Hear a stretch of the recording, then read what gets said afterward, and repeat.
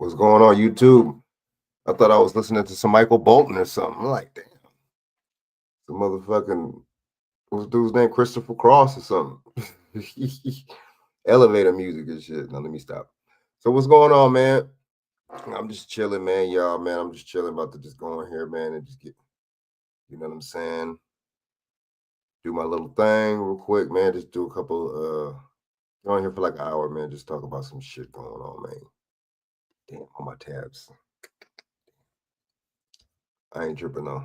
I ain't trying to keep a lot of tabs open, but I'm on it. So let me see. Yeah, this is the most I'm gonna have open right here. What up? What up? Man, all types of stuff, Dawson. Man, it's all types of crazy shit. But you know what? It's just a part of this game that America got us playing, man. So that's all, man. I'm just trying to, I'm not trying to expose this to people that know about it. I'm trying to expose this to people that don't know. Because we already up on game, dog. So me, you, Shaq, BJ, we already ahead of our we already ahead of the game as far as the intellect, man, and the critical thinking. But everybody else is a lot of other people, man. I mean, a lot of other people, let's just say that. I can't speak for them, man. That's what I can't speak for. So hold up. So I got a couple things, man. You know what I'm saying? Yeah, man. Dawson, I gotta share this out again, man. I got a couple things I want to go in on real quick, man. If y'all don't mind, I got a couple things, man. You know what I'm saying? So without further ado, let me get on this damn, on my damn phone. What the hell's going on, bro? Let me get on. Let me share this out real quick, man. Yeah, there's a lot of nasty stuff going on, man. Like we say in the battle rap, no, in the YouTube community, nasty work. So I'm like on here, man. I'm in the comment section of YouTube. Like I do. And I get people trying to argue me down. I'm like, damn, you're stupid. You're like, oh shit, damn, you're personally attacking me and shit. How you personally attacking me because I'm pointing some shit out? What do I got to do with anything? You insult my intelligence and shit because I'm pointing something out. People are just weird. This is a weird era. This is a very weird, strange era to where the point where you say something about something that has nothing to do with, you know what I'm saying, their lives, and then they jumping on you. How you jumping on me? I didn't say nothing about you. I'm saying something about the Luigi situation.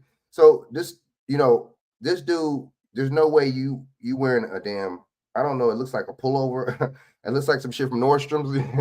You know what I'm saying? Some shit you buy from Nordstrom's or something. I don't see how you wearing a like a dress sweater or something, you know what I'm saying, for work or something to court, and you didn't get bail. How's that work? You are issued county blues, right? That's what they call them. You know what I'm saying? Whatever color is in your county of state of origin, you're going to be wearing that color. Out here, Orange County Jail, you're going to be wearing an orange fucking jumpsuit. I'm not going to be going to any of my court cases unless I'm bailed out without no jumpsuit, period, point blank. I've been to jail. I've been on buses. Bullshit. You ain't going to be wearing no motherfucking jumpsuit. I mean, no motherfucking pullover cardigan sweater to no motherfucking court case. Not possible. So that lets you know this is staged. They bring this dude back out like a month later, right after the Super Bowl. It's just, look at the ritualistic and like, look at how people be pointing out the fact that these sports are linked to a lot of these events, or even political events, are linked to sports, or i.e. sports numbers. I'm starting to really realize that. At first I didn't really know until I start to really watch people and stuff and watch how people broke it down. I'm like, okay, that does make sense. This shit is synced with sports and shit, man. And these damn scores, and you know what I'm saying, 33 to motherfucker 13 and shit. You know what I'm saying? So you got to really just pay attention and just pay close attention, man, and just get on it. You know what I'm saying? So let me get back on it right now. So I just shared my shit out. My bad coming on late. That's what I get for people not tuning in, because I came on late. All right, so what we doing here? So Luigi Mangione, man, part of the Mangione family. Your Mangione over here. Yo, give me my cannoli over here. Shut up over here. You know, I didn't see, you know, I'm from New York, so I didn't see Italians. I know how these people are. You know what I'm saying? I know how they get down. Salute to Italians. You know what I'm saying? Salute to them. But the thing is, it don't matter what race. Well, it does. But in this case, this dude, it comes from a wealthy billionaire family. So right off back, when I see stuff like that, I already know. When I see stuff like this, I'm like, so you throw away billions of dollars, a inheritance, fortunes, you name it, right? You throw that away for a CEO that you think is getting over on people. People get on me in the comment section. They're like, "Oh man, you're an idiot. You're this and that." I'm like, you, oh man, you know, you have you been taking your psychotic medication today? I'm like, as a matter of fact, I have it. Let me stop. No, but and I'm just like, damn, motherfucker saying this because I'm talking about this dude. So that lets you know how psychologically programmed we are. That lets you know how mind manipulated we are, man. These people know damn well that if he was a black suspect, if he was a black man, they wouldn't be fucking cheering for and jumping joy for this dude like that any damn way. You see what I'm saying? So, you know, but the media put that narrative on this dude, and people are so slow. You know what I'm saying? Well, no disrespect to the people that are actually slow out there, but people are actually, you know what I'm saying, just not getting it, man. And just people just follow the government and everything that they do so much to the point where you say stuff like this and automatically, you know what I'm saying, you deemed as crazy, or you deemed as something wrong with you. But that's not even just with this, and just all throughout life, if you really think about it. You know, if you ever pointed some stuff out, you know, something not being right or something, you see what I'm saying? Being a psyop or just something seemed like it's just not adding up. People always said that people was crazy, or people didn't know what they was talking about, or you know what I'm saying? People, you know, so conspiracy theories. That's a new one in the 2000s and shit. You know what I'm saying? After 9/11, you see they blew that word up. I'm like, damn. You know what I'm saying? These people really got you thinking that some Arabian people, Baghdadi people, you know what I'm saying, blew up, was more sophisticated than the United States government. Damn, that's crazy. But then look at how those same people in those parts of the world that they invaded are doing now. Wow, interesting. So those people had the wit and intelligence to do all that. But look, meanwhile, their shit hometown is looking like Mortal Kombat. Interesting. So yeah, man, these mugs, man, they're playing games. You see what I'm saying?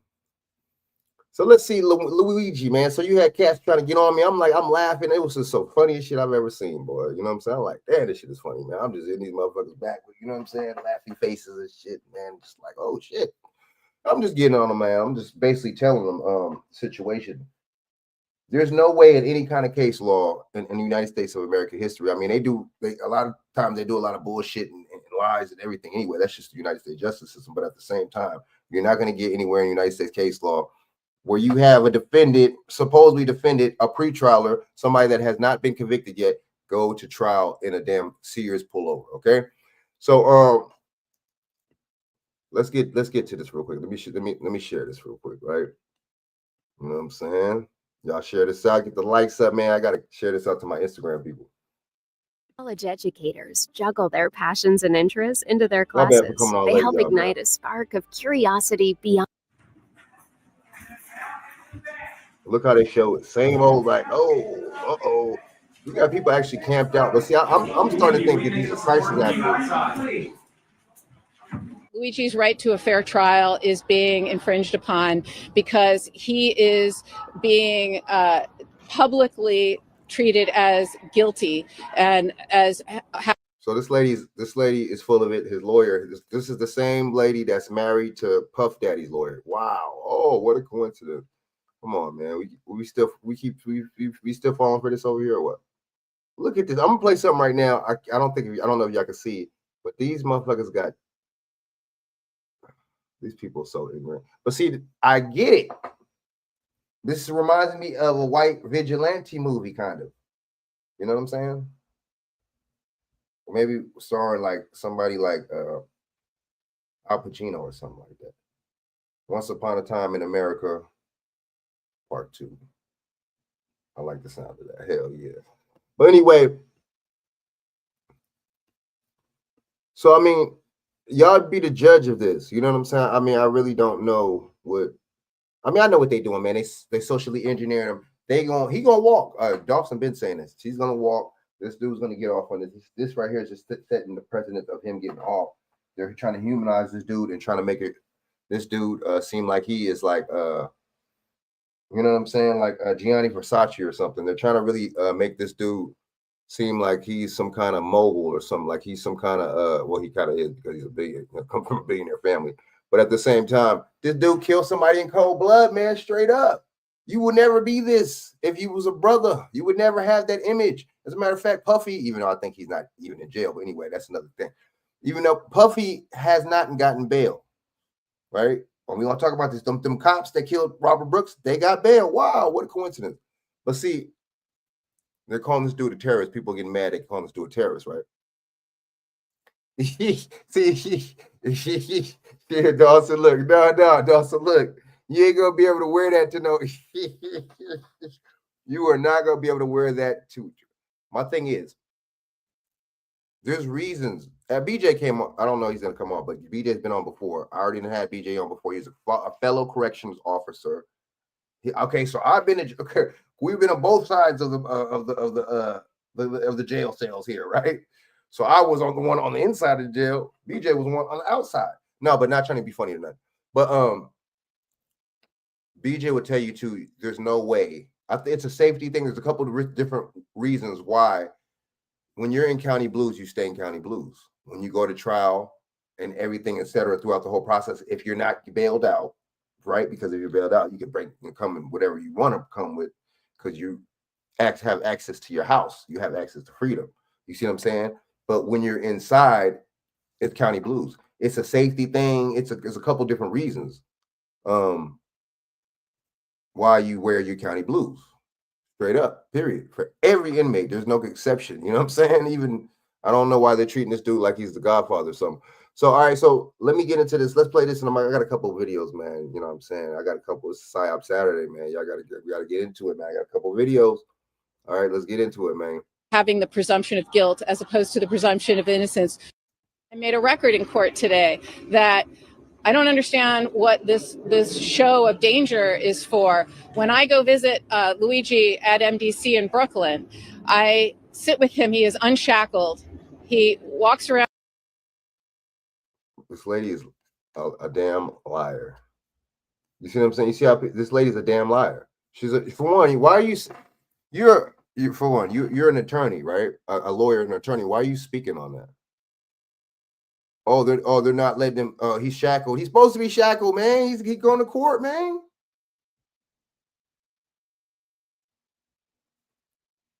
Now the fee thing is kind of that lets you know it's a psyop, because the fee thing I can maybe see what she's saying about that, but you're for sure supposed to be shackled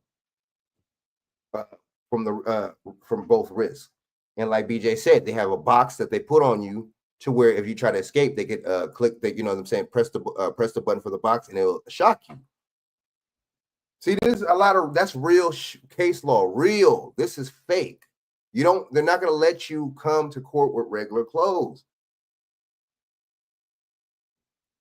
And then she's complaining about him being shackled. He's supposed to be shackled. So she pushing the psyop and pushing the narrative to where, oh my God, look at how they're treating him like a damn animal because he's caged and shackled when he's supposed to be, because he's a prisoner, because he just shot somebody in cold blood. Wasn't they doing stop and frisk on black people in New York?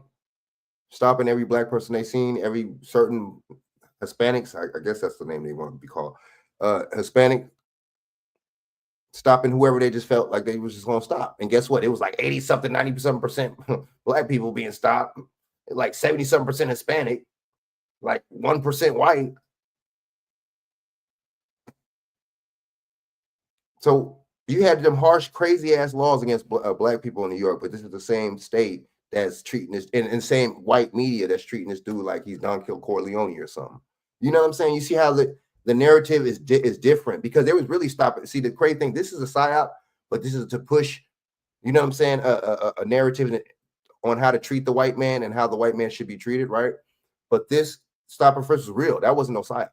They was really stopping black people and just pulling you over and just stopping you just because it was a sunny day outside, cloudy day outside. You see what I'm saying? So, I mean, that's why I don't understand why people don't get it. It's 2025. People say it's 2025. Well, shit, that shit, it could be 20 motherfucking 79. Cyberpunk 77. It don't matter what year it is. That doesn't mean people's intelligence is going to change. You know what I'm saying? Salute, Shannon. Salute. All right.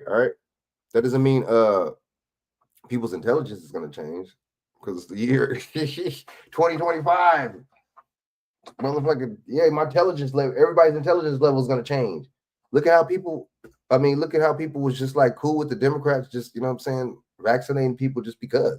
That's weird. It was cool with that shit. Hey, shit, hell yeah. Let's let 100-something million, you know what I'm saying, illegal immigrants come to this country. Yeah, fuck it, let them come. Shit. We all bored. I don't know, man. We're just desensitized, man, as people. Both sides are full of shit. Both sides, you ain't gonna get nothing from either side, right? It seems like Democrats and Republicans are kissing this dude's ass right here, like propping this dude up like he's some and was it Jesus Christ Superstar or something?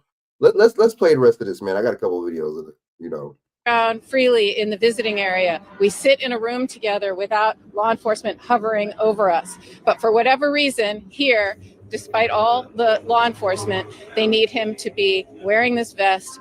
They need him to be shackled, and they stand right over us, and we get. See, honestly, I'm gonna be honest with you. See, that's all props. That vest is props. That you're not. Okay, so why is he wearing that vest now? Because I know when you're in jail, you don't necessarily have to wear stuff like that. What's the reason now? Because I guess they said he's a terrorist. It's all props. This is all props, like a movie prop. Props from a movie. Clothes from the movie. Wardrobe from the movie.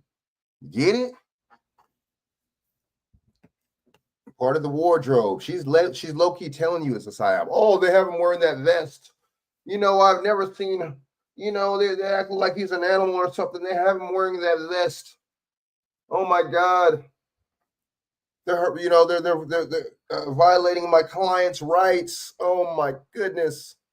No time with him. So he is being treated differently because of this unusual and frankly, just the fact that he's being prosecuted by 3 jurisdictions for one event. 3, and it's letting you know it's a psyop right there. 3 different jurisdictions. 3, bam, psyop.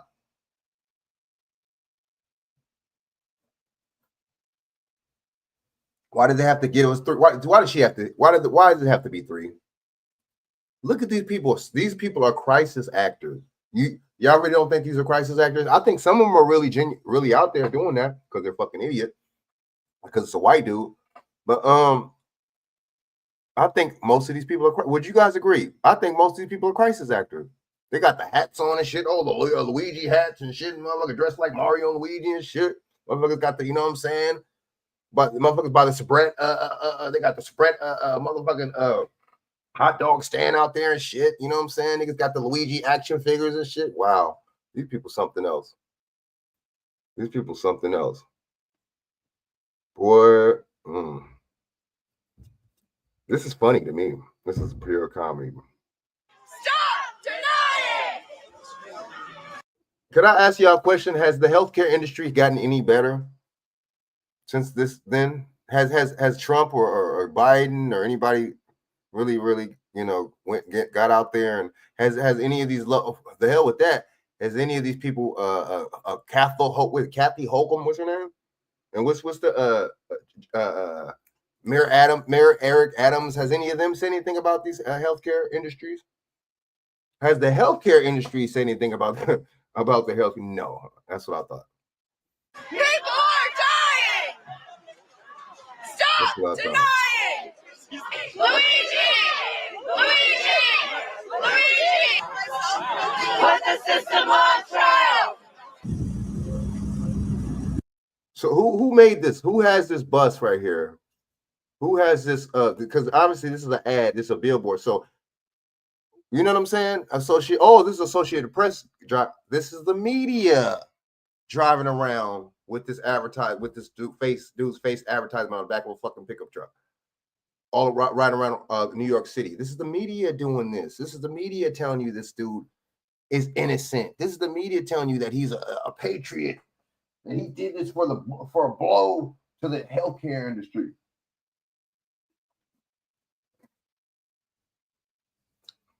The healthcare industry could just kiss his ass, as far as I'm concerned. We believe this shit.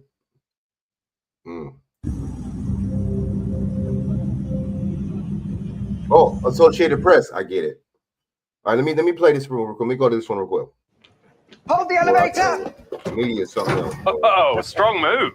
If this elevator worked like Dark Remember Trade's that AI, you'd the still be media able. criminalizes black people, and they romanticize white criminals. Oh shit! Damn. On the lobby. Sorry, it's always like this. But first, Motherfucker. accused killer and Towson native Luigi Mangione appears in court today for a status hearing in New York City. Dozens of Mangione supporters gathered outside the courthouse They don't think these are crisis actors? handmade signs and chanting "Free Luigi."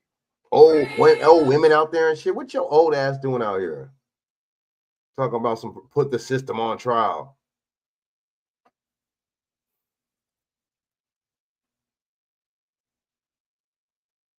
Really?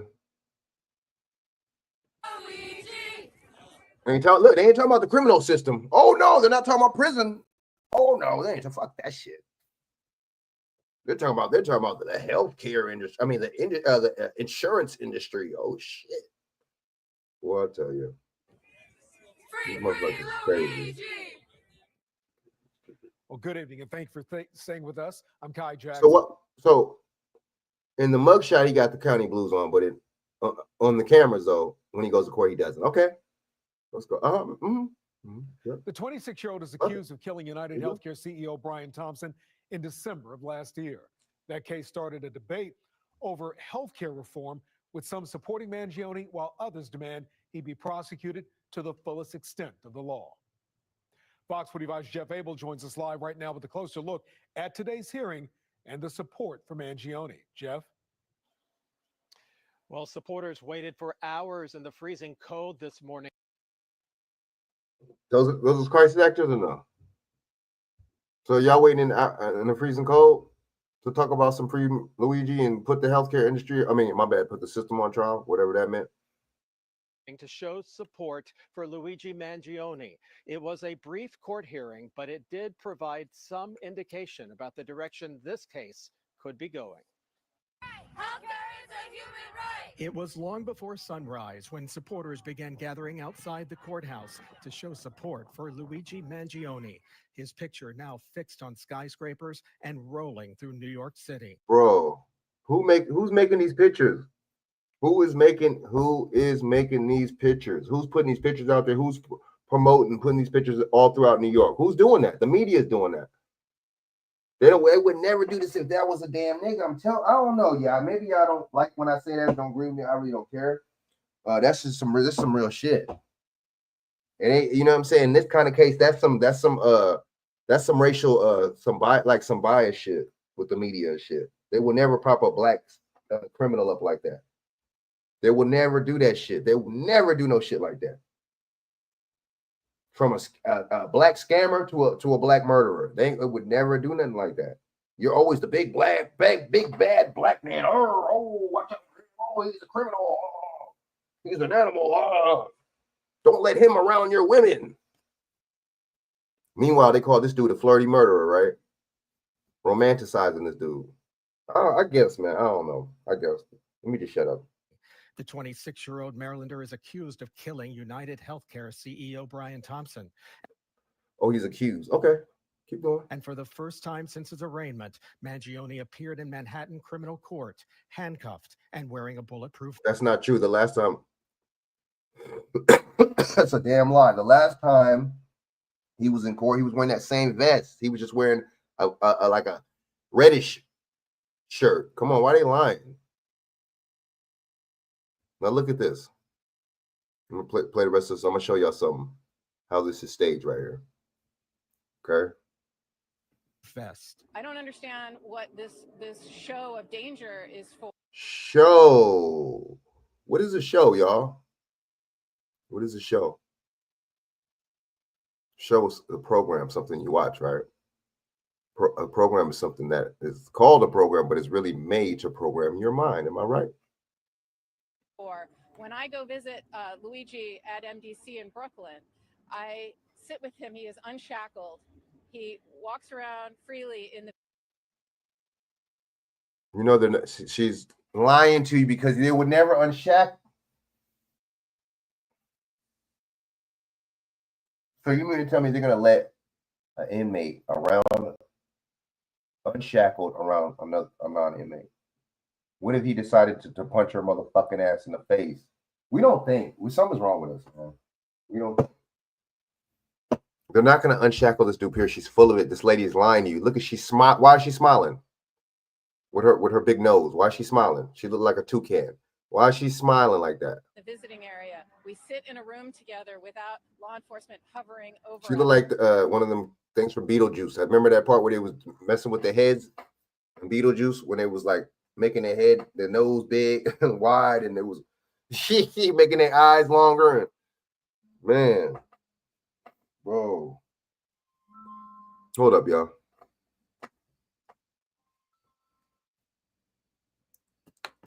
Hold up.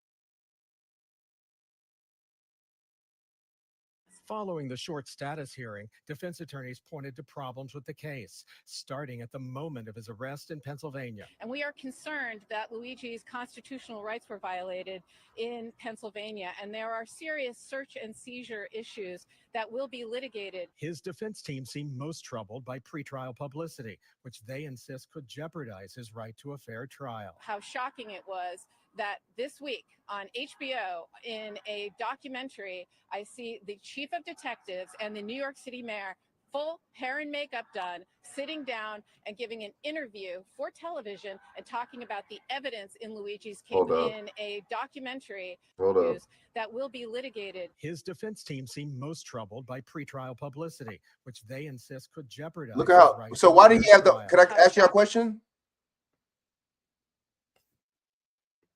Why he have the orange jumpsuit on right here? What's the difference? So what? Why? And he have no vest, right? This is all show. But look at how they shackled him. This is all show, and they got like 10 people. Oh, like he's so. Yeah, I don't know, man. Excuse me. His team seemed most troubled by pretrial publicity, which they insist could jeopardize his right to a fair trial. How shocking it was that this week on HBO, in a documentary, I see the chief of detectives and the New York City mayor, full hair and makeup done, sitting down and giving an interview for television and talking about the evidence in Luigi's case, talking about police paperwork that we don't have, talking about forensics that we have not yet received. The more media attention, that lets you know this is not real. This is already a high profile case, but at the same time, they're not gonna do stuff like that, man. So okay, why are they not trying to? Why didn't she file anything then? All this is misconduct, right? And this is conflict of interest. Why did she not file anything of being a conflict of interest? His lawyer, the one that's talking right now, she's full of this. A lie. That's all lies, man. That's why I already know this is built BS. You know what I'm saying? Let's keep on. Leone's case get. Let's keep going, it's y'all. good for Luigi. Legal analyst Jeremy Eldridge predicts Mangione could benefit by publicity in the case. There was a lot of evidence against O.J. Simpson, we now know, but because of the police misconduct, because of the sentiment publicly about the LAPD, the jury. Bro, what the hell? Here we gonna put it on a black man, deflect off a black man again. What the fuck does O.J. Simpson got to do with this shit? Can anybody answer me this question? What the fuck does O.J. got to do with this trial? You see how they trying to do that shit? Oh, O.J. Simpson. Oh, well, actually, O.J. Simpson had way more evidence that showing he was guilty. You know that, right? Like deflecting, bro. What the fuck does O.J. got to do with this shit? Oh, he's a black guy. I get it. Yeah, this is some nasty. These motherfuckers. That's why I don't mess with the media, man. Damn. And this is supposed. What is this supposed to be? A lawyer saying this crazy shit? But see, this is all a script, so they can say and do crazy ass shit like this because it's all a play. In real case law, no. And him saying something like that, a real intelligent person would not bring something like that up because that's apples and oranges. That has nothing to do with any of this. You can't compare any of that to this. And he got found not guilty too. On top of that, so it's just like, damn, bro. But they're already showing that they're gonna find this dude not guilty. Misconduct because of the they're gonna find him not guilty. About the LAPD, the jury was shrouded by that misconduct in a way that No, they weren't. No,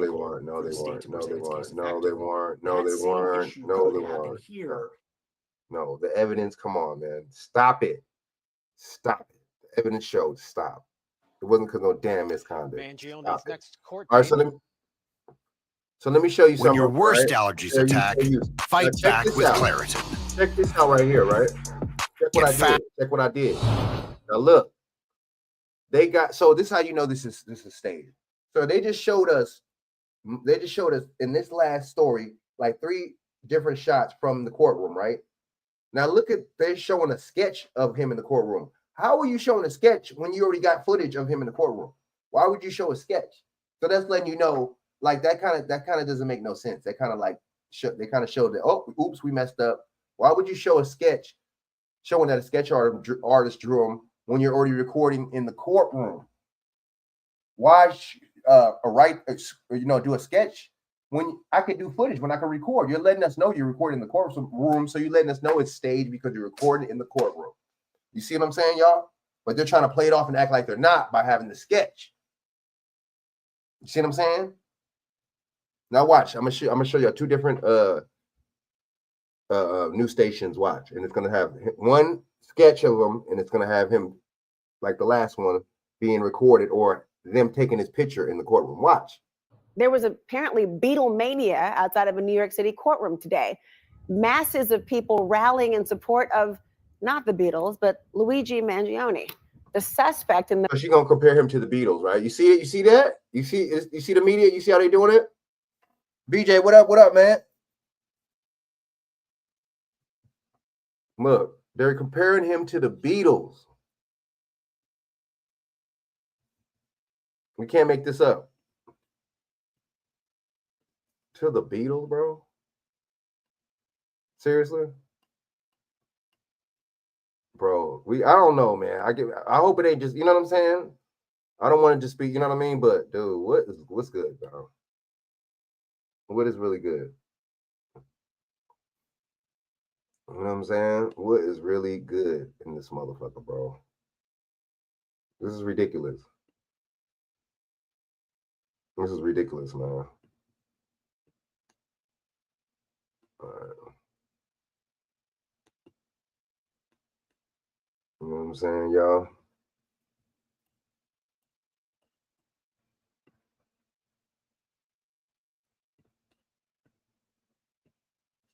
I don't know, man.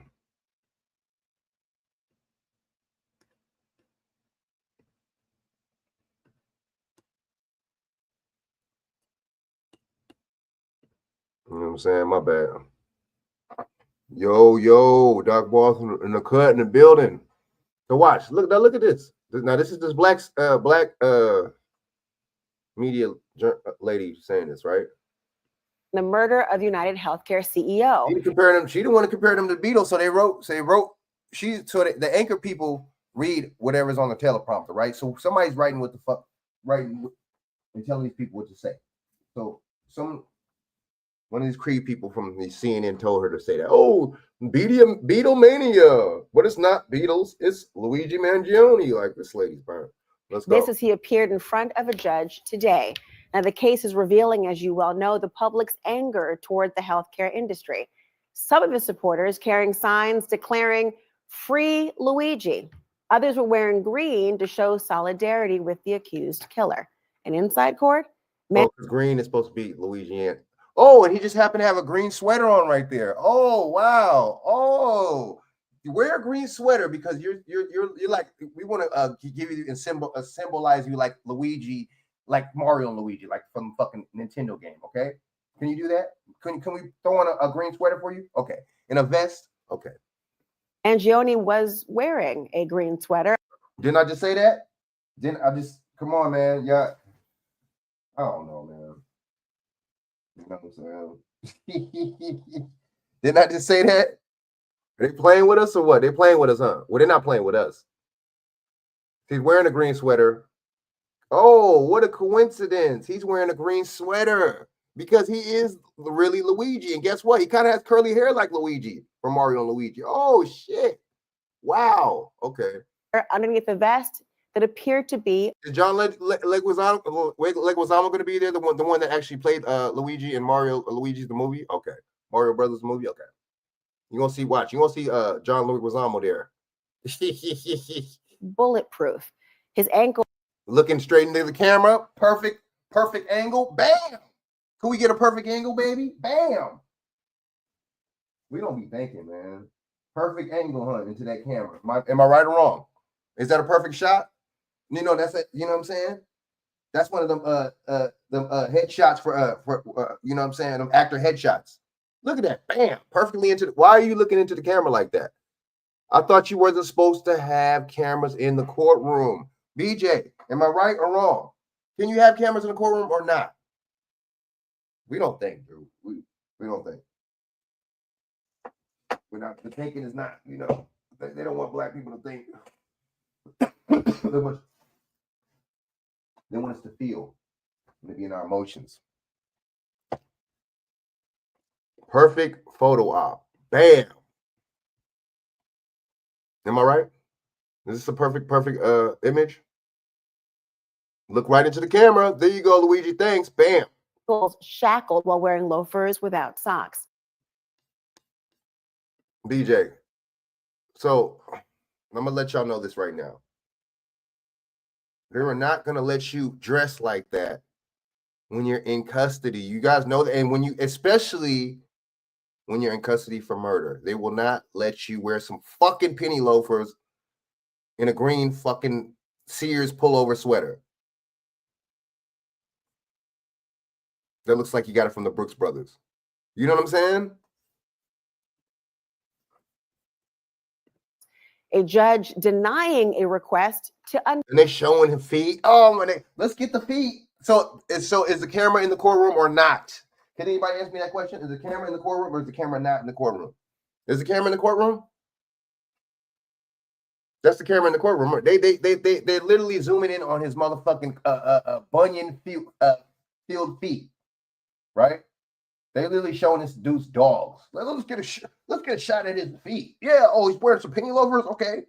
Yeah. Perfect. Let's humanize this motherfucker as much as possible. BJ, man, what up? What up? Yo, I had to do it, man. I had to do it, bro. They tripping, bro. I didn't even watch none of these videos. This is the first time I'm watching all these videos. I'm just like, what the fuck? This is shocking me. Like, oh shit. Well, it's not a shock because it's literally a presentation. You know what I'm saying? BJ, I mean, this is the man right here that was the CEO. So I mean, I guess this, like I said, the guy that was in custody before, right? In California, me, not proud of it. And the man that was working in custody, BJ, will both tell you they will not let you wear no fucking penny loafers. Well, you might as well wear some fucking Nike high tops, right? Well, let me say this. Let me say this.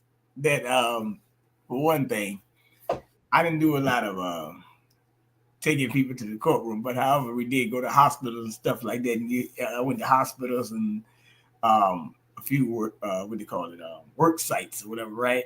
Mm-hmm.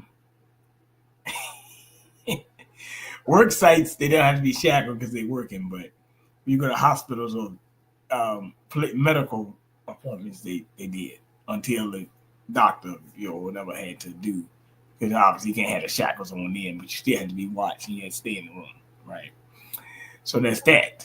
But yeah, a lot of bullshit going on. These motherfuckers tripping, man. Yeah, sound like a good old fashioned psyops. And it's just funny to me. Like all we can do is laugh about it, man. Because, but at the same time, like we are up on it, but a lot of people they'll get mad. Like I have people in the comment section trying to like, oh, you're an idiot, and all this. Hey, you call me all the names you want. You calling me names because I'm pointing something out. I didn't say nothing about you. I'm pointing this out. But it's all good. People are in their emotions, they're feeling. Because, like I said, if this was a black dude, they would not be backing this dude up like that. The media would not be having this dude fucking picture on the fucking back of a pickup truck, fucking billboard and shit, riding all around New York and shit, advertising to this dude, having pictures of him like he's Jesus. Literally, I just showed, or I guess the video is going to show. You know what I'm saying? They're not going to be doing that. That's my point. I guess I'm just trying to, you know what I'm saying? And see, that lets you know too. This is like Charles Bronson. Jean-Claude Van Damme type shit. He's the vigilante and everybody's at the end of the movie, he wins and shit. And he gets the girl at the end of the movie. You know what I'm saying? And rides off into the sunset. So, you know what I'm saying? So, so my thing is, hey, that just goes to show that people believe people are brainwashed.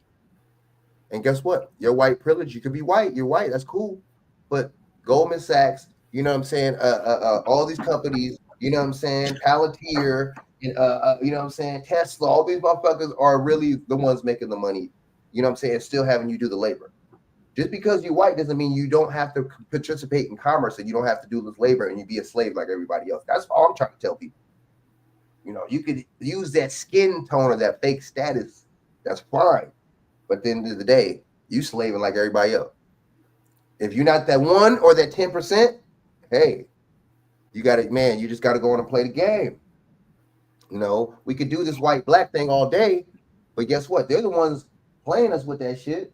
They're the ones using that shit to have us using that shit when it really in reality, it's a slavery thing. You know what I'm saying? We're fighting for the crumbs. You see what I'm saying? We got to be on defense all the time. Y'all always stay on offense. I get it. But at the same time, motherfuckers got to realize this shit is all a game. Are we really on defense or are we really all on offense? That's the question. You know what I'm saying? So, I mean, I don't know. I just had to break that down for a second. But, I mean, this is BJ, man. It's funny, though, at the point because it's like, it's just, they're just tricking the masses, man. And that's not good, though, because this is real case. This could really, if he really gets found not guilty or guilty, this could really go into real case law. And guess what? Another white motherfucker get off the same way again. And it's like, is that really justice? Are we yeah, we want that.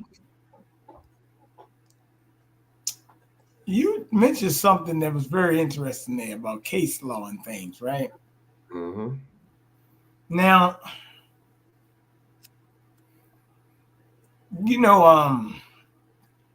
one of the biggest cases that they claim happened, but to me it was another psyop, George Floyd, right?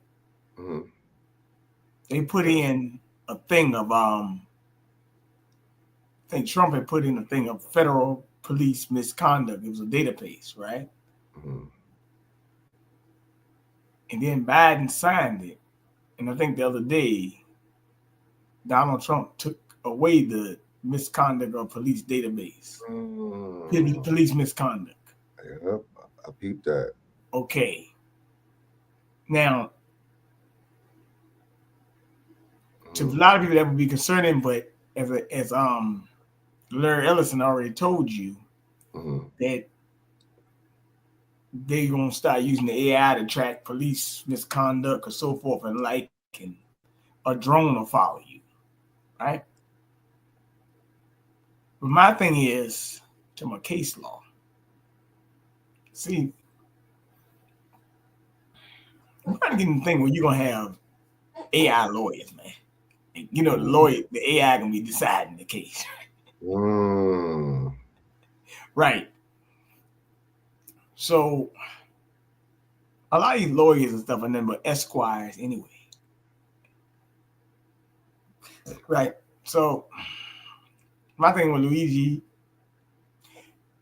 Mangione or whatever, I wouldn't put too much stock in him. He's just a matter of fact, Luigi's probably got IMDb and crisis act himself. Yeah.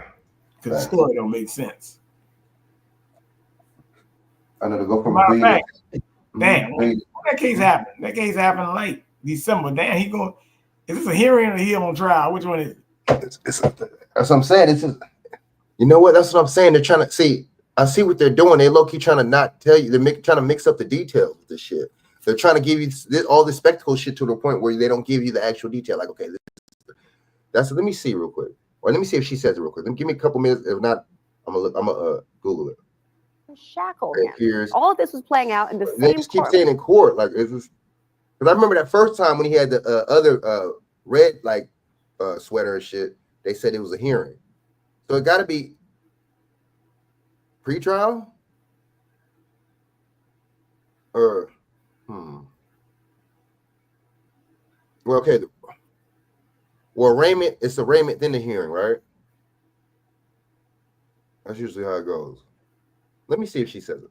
From, can you believe it, as President Trump's hush money trial, the spectacle overshadowing the true seriousness of this case.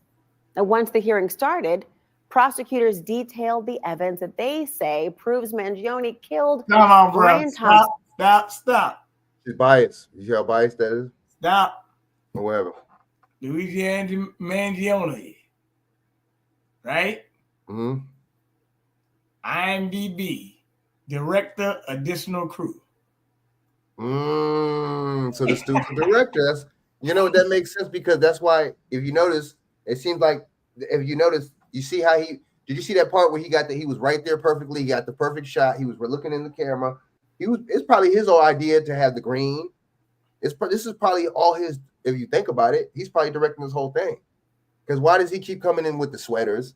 And if you notice, the lawyer's talking some ridiculous, oh, well, when he's with me, he's not chained up and he's walking around. You're telling us, for one, you're telling on yourself, because he's supposed to be chained at all times.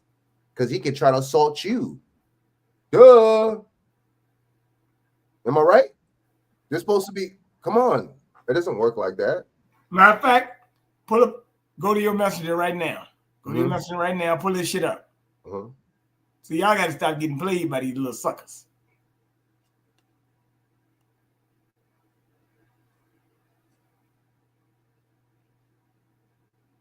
When you pull it up, it's going to say acting director. Just pull it up, and you're going to laugh your ass off. Okay, I see it right here. Photos. Hold on. No. It's in there. It's right at the top.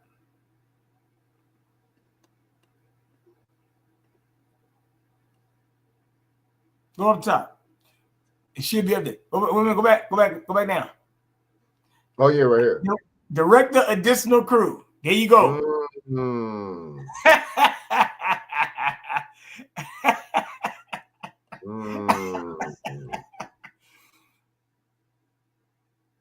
So, he is. Yeah, I peeped that too. I think we looked at this last. Well, no, I don't think we looked at this in depth. But I remember we were saying he was an actor last time. But he was born in Townsend, Maryland, USA, and he is a director known for The Truth. Interesting. And he had another thing in 2010. Go back down. One more time. Oh, yeah, good looking out, sis. You know what I'm saying? I got my sister in the chat. Okay, good. Go back down one time. Oh, my bad. It's another movie he was in 2010. Is it Mirror TV? Yeah, or something like that. Mirror TV. You see it? Shit, hold up. I'm trying to go to the resume. Hold up. Well, they got to pay for that part. Right. But, oh, yeah, Mirror. Yeah, come on, man. The Truth. Mirror. A clown, man. Y'all believe in this nonsense and this little clowning. Yeah, I've been new to the stage, man. You know what I'm saying? Just by how he was, just by how he came, like, all of a sudden he just talking about him again. Like, oh, come on, man. He was riding around New York in a scooter and his back was all fucked up. Like, get short, bro. You know what I'm saying? Good looking out, sis, man. I'm gonna keep doing that. Hey, man. Like I always say, man, all you gotta do is, like, when they tell you look them up, see where they are, see what they're doing. I laugh at them half the time, and I'm like, come on, man, y'all don't really believe this stuff. Look here, man, everything these motherfuckers do is on camera. That's how you know this fucking Psyop. Facts. Look. Anything I do, I gotta show it to you myself. The media show it to you. That's how you know that where the camera placed at. Exactly. That's what I be saying. And that's how you know it'd be staged too, because TMZ, that's how you know, that's how you really knew too. A lot of stuff was changing too when TMZ came on the scene. The motherfuckers hop out the bushes. And where the fuck these niggas get this footage? Where they come from? So let me play a couple of these what's names real quick, man. I got it, man. So we revealed that. All right. I got a couple of these. They make me laugh, man. I be kind of laughing at the shit, but the shit be funny. And then you be like, oh no, this shit. Because people gonna believe this stuff. So you know, it's like it is what it is. Yeah, dudes in the art, it was really like, oh, you're stupid. And like, yeah, I'm stupid. All right. All right. So now we got So why I got three, and lately we have 3 mass shooting people where there was mass shooting. Let's say the police foiled 3 mass shooting attempts, right? 3 in like the matter of like 10 days, bro. Interesting. So I'm gonna play a little bit of this one, the Florida one, and then they got There was one update. There was 2 of them, and it was an update on the girl that did that on Valentine's Day. That did the hoax on Valentine's Day, or a mass shooting plot that got foiled, like they said. Let me play this shit real quick. Before me, I had some thoughts about some stuff going on down in Miami. So what's up with that? Just want to drive down to Miami for 1, a road trip, and 2, to go to a church to plan for later. Plan for later? What you got planned later? Time later. Newly released body cam video shows a chilling admission from a man pulled over for a headlight being out. He randomly told officers that he wanted to kill dozens of people, and that's not all police discovered after pulling him over. Police in South Florida may have thwarted eventual attacks on a church and a school, all because they pulled over Henry Horton for having a busted headlight. Here's his mugshot. We'll talk about how his court case just wrapped up and his sentence in just a moment. But let's go back to what officers in Jupiter, Florida came across when they pulled him over in September of 2023. All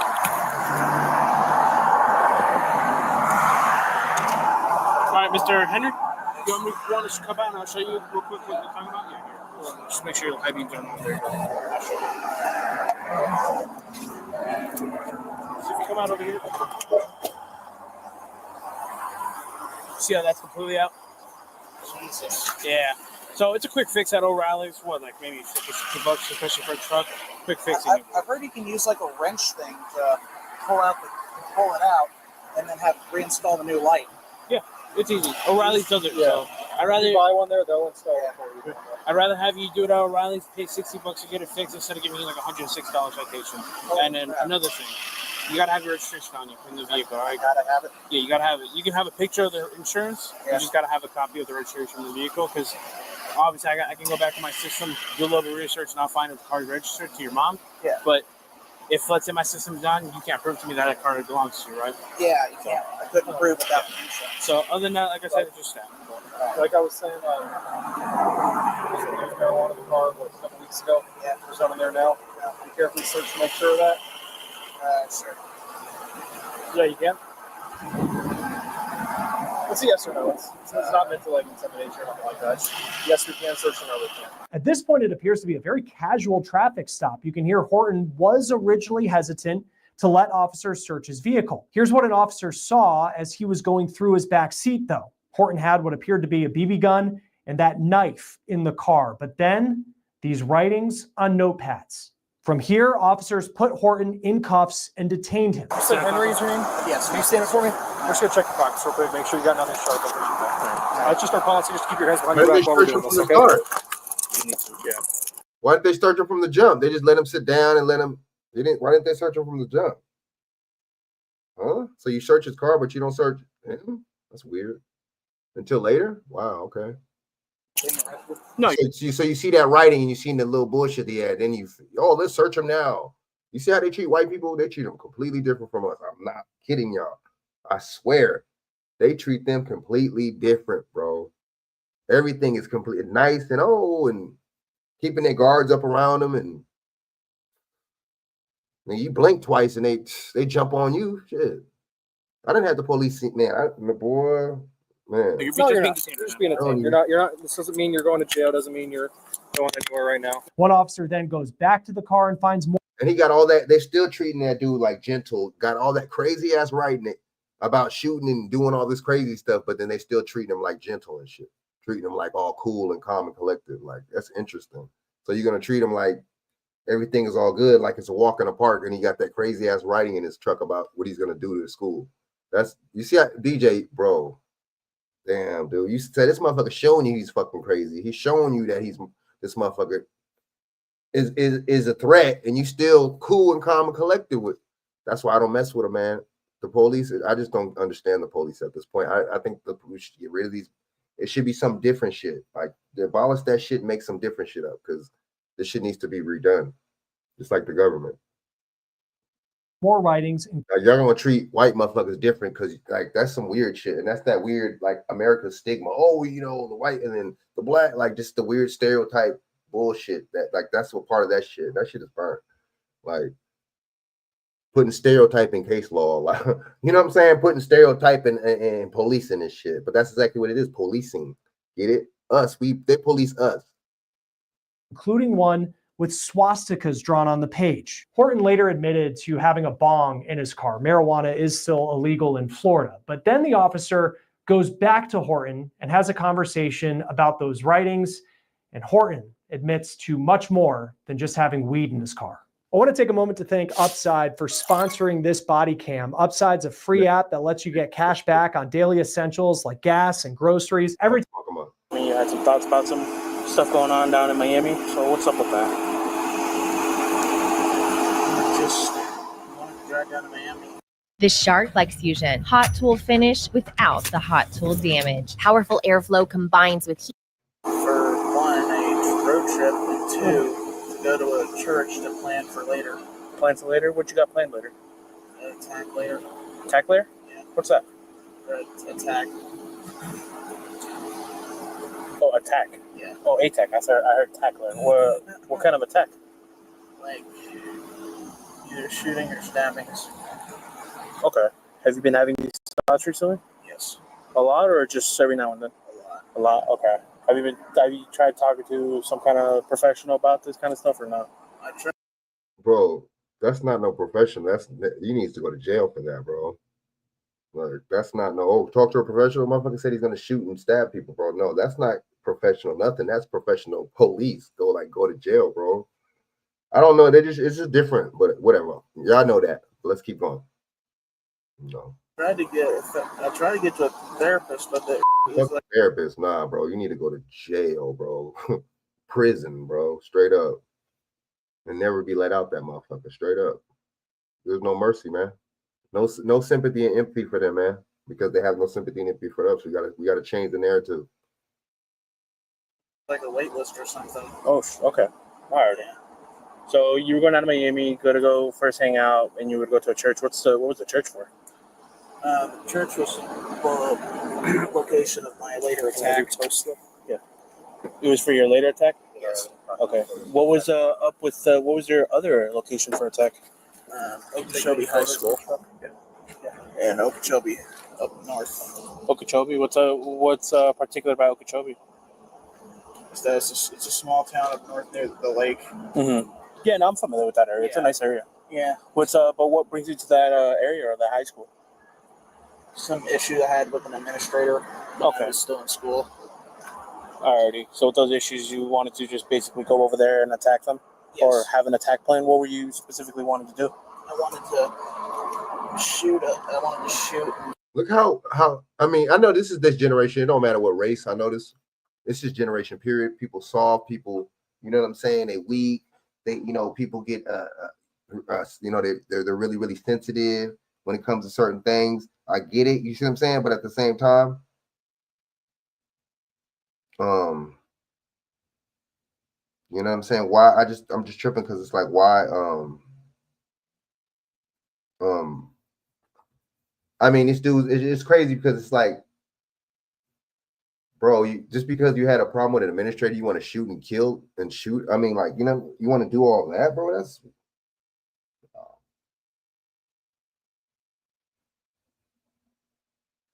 like, that's weird, man. These people just, I don't know, man.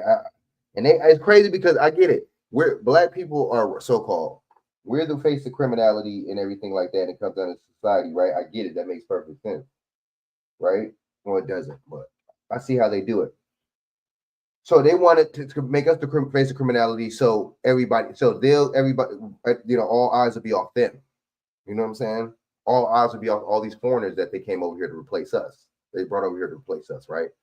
So, you know, it's crazy because we have all types of stereotypes. That's what just all with the bullshit is, the stereotypes. We got all, you know, people say all this crazy stuff about us and this and that, black on black crime and all this, and thugs and all this. You guys are Chicago. Fuck Chicago. What about these motherfuckers? You randomly stop somebody and this motherfucker got a terrorist plan. Look at how these people think. This dude is so sensitive and so soft. He want to plan to tear something up and crash out because somebody said something to him, bro.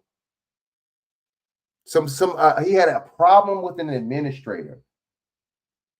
Get the nigga fired or something. Sue the school, you dummy. Like, you see how these people don't know how to think? You can't just sue the school. You can't just get a Jewish lawyer and sue the school real quick and get a little bit of bread out of it. That's how you get back. You think getting back is tearing up the school, bro? Well, these people, see, that my whole point with that was, look at how they think about us. Look at how we think. We think we want to make money and get the hell up out of somewhere, go somewhere to a fucking island somewhere. We want reparations. We want this and that. This is how black people think. We want to get our people out of the mud, right? And this is how these people are thinking, bro. Oh, I'm gonna do this to a school. They ain't like us, man. They're not like us, bro. Who's more sane and who's less sane? That's all I gotta say. Random dude, and he talking about a whole terrorist plot. Killing. I'm gonna play like a couple more minutes. I'm gonna go on another video. All right. 15 people. Why 15? Actually, you still got numbers thought out and everything. Wow. Yeah, 15. Because it was an odd number. Like odd numbers? Yeah, I like odd numbers. Wow. We ain't talking about playing blackjack here. Most of the time. All right. You said you had specific problems with administrators. Did you have someone in mind and someone specific in target? Yes, Mr. Stewart. Stewart? What did Mr. Stewart do to you?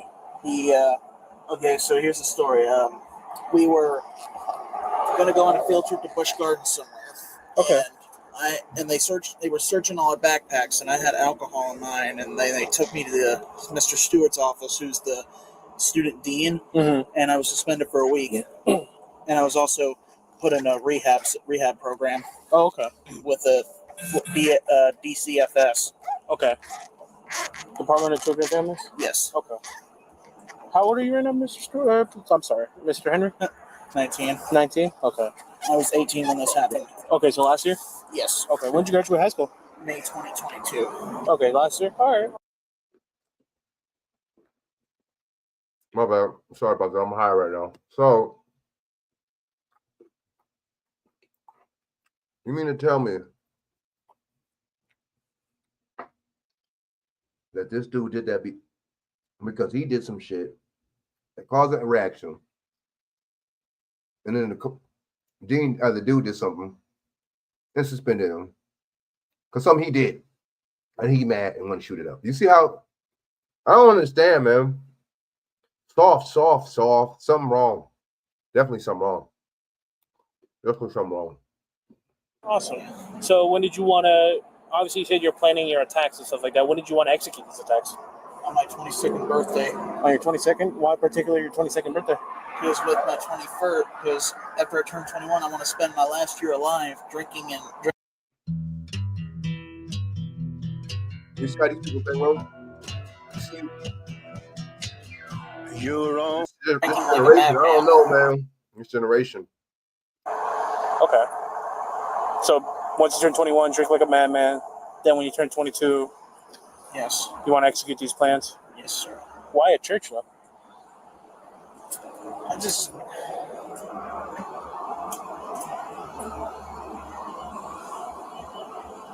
Did you have a particular number for the church? About 10. 10. Okay. Were you gonna execute that plan when you got to Miami tonight, or? Not tonight, but some other time later. So you were just going kind of over there, kind of like on a recon mission. Yes. Okay. All right, no worries, man. So, all right, just give me a few minutes and we'll be heading out of here. All right, we're gonna go try to get you some help. Okay. Can I at least be out of here, out of this car real quick? It's gonna be a quick 20-minute drive down south. We're gonna go down to what we call JFK North. It's gonna be a mental facility hospital. Could you turn off my hat? So just take health facility, and police take him into custody and charge him for making those threats. Let's listen to part of what Horton says to himself during the car ride. So I'm being arrested for the threats. That's what he said. Okay. I don't know to whom. Once again, look how they treat him.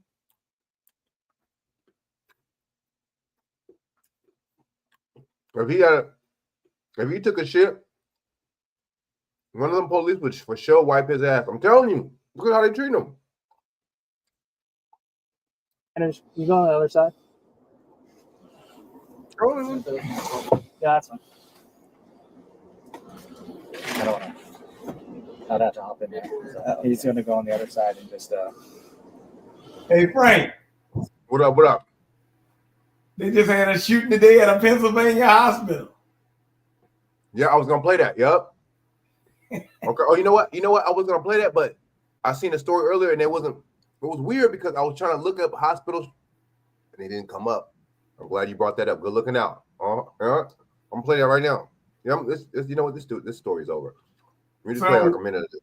You know what's so crazy? This and the same weekend they talk about Luigi, they have another one.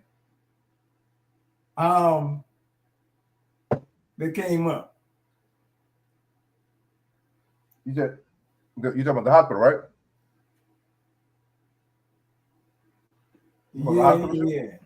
Yeah, they got another doctor. Yeah. I'm gonna play that right now. I'm telling you, don't stop. So it's the jail's about 5 minutes from here. It's not far now. Okay. Once you get there, they take the handcuffs off. They just say who you are and the mug shot too. I don't know. They always do photos, but sometimes that's and that can be the one closest to them. Yeah. You gotta treat him. I thought I was just gonna get arrested for the bong or something. Bro. So I guess they dropped the charge. Bro. Look how privileged these white people are. I mean, honestly, let's just keep it real. Let's just keep it real. I'm not trying to be funny or nothing, right? This dude right here look like he played World of Warcraft all day. Sit at home watching anime porn. You know what I'm saying? Let's keep it real. My bad. I'm not. You know what I'm saying? I'm seriously. I'm not trying to be funny. But this dude, I mean, just like mad, just like low self-esteem. You know what I'm saying? Straight up. You know what I'm saying? You so smart, but you so dumb. Duh, you just told these dudes that you was gonna do a whole terrorist plot, bro. You think they're not gonna charge you for that? Because that's that entitlement, though. That's that entitlement. Charge on the bong or something. They had to have. Look how the cops is acting toward. Oh, they don't want to say nothing because he know. They don't want to just be. They don't want to just come out straightforward and just say, you know what, we're gonna charge you for terrorism. We're gonna charge you for this, that, conspiring a mass shooting. They don't want. Why don't they just tell them? You know what I'm saying? Because they can't though. You got to coddle them because you know what I'm saying. It's a different justice system for us and them. Oh, did that wrong?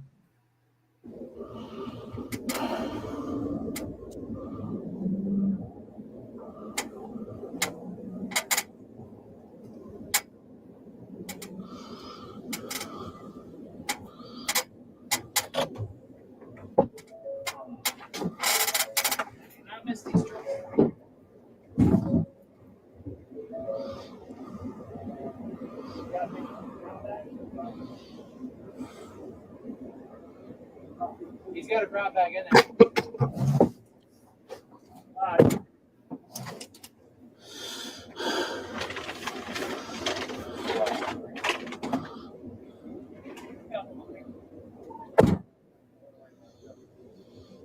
Well, this is how my life is going now. I'm going to jail. It's a felony. Now I'm a convicted felon for the rest of my life. I'll never have a gun again. Bro, you should have thought about that before you told us do some crazy psychotic stuff, talking about you about to, you know what I'm saying, do so go full Columbine style out of school, bro. You should have been chilled, man. You should have been thought about, you know what, let me just go on and not say nothing and think about playing World of Warcraft later. You know what I'm saying? Going home and you know what I'm saying? Watching Revenge of the Nerds, you know.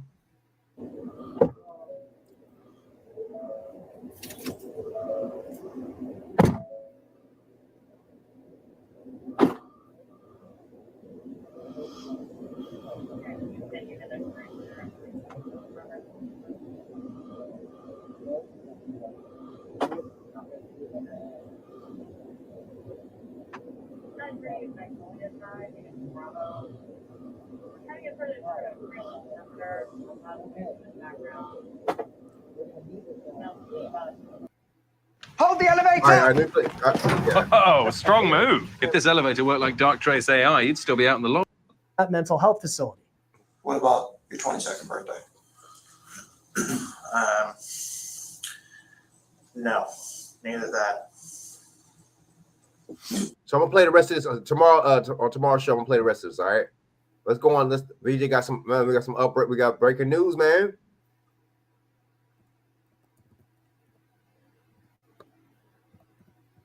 What was the hospital at, BJ? You said where?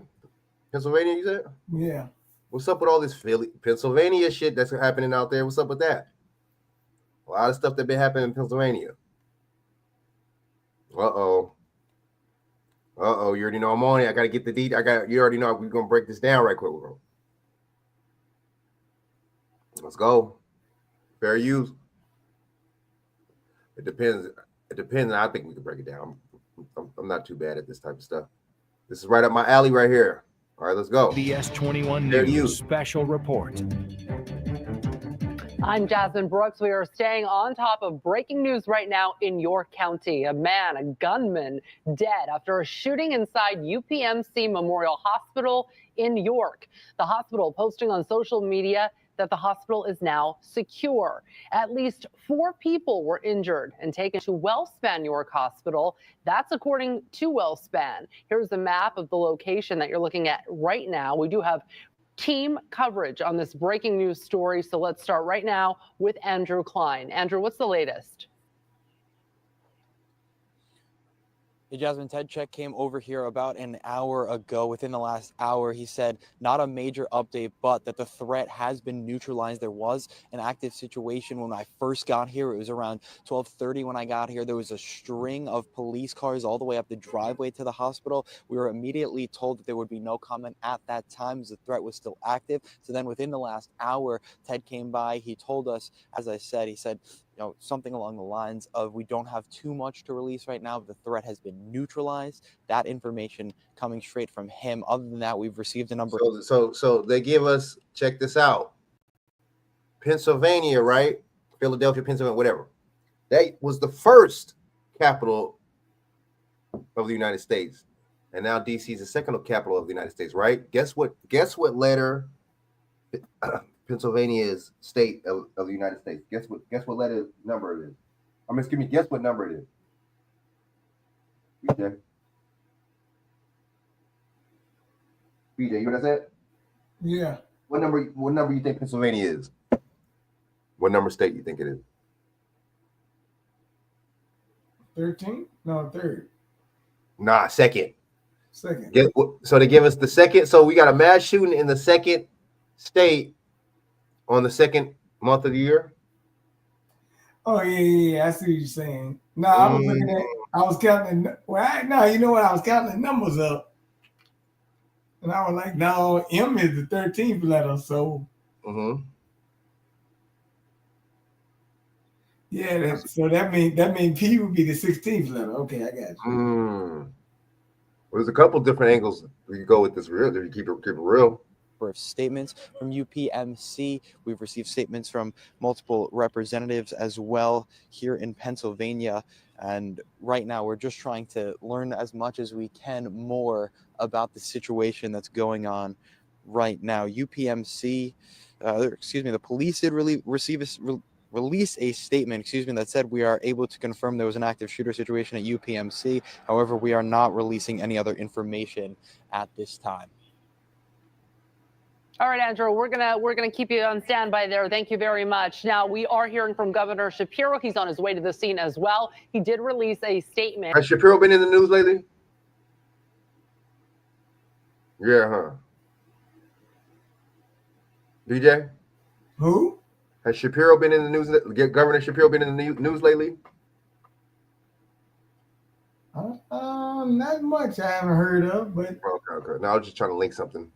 That the hospital is secure. Putting this on X, he says that he's on his way to the scene. State police and the Pennsylvania Emergency Management Agency were also on the ground with local and federal partners. We also are hearing from several lawmakers today. We're getting a statement from 2 lawmakers from York County. In fact, State Senator Don Kiefer and State Representative Seth Grove say in part that their hearts go out to the victims, their families, and those affected by the senseless act of violence.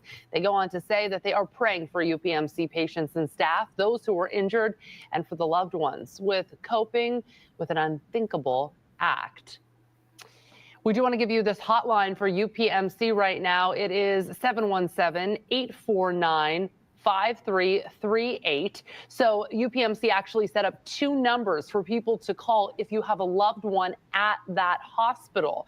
So the other one is 717-849-5338. Again, if you have a loved one in the hospital, you can call. So again, what we know is it was an active shooter seen this morning inside UPMC Memorial Hospital. At least 4 people are hurt. The gunman is dead. The hospital now secure. And of course, we have multiple crews going out to the scene. We're going to keep you updated on the very latest. Stick with CBS 21 News online and on air throughout the day and evening. Okay, so the cop that got shot. Let's go into this. A cop got shot. Bad allergies attack. Trust Claritin to keep you in the game. Nothing. Allegedly, let's go.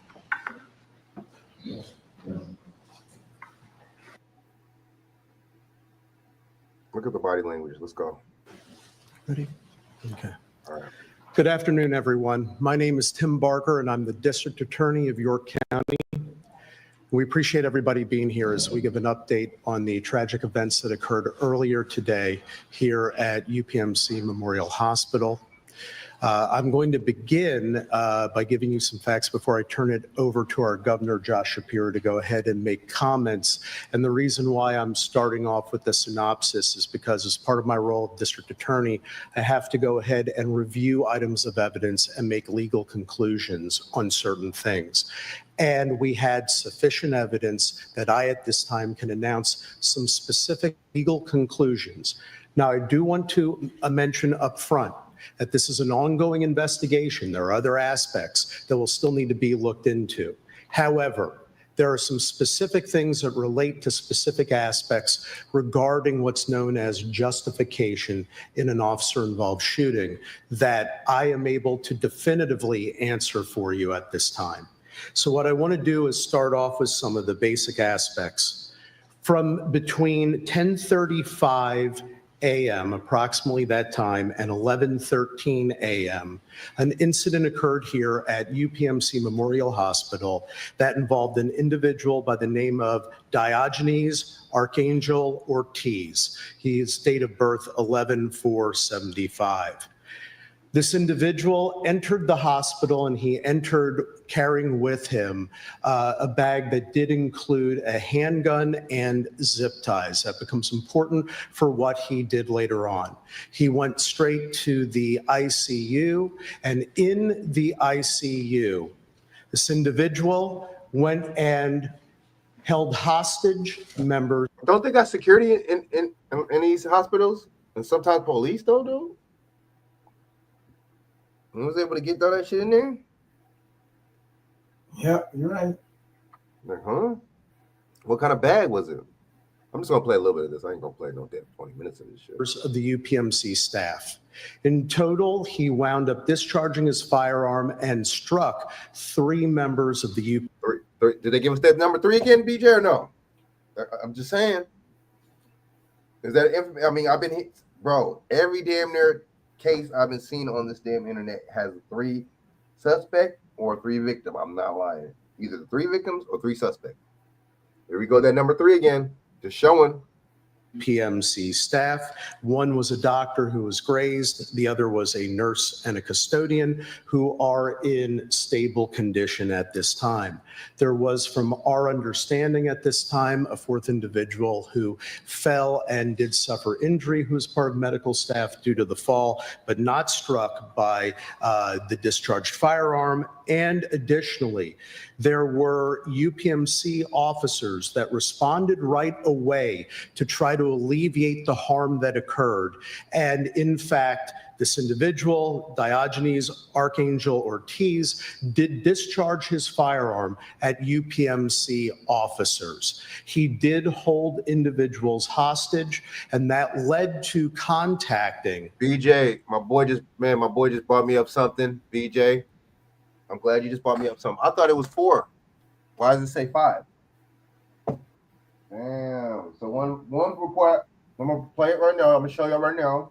Y'all just heard it was 4 in this story, and then the other news feed I just played. In this one, they both said 4, right? BJ just sent me up something I'm gonna pull up right now from CNN.com saying it's 5 victims. Which one is it? Is it 4 victims or is it 5 victims? I'm confused. Now that got me thinking, damn, 4, 5, 6, 7, 8, 9, 10. You know what I'm saying? Tomato. You know what I'm saying? What the hell? I mean, there you go. I mean, that lets you know these stories be really, really. I mean, when they have holes in them.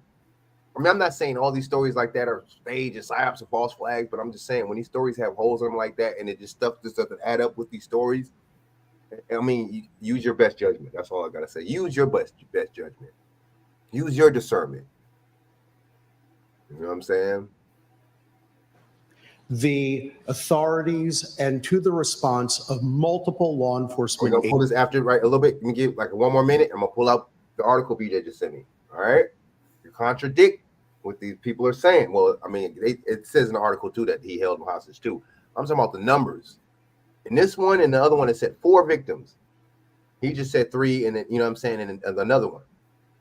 In this article, it says 5. So let's, just show y'all. These people they kind of tell you and give you hints when they show you these stories. They let you know.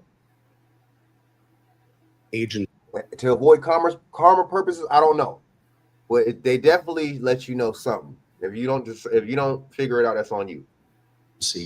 Which include the following: the West York Borough PD, the West Manchester Township PD, and we are located within West Manchester Township Police Department region, the Northern York County Regional Police Department, Spring-Exbury Township Police Department, Spring Garden Township Police Department, York City Police Department, Newbury Township Police Department, the Pennsylvania State Police, York County detectives from the District Attorney's Office, the York County Sheriff's Department, and overall the York County Quick Response Team, which is made up of highly trained individuals from throughout this county. Together, they came to go ahead and alleviate the harm of the situation and to go ahead and see if they could mitigate anyone from further suffering any damage from being shot or any other scenario like that.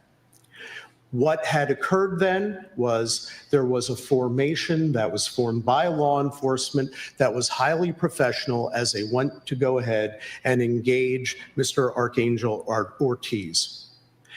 What had occurred at that point is when they went to go ahead and breach information, the ICU, the individual was holding at gunpoint a member of the UPMC staff and ordered the police to get back to behind the doors. They did so that as the person being held hostage would not be harmed, and were attempting to try to engage in discussion with Mr. Archangel Ortiz. Archangel, is that the dude's name? BJ. Right. What's up with the name? Archangel? Hospital? Angels, hospitals. Is there a connection? Second, I know there's a connection with this. The second state. You know what I'm saying? He does it on the second state in the second month of the year. That's kind of interesting. As a matter of fact, it's the 22nd. Oh, duh. Is it how many two? Is that the double four? Quadruple twos. 2, 2, 2, 2. Second month. You know what I'm saying? Second year. You know what I'm saying? The 22nd. At that time, they proceeded to go into further formation to work on how they were going to approach the individual. When he came out, Mr. Diogenes Archangel Ortiz came out. Archangel, damn. Just like the dude in the other story, the dude, the Joint Chief of Staff got replaced by what's the dude's name? Raising Cane. DJ, bro. Dude's name was Raising Cane. You heard about that? Yeah. Bro. I'm like, is that his real name, bro? Raising Cane. I don't know, man. They playing with us like you were saying the other day on the phone. There's a lot of little psyops going on, man. Raising Cane. I'm gonna get into that in a little while. All right, man. You know what? Okay. You know, I think we got enough detail on this one. We already know. I just broke it down. Second week. You know what I'm saying? Second month. You know what I'm saying? So, you know, second state on the 22nd. You know, so yeah. All right, so let me see. Let me get on this right quick. You know what I'm saying? So it's the article BJ sent me. Damn, Sweetwater, look at all the advertising. Look at it. All right. So look, police officer, y'all see it? Police officer killed, 5 other people wounded after gunman holds Pennsylvania hospital staff hostage, officials say. So I'm confused. So it's 6 people now. How did it go from 4 to 6? Didn't they say 4 people? Now they're saying 6. Damn. Monel, what up? What up? Salute. Monel in the building. DJ, wow. You can't make this up. Yeah, you can't make it up, man. All right, so okay, did you send me something else? That's what you sent me. They're low-key shadow banning on Facebook with the click this to see the post. Like that's low-key shadow banning. Kind of. All right, so there's another little plot. Watch. Look at this one. Check this out. Check this out, man. My bad. We have everything you need. We have designed a program. Hey, Cambria County man is behind bars after he allegedly threatened to. This old ostrich looking. This hey, dude look. Huh? Yeah, yeah, this keep on doing. You know, I gotta run and stuff. Maybe if we get back on when I'm traveling. But look, yeah, we got a lot of things going on. Let me bring this to you though. You see, what you played about them, right? I'm glad you brought up this thing about shadow banning, right? Because I got an article. I just got to figure out how to get it to you. I forgot what it was about now. I had to go back and fill it up. Might have to send it through X, but I had already had it. But sometimes they're not letting you send certain things. But like I said, the real people just got to keep talking. Hey, look, there's no need to be worried right now. Like I said, this shooting they talking about in Pennsylvania. No coincidence they had Luigi case this week. And now they talking about another shooting. Facts. Right. That just that's just kind of crazy. And they caught him in Pennsylvania too. Yep. Yeah, right. So yeah, but you know what it is, man. I mean, like I said, but I'd get back on in there probably when I'm driving or something. I try to get back on. It just doesn't work that well when you're moving. But yeah, take your time, man. I'll get back with you in a little bit. Yeah, for sure, for sure. All right, man. Thank you for coming on, man. BJ was hell yeah. The info. For BJ with the info. Subscribe to his channel, man. You know what I'm saying? King BJ on YouTube. Subscribe. You know what I'm saying? King BJ Fitness. Check him out. So look at this dude, man. This dude look like, boy, emu looking ass. Let's go. Shooting at a local grocery store he works at. Police say 25-year-old Dylan Schaefer of Salix was arrested today after he threatened a mass shooting at Market Basket. He allegedly made the threat while he was playing online video games, saying he was sick of people. Well, how come when they commit a crime, how come their complexion of people when they commit a crime, the reporters always say allegedly? Always. 97% of the time, allegedly. Allegedly. Like, damn. So you're leaving a shadow of a doubt. You're leaving us some doubt that he did it. You know what I'm saying? But when it's one of us, he's the big black bally man. He's from Chicago. Yeah, he's from crime-ridden Chicago. Well, they shoot every weekend. You see how they do us?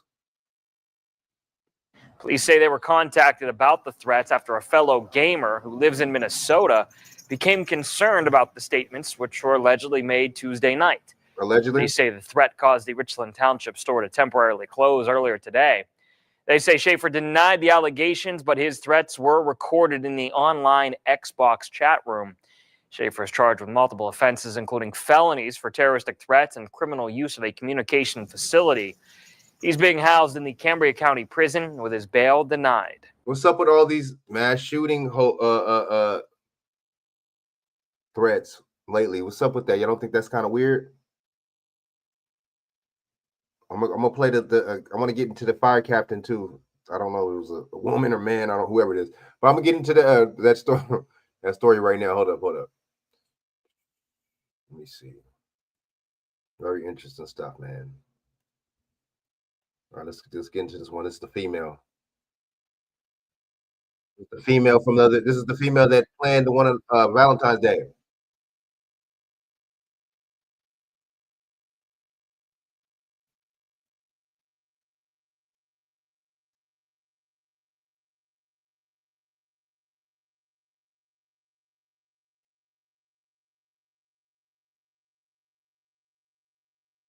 Trinity. Doesn't that mean 3? Let's go. I'll go back on that case right now.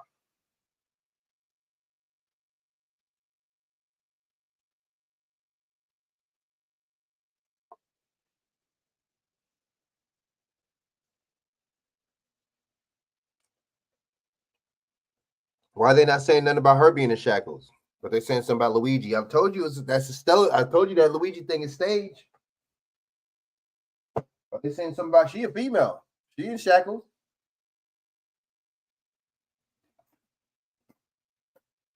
And guess what? She didn't even kill nobody. Oh, she's in shackles and she didn't even shoot a gun. But yeah, they complain about him being in shackles and he actually killed somebody. Go figure, right? Let you know it's staged. Let's go. My bad, I'm not even playing the damn video. My bad, sorry about that, y'all. Some stage stuff going on over here. Oops. Let's go. Prosecution presented evidence of Shockley's infatuation with mass shooters, including photos of them on display in her bedroom and on buttons attached to her school backpack. Photos? Shockley allegedly. Really? And the moms never said nothing about that, right? The moms and the parents never said nothing about her having photos of mass shootings. Okay. Shooters. Okay. Let's go. Let's keep going. Exchanged 7,000 messages with another person on the social media platform Discord, talking about violence and planning the Mooresville High School shooting at lunchtime on Valentine's Day. Shockley's attorney argued this is all words and bond should be standard, as low as $2,000 cash. The judge is reviewing the evidence. $2,000. Once again, we got that 2 again. Number 2 in the second month. In February, We got the number 2. Pay attention. Which includes the video of Shockley's 1-hour interview with Mooresville police before ruling on bail. In Morgan County, Rich Knight, 13 News. All right, so let's go. Let me see. We begin with development in a thwarted mass school shooting. Documents now revealing disturbing details about a Mooresville High School senior arrested for planning that attack on Valentine's Day. Thanks for joining us. I'm Chelsea Helms. And I'm Bob Donaldson. The 18-year-old suspect is now charged with multiple felonies for intimidation and conspiracy to commit murder. CBS 4's Jenny Drasler spoke to parents and law enforcement about a suspect who police say had a frightening obsession with mass shooters. 18-year-old Trinity Shockley in jail, charged with multiple felonies after court documents say she planned to carry out a shooting Friday on Valentine's Day at Mooresville High School. Well, it's very disturbing. I mean, this is a small town, and a lot of us have, I have family that goes there. And a lot of my guys have kids that go to Mooresville High School. And to think, nothing ever happens in Mooresville, it's a small town, but to think that somebody was plotting to hurt a lot of individuals, of kids, future leaders of this country or whoever, is pretty disturbing. Mooresville Police Chief Kerry Buckner says this all started Tuesday when a friend of Shockley's sent in a tip to the Sandy Hook tip line. That tip revealed Shockley had been planning the attack for about a year. Sandy Hook? Why wouldn't they just call the police? Why would they have to call the Sandy Hook line? Tip line. Had access to an AR-15 and ordered a bulletproof vest. Police later found AR-15 magazine. Should have known. It's always that same gun. There's 10,000 billion types of guns in the world, and it's always an AR-15. That just goes to show that's the kind of gun. That's the gun they want to get rid of. That's why they keep always putting this in these shootings. Or AR-15 and a handgun. Oh, right, okay. Trying to make it seem like, what is it, John Rambo that did that? You know what I mean? And a box of 50 .40 caliber rounds from Shockley's father's room in their home, and a soft armor vest. Court documents say during the investigation, police discovered Shockley kept a collage of known mass shooters on her bedroom wall, including Nicholas Cruz, Dylan Roof. I don't believe this, man. I'm sorry. What? So the parents let her have these people on her wall? And Andrew Blaze. The pictures in her room they look like family photographs, like you would put of your kids, but they were all of people that had committed mass shootings. Court doc. Oh, what a coincidence. Where did she get these pictures from? Documents show Shockley confessed to a school counselor that she had an infatuation with Cruz, the Parkland, Florida mass shooter convicted of killing 17 people on Valentine's Day. Oh, what a coincidence. He killed, it is MK Ultra. Oh, he just happened to kill somebody on Valentine's Day too. And she just plotted to do something to people on Valentine's Day. Oh, wow. The same day. Like, yep, I see it. I see how they doing this. In 2018, Shockley admitted to writing letters to Cruz and had a locket with his picture inside. She said she wanted to prove she was his #1 fan. Parents and students we spoke to were horrified. I was dumbfounded. I figured it would happen at some point. Eventually, it could happen anywhere. Thankfully, they caught her when they did, and nothing went on tomorrow. I'm taking school off tomorrow because of how scary it comes off to be, and I know that there's been a lot of other school shootings around. Why are they interviewing people when she didn't even do anything? Why are they interviewing people? She didn't commit she didn't do it. She didn't carry out with it. Why are they interviewing people? Won't that make you think? Why would they even interview anybody? Wow. And so having that come here, thinking that we were just fine is kind of just. Very interesting. 11 o'clock, I hit you with 11:03. The time, in reverse, that's 3:11. Scary. Chief Buckner says Shockley's father is cooperating with the investigation, and there will still be classes Friday at Mooresville High School with increased security. So why are you interviewing people then?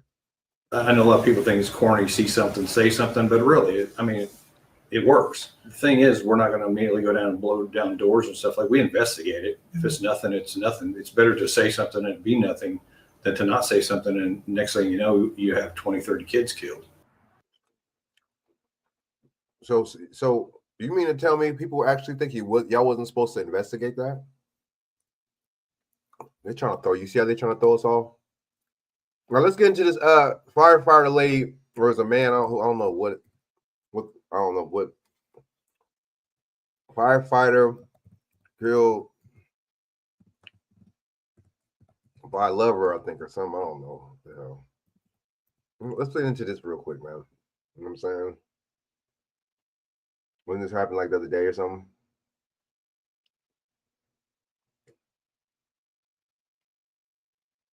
Let's get into this. And it's about being there for her big day and catching a home run ball. It's about roller coasters and never-ending smiles. Because screening is about life, not cancer. Call your doctor or members call CalOptima Health today, and let's get screened. I'm Matt Harvey. And I'm Juan Fernandez. We start tonight with developing news. Deputies on the hunt for the woman accused of stabbing an Inland Empire fire captain to death. Well, KCAL News assignment editor Mike Rogers has been working this story from the desk, and in fact, you've been working it for the last few days, Mike. You've learned the suspect has already served time for a death back in the early 2000s. Yeah, Pat and Juan, this story has certainly taken a wild turn. The suspect in this case is that fire captain's wife, and I've learned through court documents that in the year 2000, she was convicted of killing her then husband in San Bernardino County. Prosecutors accused her of using a knife to kill her husband back in 2000. My bad. So is this lady straight? Does she like men, or does she like mess with both sexes, or because I'm confused? Because she was married to a man before. Okay. They originally charged her with premeditated murder. She would later plead that down. Trying to be sarcastic. To voluntary manslaughter, served 9 years in state prison before being released to parole.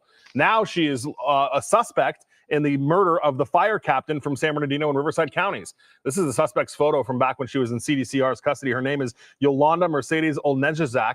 Right now, she is outstanding. San Diego Sheriff's deputies don't know where she is. We'll show you some video here of the fire captain that she is accused of killing.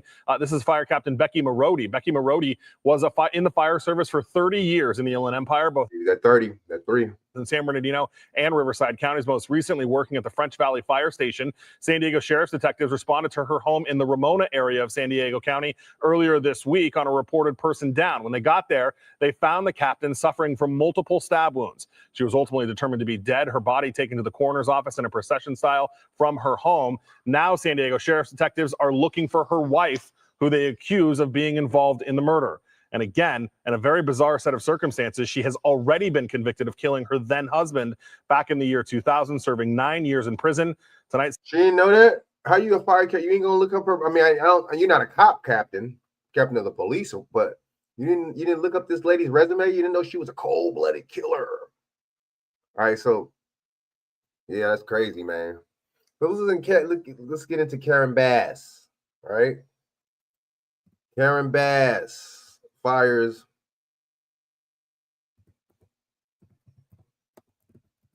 fire chief. All right. Oh, right, damn, it already popped up. DEI hires, baby, like Dawson said. Oh, girl, she said this is DEI hires. I couldn't agree more. All right, so let's go. It's foolishness. Nonsense over here. We have breaking news now in a development on one of our top stories earlier in our newscast. We are now just getting word LA Mayor Karen Bass has met with and removed Kristen Crowley as fire chief effective immediately. Now, we told you at the top of the hour, the fire department had responded to a report that Mayor Bass had accused Crowley of not warning her about the recent fire risks.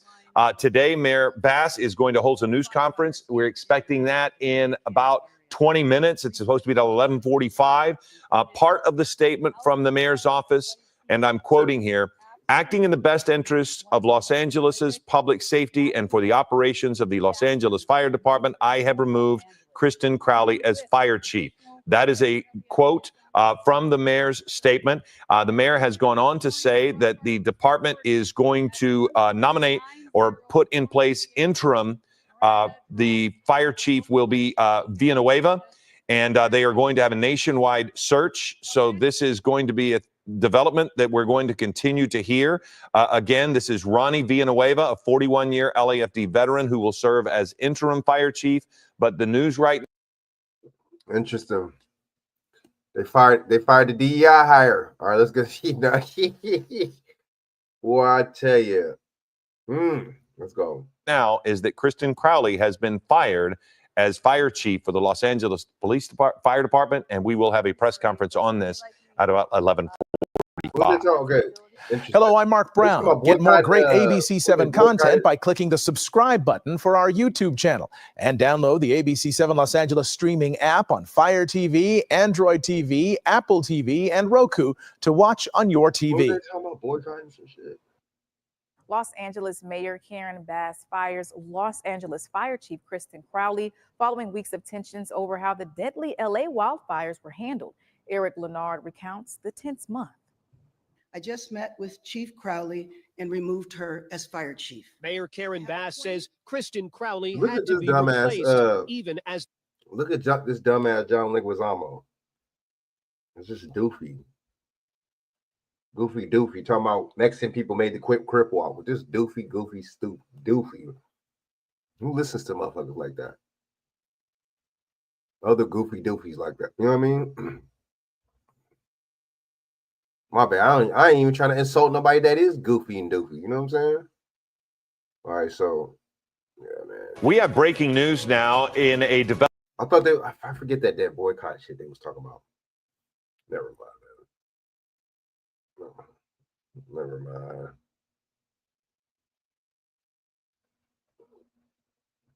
Hold up. Yeah, Karen Bass is a damn idiot. You know what I'm saying? When in reality, she should have got fired. Just a damn idiot. A damn fool, a damn idiot. Is it okay for me to say that? So let me get on to this though. This USAID. Shout out to Runaway Slave. That's the name of his channel, right? Check out how this man is breaking it down. Runaway Slave, check out him. Shout out to him. Check out his channel. Subscribe to his channel. Go and like and run it up. He got some interesting commentary. You know what I'm saying? Look how he's breaking this down. Look how he breaks this down, man. You know what I'm saying? I like his aspect. Hold the elevator! Oh, strong move. If this elevator worked like Dark Dre said.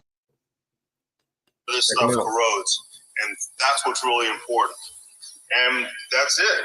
This is the water tank that's going. This will be coupled with a water generator. So when this sets in place, all of this together is going to be turn it on. That man right there is a true humanitarian. You know, does he have a $40 billion budget or even a $40 million budget? Absolutely not. People have to donate to his organization so that people can get water. When the people in Flint, Michigan, Jackson, Tennessee, Texas, Puerto Rico had no clean water, these people are getting boils and lesions on their skin, destroying their kidneys and organs with this toxic water. Where was USAID when my people's water looked like this? Where were they at? Facts. Where was your favorite politician in these times? And yes, for all you people that are on that, that were on that hardcore Democrat Obama stuff, and you know, times were better. Now you see what's going to happen. This is what you voted for. Okay, well, what did these people vote for back then when these black people throughout America didn't even have clean water? Okay. Where was this at? Where were these politicians to help these people? But no, they didn't do anything about that. But when they had two men who said that they want to live happily ever after and get benefits, yeah, they made sure that that can get done. But black people in these locations can't even have clean water, you know? And I had to hear my own people. I had to hear these people who were victimized with no water, their own people, say things like, well, the president can't do anything because it's a Republican blocking it. All this other stupid stuff. Yeah. This is how sick people have become, okay? That's the Democrats. But this is what they like to spend their money on right here. This is what these tyrannical, sick weirdos are into. $1 million was spent for transgender animal testing. Yes, and that's, I would say, is the floor, not the ceiling, because the information on federal databases is not, it was pretty incomplete. So you think we're going to find out that it was much more money than that for transgender animal testing? Yes. Can you describe what exactly the American people's taxpayer dollars were spent on regarding transgender animal testing?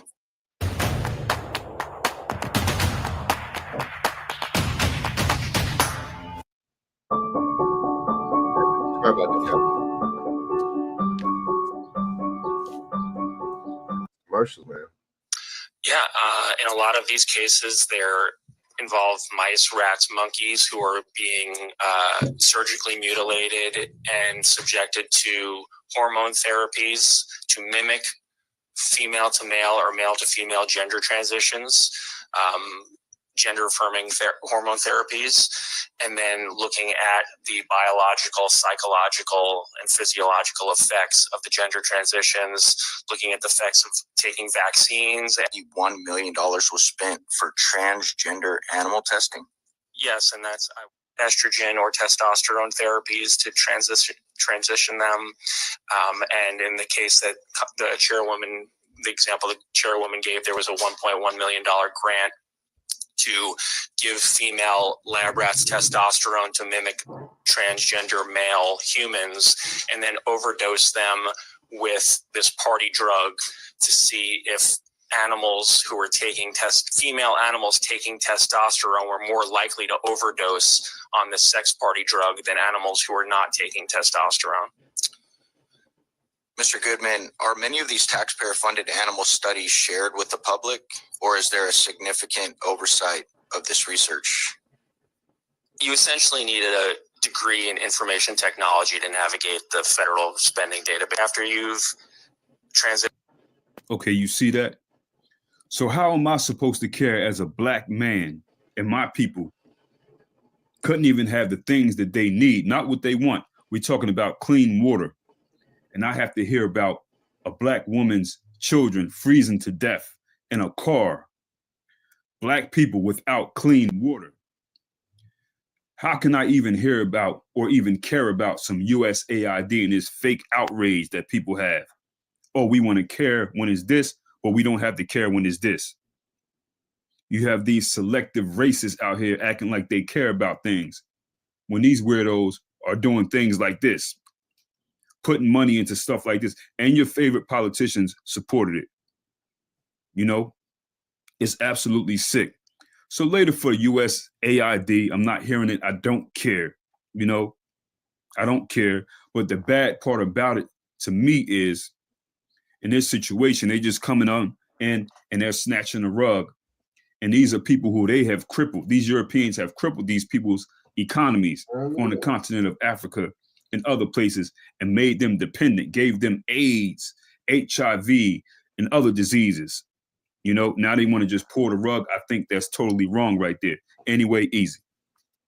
Good point. Good point. You see how these motherfuckers do it? Next time on Weird, Frontline. man. Inside Libya, there's no way you're going to figure this local thing out.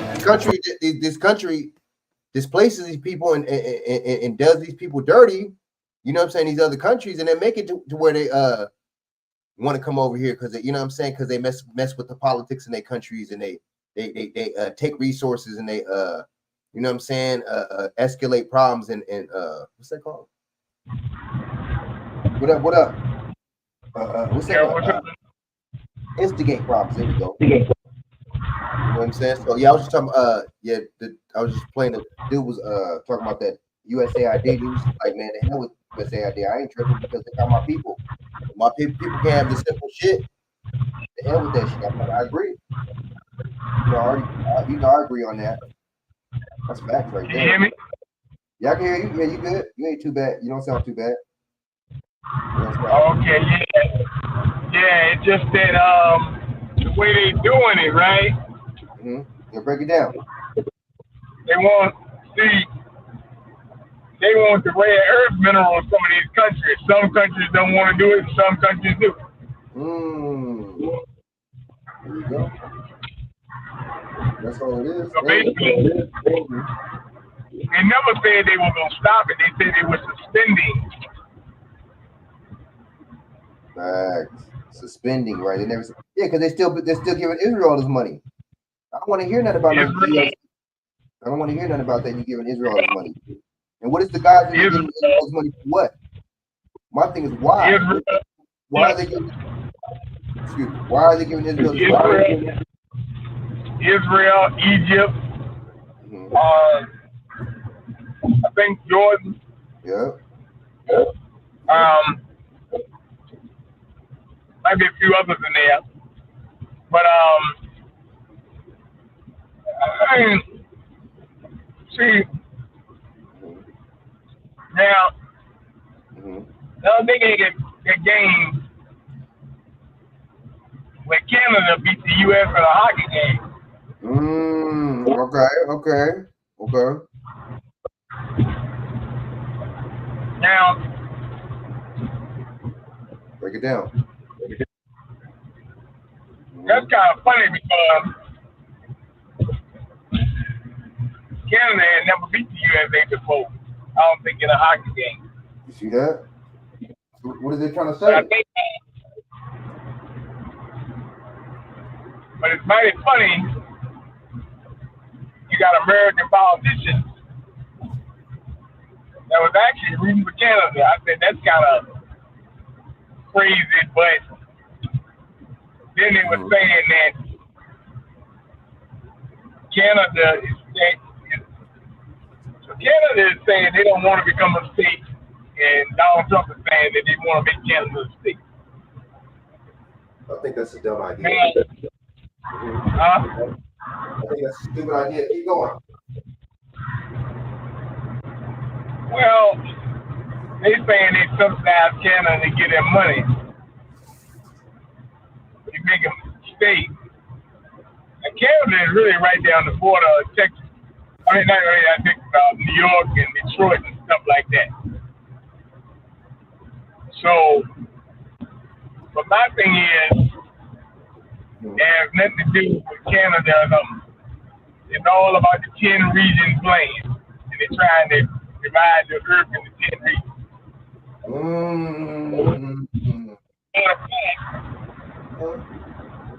That's Rome. That's a Roman thing. And you know this thing you got called Doge? Doge is was the leader of the oligarchs for the Venetians. You can look that up. That's all it is. You hear me?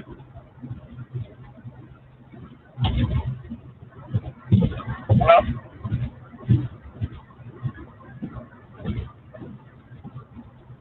Right.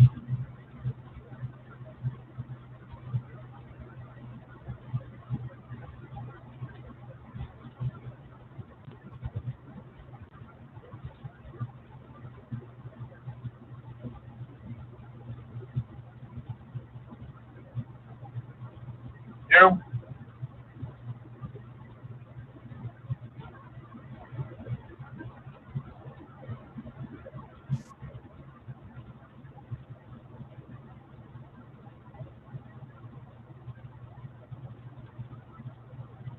And that's a good point. But I didn't hear what you said. Yeah, I didn't hear what you said. I said that's a good point though. Now look up, pull up Doge and see what it is. As in the Venetian. Pull up Doge oligarchs or something like that. You can pull it up right now. I'll tell you what. Because people, when they talk about Doge, they have no idea what they're looking at.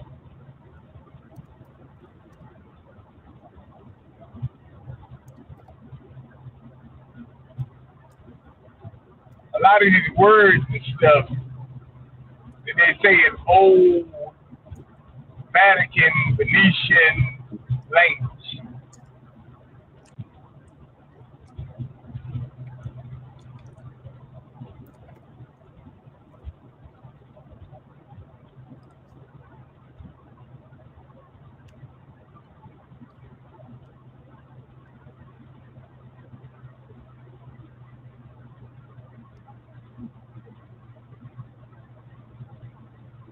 Hold up.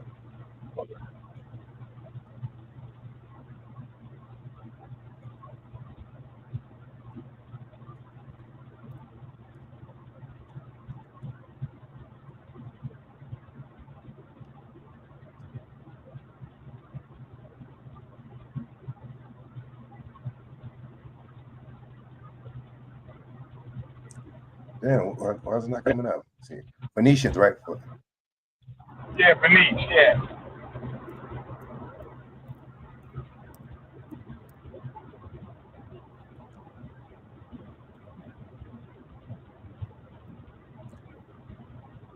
Oh shit! What the fuck happened? Hold up. Hold on. Shit, come on. Hold up.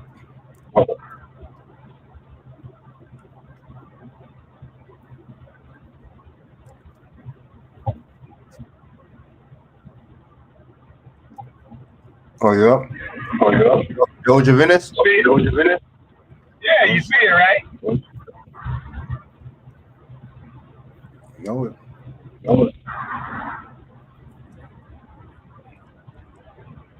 Doja Venice, the Doge's highest role of authority within the Republic of Venice.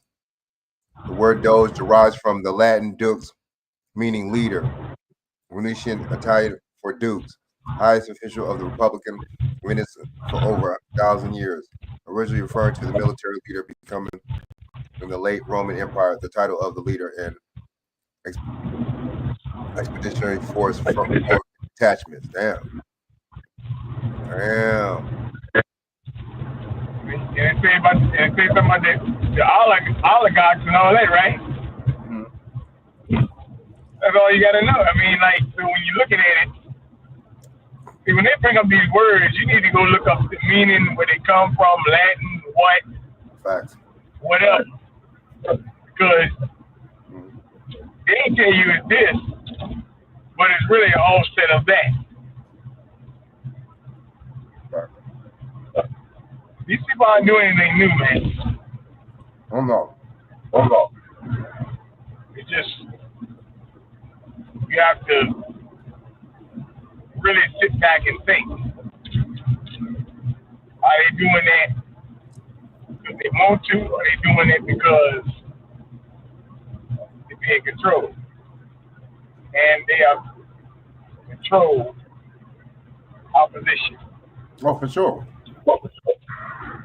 Yeah, you talking about Elon Musk and them, huh? Nah, I'm talking about all of them, because you're talking about USAID and the guys playing in the video. Well, like you got Jasmine Crockett going to the Breakfast Club, which she's actually right about Musk and them taking money to fund his SpaceX and all that. And I guess you said the fund what? SpaceX and stuff, because he gets government contracts too. But then again, that's not really his company. The problem is she can't honestly call it out because she getting money too. So basically, I'm talking about you, but you talking about me, and then you get people in a frenzy. Which one do I? Neither one, because both of them is doing the same thing. They're both of them doing the same thing. Who she get money from? Who she get money from, Gary? Jasmine Crockett? You talking about her or him? Jasmine Crockett. Who she get money from? From a lot of these Democrat groups, things like Emily's List and a lot of them other groups. Right, Emily's List. That's that. But matter of fact, she probably getting donations from Israel too. I think she do. So what I'm saying, there you go. You pull these up, you need to know that they probably have, well, not probably, 99% sure they're gonna have an Israeli connection. Yeah, because remember, So, remember how they were saying, excuse me, how they were saying that like APEC is getting a lot of black, influential black people when they like 16 and 17 and stuff like that in these colleges, and yep, influencing them and all this. Yep. Yeah, but they doing that with white folks too, and everybody else too, because and some of the people are already born tied to that too, as well. You see. Yes, just like you said, SpaceX is not his company, man. People be gonna Google gather these people, man. All these are military funded operations. They give people the keys to. Facts. These people are they are front me. Yeah, that's why they put in front of us. Yeah. That's why they put in front of us from the jump. So let's get into this. The Trump. What do you think about him firing the Joint Chief of Staff? Excuse me, one of the most highly decorated highly rated generals, period, in the Army round, not just black. What do you think about that? Well, it's crazy because he hired him or had him on board in 2017. Gotta get into that. So he hired him. Interesting, Interesting. But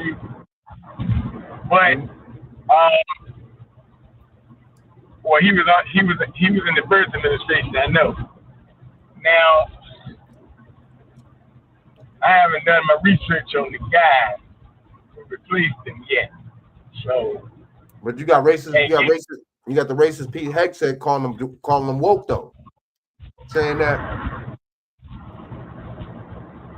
the guy that did that, the guy that got accused of sexual assault. My bad. Keep going.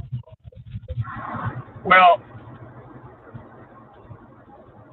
Pete Hegseth. Yeah, let's get to him. Since the one that got off for SA, or my bad, or the R word. Let's just say R straight up. Let's just say great. Let's not be cute with it. Let's not be cute and say sexual assault. Let's just go straight up and you'll go ham and say great. Let's just be straight up with it. Everyone will be straight up, right? Pete Hegseth. Hegseth is when he first got in, I think Benjamin Netanyahu came in to congratulate him. You know what that's all about. So, yeah, Pete Hegseth, anybody know, you gotta know about Pete Hegseth. He's another Israeli, one of these Christian Israeli fools. But, yeah, right.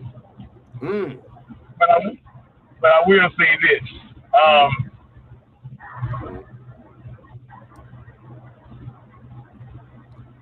They fired the guy. He's under Biden. But they didn't get rid of him right away. They waited a while. Keep that.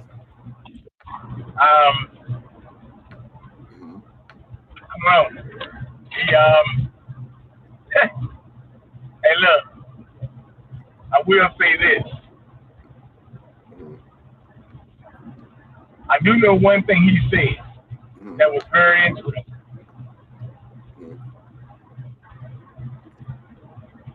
He said they were going to support Israel and Gaza, or the Palestine at the same time.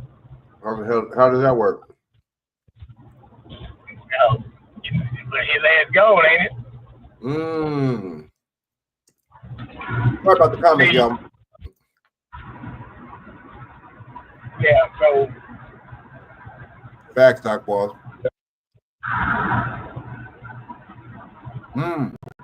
So.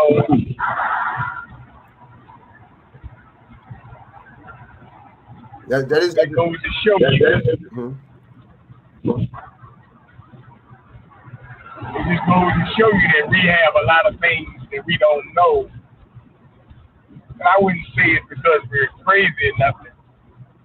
It's just that to get into the media, you have to really, really buckle down because they're going to tell you in the script of what it is. So that's why I say always listen to how they report you. They always let you know who's who and what's what, right? Facts. If you taking this shit as real, they giving these people all these platforms. Yeah, I'm talking about your alternative so-called media too, because you realize they report on the same stories almost in sight with the actual media. You got an out in the end. You got an out in the end. Oh, you know, this is one side, and this is another side. Facts. Now, if you realize Fox News, they've been bringing on a lot of these people off the social media website. That shit tell you something. That shit. You talking about Fox News? Be doing that lately. Fox News, right? Yeah, they bring a lot of people on from these conservative talk shows. Now, podcasts. When they start interviewing podcasts, that should tell you they working together. Oh, facts. Facts. All right. Facts. Why would they want to interview them? They ain't interviewing me. They ain't interviewing you. Facts. So if they are interviewing you, it's somebody else. If they look at man, Fox News, I think it's another one. Two of them was in the same complex, Disney and something like that. So what I'm saying is, just don't be fooled with the rhetoric. Facts. It's all BS. Yeah. Honestly, a lot more. You know, I look at it like this. A lot more people would be exposing this if censorship wasn't so crazy. A lot more people would have been exposing a lot of this shit. And I mean, video editing software type shit to where these niggas is editing everything and breaking it down and fucking, you know what I'm saying, perfectly in sync type shit. Back in the day, in the earth, like the mid 2000s, before YouTube had all this censorship, man, it was, bro, cats used to break shit down, bro. Like that post nightclub, bro. Oh man, they broke that shit down, dude. I was like, man, that all these events, man, are exactly what they are, events. Programming is, they call it programming because that's exactly what it's doing to you, programming you. You see what I'm saying? And that's why these things are events, because they are events. You see what I'm saying? I'm just plain and simple. Right. It's all a dream, man. But see, media, right, and then YouTube is so scandalous, and just see Elon Musk too. Is it me or since Elon Musk got in there, and even since Elon Musk, even before Trump got in there a second time, when Elon Musk bought Twitter, and what I'm told, everybody's telling me that X got worse, dude, with censorship. Am I right? Well, I will say that censorship went up more under Elon Musk than Jack Dorsey. I will tell you that. That says a lot. But you know, and but then again, I mean, let's be real. Like, I don't like. I know they talk about Soros a lot, but the current Secretary of Treasury is a George Soros right-hand man.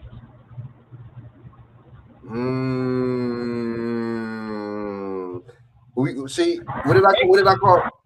What's the name the other And day? he's openly gay, and he got a child. So what's the difference between him and Buttigieg? Nothing. Matter of fact, he's Trump's Secretary of Treasury. His name is Scott Benson. He worked with George Soros for like 30 years, or 20 years, something like that. Interesting. So what I'm saying is, all these guys, you have to look these guys up. I'm not a person that, matter of fact, Trump's first Secretary of Treasury, Steve Mnuchin, was a Soros guy. They was the one, they was doing that one West Bank thing. Steve Mnuchin. Yep. Just like I've been saying with the server. I mean, with the what did I call? What's the name the other day? I called Elon Musk. I called him Lex Luger. It's the same thing. Like with this dude. You see what I'm saying? Like it's like Elon Musk, George Soros, Peter Thiel. All these people are like the same type of stuff. And if you don't think that these people are in cahoots with the government, y'all sadly mistaken.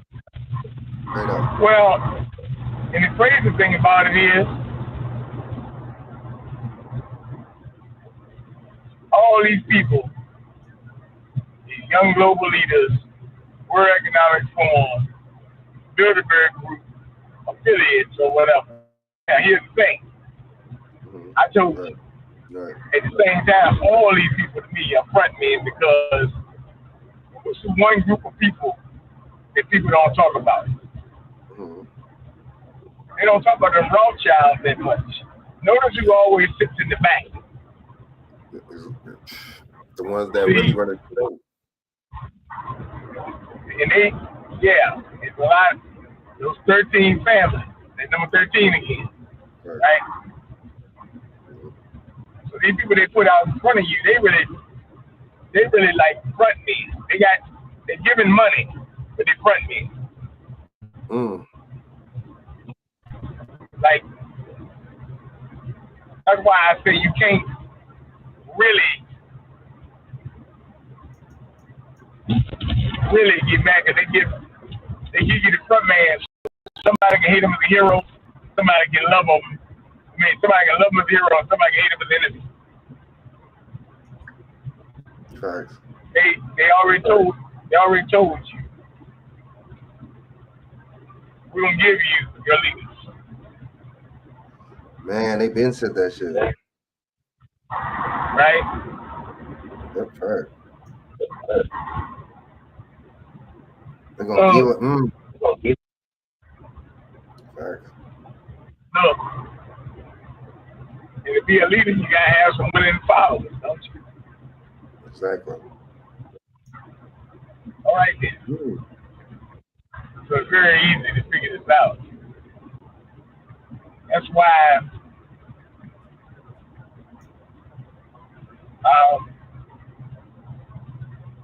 you got people hating Trump. I'm like, Trump's not the power. Right. He's part of the problem, but he's not the power. Right. Neither is Elon Musk. I mean, I told you, Peter Thiel sits in the back a lot. Oh yeah. Now think about that. Him and Sam Altman, two gay dudes too. Both of them. Oh yeah.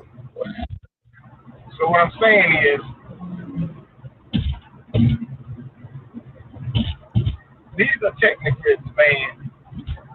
So we have to understand who's who and what. Stop getting mad with your people, man. Over people serving on it now. I will say this to you. A lot of people are going to say they won't. Elon Musk did say they might give out $5,000 checks for people. Break it down. Sounds good. Sounds great. Excellent. Especially if you don't owe in taxes. My bad. Keep going. Like me, keep going. Right, he did. A lot of people don't know. That's setting the stage for the universal basic income. Facts. See, he's also, but he said he wants a universal high income, and he also had said on the case he wants a carbon tax. So my thing is, we're gonna make this thing a little bit more digital. So it comes to you digitally.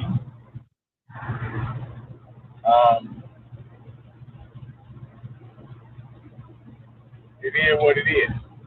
And then they're gonna make it to where that's more normalized. You see what I'm saying? They're giving us give more. Normalized. It is, but it's gonna go straight to that from there. I know. Watch this. We had a movie called Avatar. Remember? Facts. Okay. You know, if let's say a person on their profile picture doesn't have an actual picture of themselves, right? What do you filter it? Either they got a blank picture or they got an avatar or something. Facts. They were getting you ready with the movie. The movie was called Avatar. Facts. When you're on like a man, you know, a woman or whatever, might be on a dating website or something, right? If that person don't have no actual picture, that's their avatar. Fact. Actually, the avatar is probably the picture anyway, because you got to put the picture up there. But the avatar, I'm talking about the avatar, which is like a number, a picture, a Photoshop picture, whatever. That's what I'm talking about. Right. Hey, they say what's your handle? They say what's your handle? So, I mean, they tell you. You gotta understand. Yeah, and they usher us and they give us this stuff slow. You know, they don't give it to us fast. They issue, you know, they issue this stuff to us one at a time, slowly but surely. You see what I'm saying? Stuff, you know what I'm saying? To make you used to it, man. You know, to make you comfortable. By the time, like today, they say like today. Let me say one thing. Somebody going to a bad spot. I'm still on the highway, but they got this thing now. I think they say a McDonald's boss shot his employee. Wow, bro. They normalizing the violence now. They're normalizing the violence. That's a good point, man. That's a good point. And especially if it's somebody white, then it's like they're gonna push the he was right narrative and he's innocent and please come home and free him. But if it's somebody black, it don't matter. They'll never get that. So they'll never get that. That's not what that is. But you're right. And then see, they're giving us the violence in workplaces, like with the dude Luigi. Oh, he killed the CEO because the CEO was getting over on the world. They're jerking people. They're robbing and stealing from people, and they're killing people. And, you know, in the healthcare industry, in the insurance industry, like, come on. They're making it to where, you know, worker kills, high school shooting, high school kills. Right. I'm telling you, right. It's desensitizing people, bro. That's what it's really desensitizing people. Yep, that's what it's about, bro. Yeah, I check back in with you a little bit. All right, for sure. Hey, shout out your information and shit, man. You know what I'm saying? Just let them know. People know. All right. You know TBD Johnson, YouTube. Bernard Johnson, Facebook. 1987 BJ1 on Twitter X and Renard 11 West Ray. I'll check back in. All right, for sure, man. Good looking out for tapping in, man. Word. You know what I'm saying? Subscribe to the homie BJ's channel, man. He broke it down. They're normalizing and really normalizing it, making us desensitized to this violence, man. And then it's gonna be some gun laws, you know, or something like that. Some kind of it's all about guns. It ain't about the people to use the guns. Fight back with Claritin. Get fast, powerful relief. But like, so they fired the Joint Chief of Staff, but Trump. Now this dude Headset, I don't like this dude, right? So he trying to be funny and trying to do a little dog walk to the racist conservatives, right? About this dude talking about it was a woke hire, but how was it a woke hire when Trump hired him? So he a woke hire when Trump hired you. How is that possible? So none of the white, and then they replace him with a white general. Watch, I'm gonna play this. Let's get into this. I know people might not like it. I don't really give a you know what? Late Friday, President Trump abruptly dog whistling. It's psyops. This is just to try to put something in white. This is to fuel. This is to get the white conservatives mad. That's all this is. I'm telling you, and to get the white and black liberals mad. No, my bad. This is but this is for the white liberal to praise and cheer and to smile, and this is to get the black liberals mad. Here we go. Let's go. Abruptly fired the chairman of the Joint Chiefs and they both brainwashed. Let's go. Of Staff. The major leadership change for the nation's military comes as more federal workers are being fired. Bradley Blackburn has the latest. The chairman of the Joint Chiefs of Staff, Air Force General C.Q. Brown, is now out of his job, along with two other senior military leaders. In a Truth Social post, President Trump wrote, "I want to thank General Charles C.Q. Brown for his over 40 years of service to our country," adding he is a fine gentleman and an outstanding leader. The chairman was the second black general to serve in the role, and his support for diversity and equity in the ranks had been criticized by Defense Secretary Pete Hegseth. The president is nominating retired Air Force Lieutenant General. And you're going to replace him with a white guy. Pay attention. So it is about race then, right? So it's not about race, but then you replace him with a white guy. Okay. We're going to get the most. We want people, you know what I'm saying? So this dude is one of the highest generals in the motherfucking army. So how is this not merit based? What does DEI have to do with this dude being the highest general in the army, bro? That's what I'm confused. How you can't use that DEI argument because that shit don't apply to black people anyway, but not even just that. That doesn't apply. This is merit based, bro. Or brother, like y'all like to say. This dude is the highest general in the motherfucking army, bro. So what does DEI got to do with any of this? I don't know. What is him being black got to do with any of this? This motherfucking ranks. I thought rank spoke for itself. I thought rank, just like in a gang, don't matter. I thought army, gang, whatever the fuck. I thought rank spoke for itself, right? So no matter if you a chameleon color motherfucker, if you the highest rank, bro, doesn't that speak for itself? Doesn't that speak merit or no? So you got that high rank for what? For being black? Hell no. You ain't gonna get no high rank for being black in no white army. You ain't gonna get no high rank for being black in no white army ever in life. So that's not the reason. Did he pay dues? That sounds like the reason to me. That's why he's one of the highest ranking general. But see, this is bullshit. And this right here is dog whistling. This is a psyop. This is trying to, this is some racist, it's dog whistling. It's a psyop. This is right here is an operation to see how people are gonna react to it. You know what I'm saying? Because it's a psyop because Trump hired him. General Dan Keane to be the next chairman. The change in leadership comes as the Pentagon plans to cut 5,400 probationary workers next week. Why? And why were these people on probation? All those people. Why were they not permanent people in these positions? Man, this country, man. But I get it. It's all about what's the name? I get it. It's all about outsourcing. Part of a wave of federal outsourcing and foreign policy. cuts driven by Elon Musk's Department of Government Efficiency. We want to streamline our country. We want to streamline because you know why? Because we want our country to survive.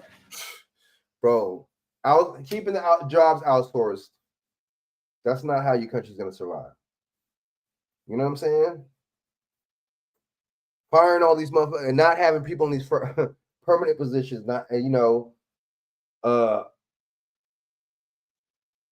using Doge for different government contracts and putting that money and moving the money around for, like, how is this helping the fucking country, bro? Isn't the egg still $10? You ain't mentioned that. These people haven't mentioned nothing about the economy. Now he did that. There's a couple things he did. Trump did something I like. He took away that admission. I think they're gonna take away that tax to go into the $20 tax to go into Manhattan in New York. He's gonna take that away. There's a couple things he did I was feeling recently, but we're gonna get into the Black History party too. We're gonna get into that. And I like too how he appointed the woman, you know what I'm saying, that he pardoned. He appointed her to be the czar of pardon. I thought that was cool. I thought that was all right. But you see how they gave us that? They say they're doing all this in Black History Month. Pay attention with this race baiting shit that the media and that Trump and his cabinet are doing. So they give you a black woman as the pardons are, and then at the same time they fire one of the highest black chiefs in the army. Wow. You see how they do the bait and switch? Let's go.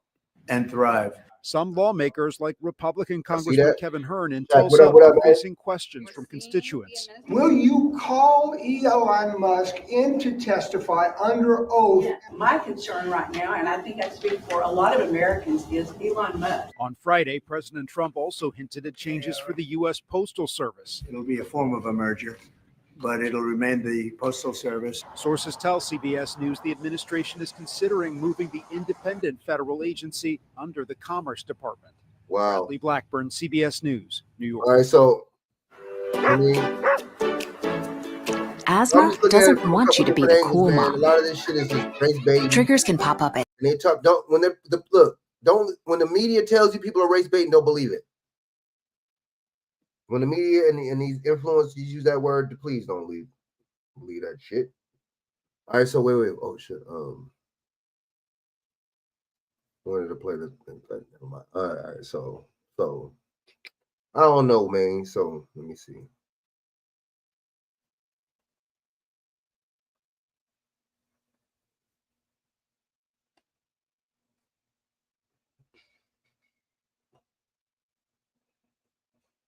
So I'm gonna play. Damn, I wanted to play this for tomorrow. I'm gonna play that tomorrow.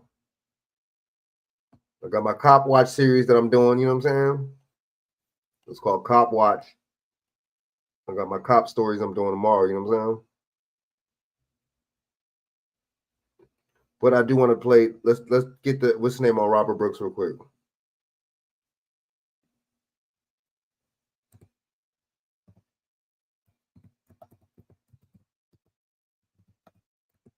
These officers these CEOs get bail. Check this out. It's not even the whole 12 or 14, 15, 13, whatever Masonic number that they gave us. All right, so check this out. Fair use.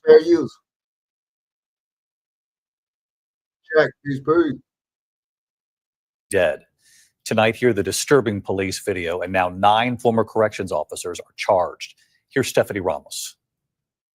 Tonight, multiple corrections officers seen in this disturbing body camera video beating Robert Brooks at a New York State prison, now charged in his death. Brooks had just been transferred to the Marcy Correctional Facility near Utica. About a half an hour later, he was clinically dead. 6 former officers charged with murder, all 6 plus 3 others charged with manslaughter. Last December. Why is it not the whole 14 though? What happened to the? See, that's what I be talking about, man. The media. I blame the media. I blame So we taking away numbers from this situation. Now we taking suspects out of the equation, right? It wasn't the 14 or 15, like they said. Now it's 9. Okay, let's go. December, the officers seen choking, punching, and now some murder and some manslaughter. Okay. I mean, I mean, I don't know, you know, how the court and proceedings go in Pennsylvania or Philly. I mean, excuse me, upstate New York. I don't know, but let's go. Or New York, period. Let's go. New York State. Even though that's where I'm from, but kicking the 43-year-old in the face, torso, and genitals.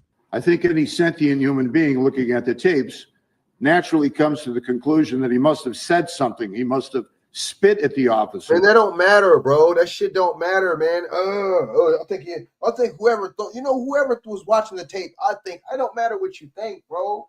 You know, I think I should be a millionaire. I should be on a beach somewhere in motherfucking Maui somewhere, man. That's where I should be. That's what I think, but that's not reality. That's why I think it don't mean shit. That's why in a court of law, you have to have shit in writing. You feel me? That's a little something called evidence. You figure me?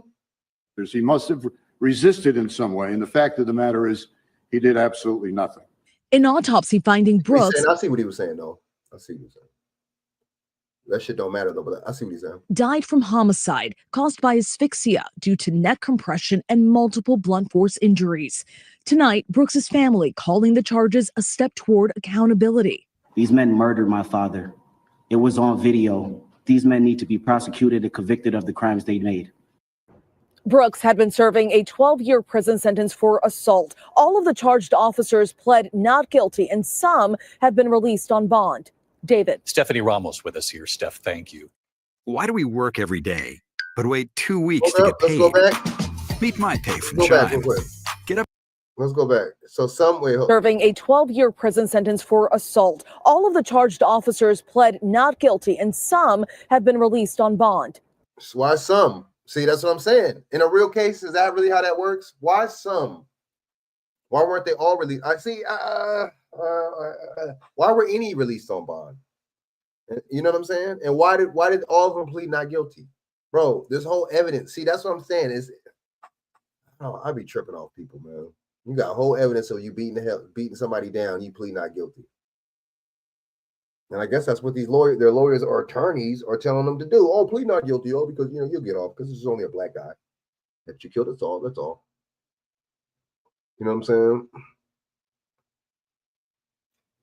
Let me get another. What's in the angle real quick? Murderer! Murderer! Murderer! Tonight, tense moments in court as one by one and in handcuffs, 9 former or suspended New York State corrections officers made their first. So some of them are suspended. Okay, so why didn't all of them get fired though?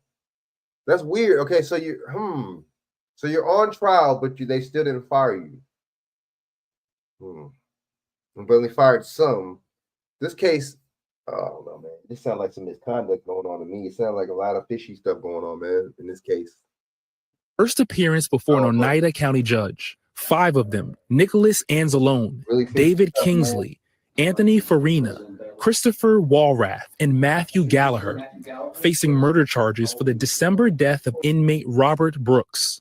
Redacted body camera video from that day shows the group of officers repeatedly kicking and punching Brooks in the legs and chest and trying to jam an object down his throat. These men murdered my father. It was on video.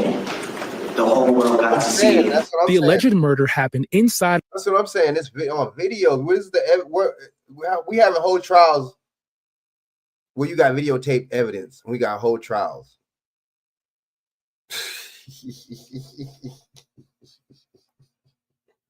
You notice they don't never they don't never tell these cops to just bust a plea deal, right? Just plead guilty. Just take a deal. They don't never fight this shit to the end because most of the time you don't get off on it anyway. Let's go. At a medical tell your black ass to take a plea deal though, with no footage. How about that? Examination room at the Marcy Correctional Facility in upstate New York on December 9th of last year. Robert Brooks committed a crime. He was doing his time. He had a right to safety, to humanity. He was denied that. This is unacceptable.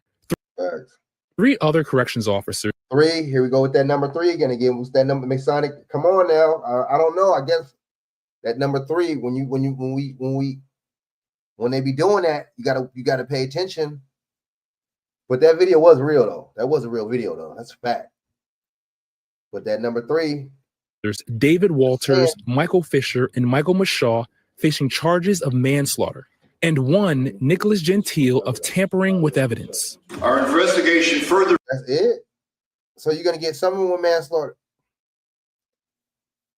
Oh my God, man. Revealed that there was no provocation by Robert Brooks that would have precipitated any physical response whatsoever, never mind the physical response that was inflicted upon him. All defendants pleading not guilty today. Waive formal proceedings and enter into not guilty of charges at this time. And released on bail, or in Gentile's case, of his own recognizance. Brooks. Bro, how do you? I never heard of nothing like that. I never heard of nothing like that. Not for some high profile, or not even just for some that magnitude of a crime, murder, or even manslaughter. I never heard of nobody getting OR'd like that. That's crazy, man. Look at how it's playing out. It seems like they're gonna get off. That's what it seems like to me. Let's go. Because for the fact too, all that time, a whole month or 2 months or something like that, they still didn't get charged till like the other day, like last week or 2 weeks ago. Nah, yeah, somebody's gonna get off. Let's go. Was serving a 12-year sentence for stabbing his girlfriend and died from his injuries the next day. I would never get my father back. What's wrong, man? Jack Stites, what up? Stites in the building. Salute. Now check out Jack Stites' channel. You know what I mean? Salute. Check him out. The man robbed me of that opportunity. Robert Brooks' father among those watching today from the courtroom. You marched him out. You let him go.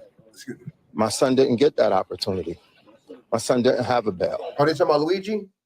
See, look at the white boy with Luigi trial compared to this trial. Compared to this, look at how they treated Luigi compared to how they treated him. Luigi killed somebody, and he's a whole Luigi. Free Luigi. He's our hero. But is Robert Brooks anybody hero? You see that? This man got his life taken, and it's a smaller outcry than Luigi. Wow. They romanticize these white people. I'm sorry, man. But we're all in this, like, we're all fighting for crumbs. Poor whites, poor blacks, they ain't even no middle class no more. But poor whites and poor blacks versus rich whites and rich blacks and all these other foreigner motherfuckers. So, you know what I'm saying? So we're all, you know what I'm saying, fighting for the crumbs. That's how I look at it. And my son didn't have a murder charge. Exactly. Didn't I just say that? And Marquise Francis joins us now. The Luigi thing way different. Marquise, there is one. There's sympathy and empathy for him, and he didn't kill somebody, right? But this man got killed, and there's less sympathy and empathy for him. Pay attention. Peep the game. More individual in this case facing a murder charge who did not appear in court at all today. Yeah, that's right, Morgan. There's a sixth defendant, unnamed defendant, that was. How you somebody's gonna get off. Why is the other defendant not named, bro? It's public record. He's a CEO or whatever he was, EMT, but he's a CEO. That's public record. You a public servant. We need to know your name, bro. We need to know his name. That's a public servant. Everything's public record. We need to know this person's name publicly, man. See, here we go with these cases. Here we go. They always do these black cases like this. Always some funny bunny stuff going on. Was also charged with murder. And in fact, this person's name was redacted in the unsealed court documents that were revealed in court today. Now, what we did hear from the district attorney, this person. This is a good, this is a lot of detail. I like this. NBC did a good job. This is a good, I like this report right here.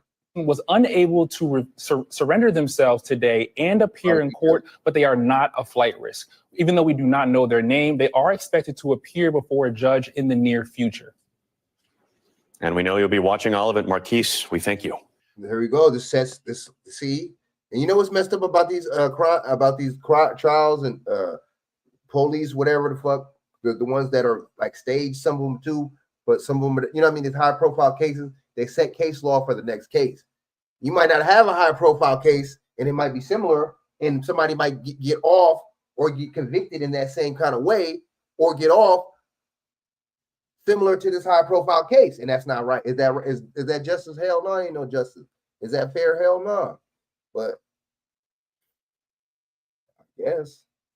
All right, so let me see.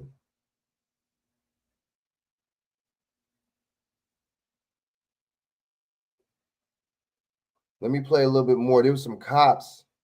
I forget their names, man. These cops be I'll be watching their channel. They be breaking down some retired cops, and they be breaking down these cases, and they pissed. They like, it's 2 white cops. They like, man, they all over this case.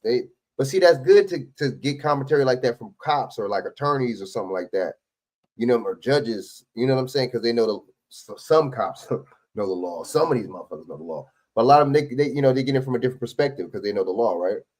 So let me see. Damn, man, I don't know their name. I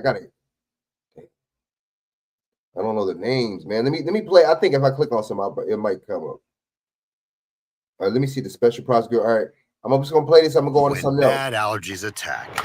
I'll find out those. Trust Claritin to keep you in the game. I'll find out. Nothing has proven more.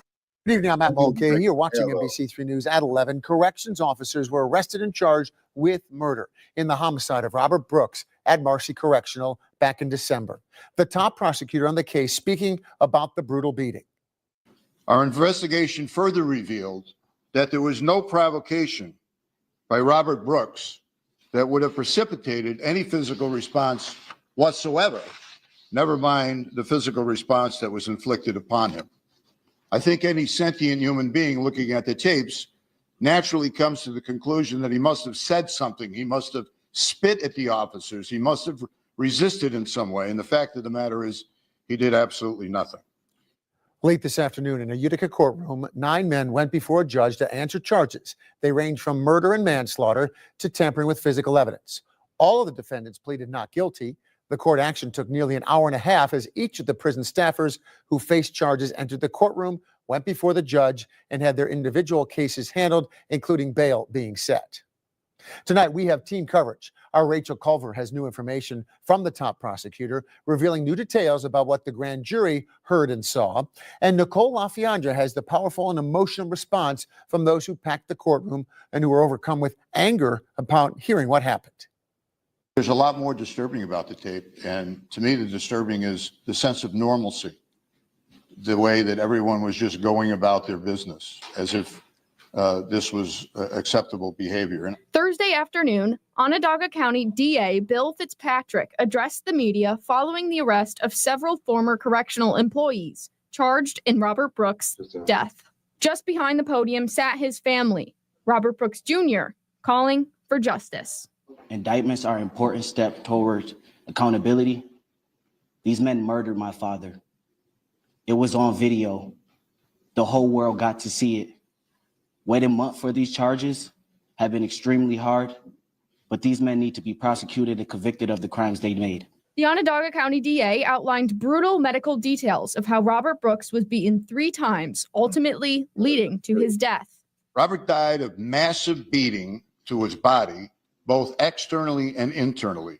Several of his internal organs were bruised. His hyoid bone was fractured. His thyroid cartilage was ripped.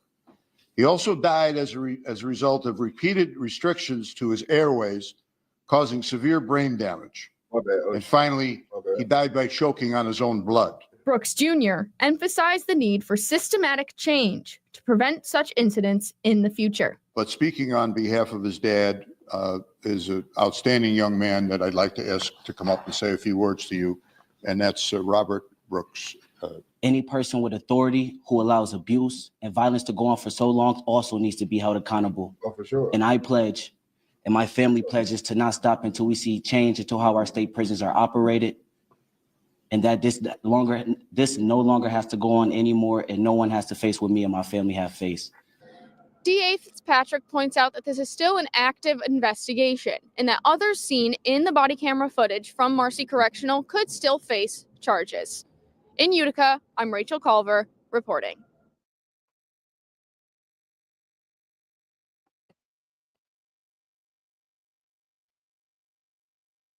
Evening. Good Okay, evening. I'm Jeff Kulikowski. Christie is off tonight. Several corrections officers have been charged with murder related to the death of this man, Robert. Hold up. Okay, wait, hold up. Let me go on something else real quick. I'm gonna come back to that. Look who's so. Okay, Trump and them have a Black History thing at the White House. I mean, I'm the type of dude.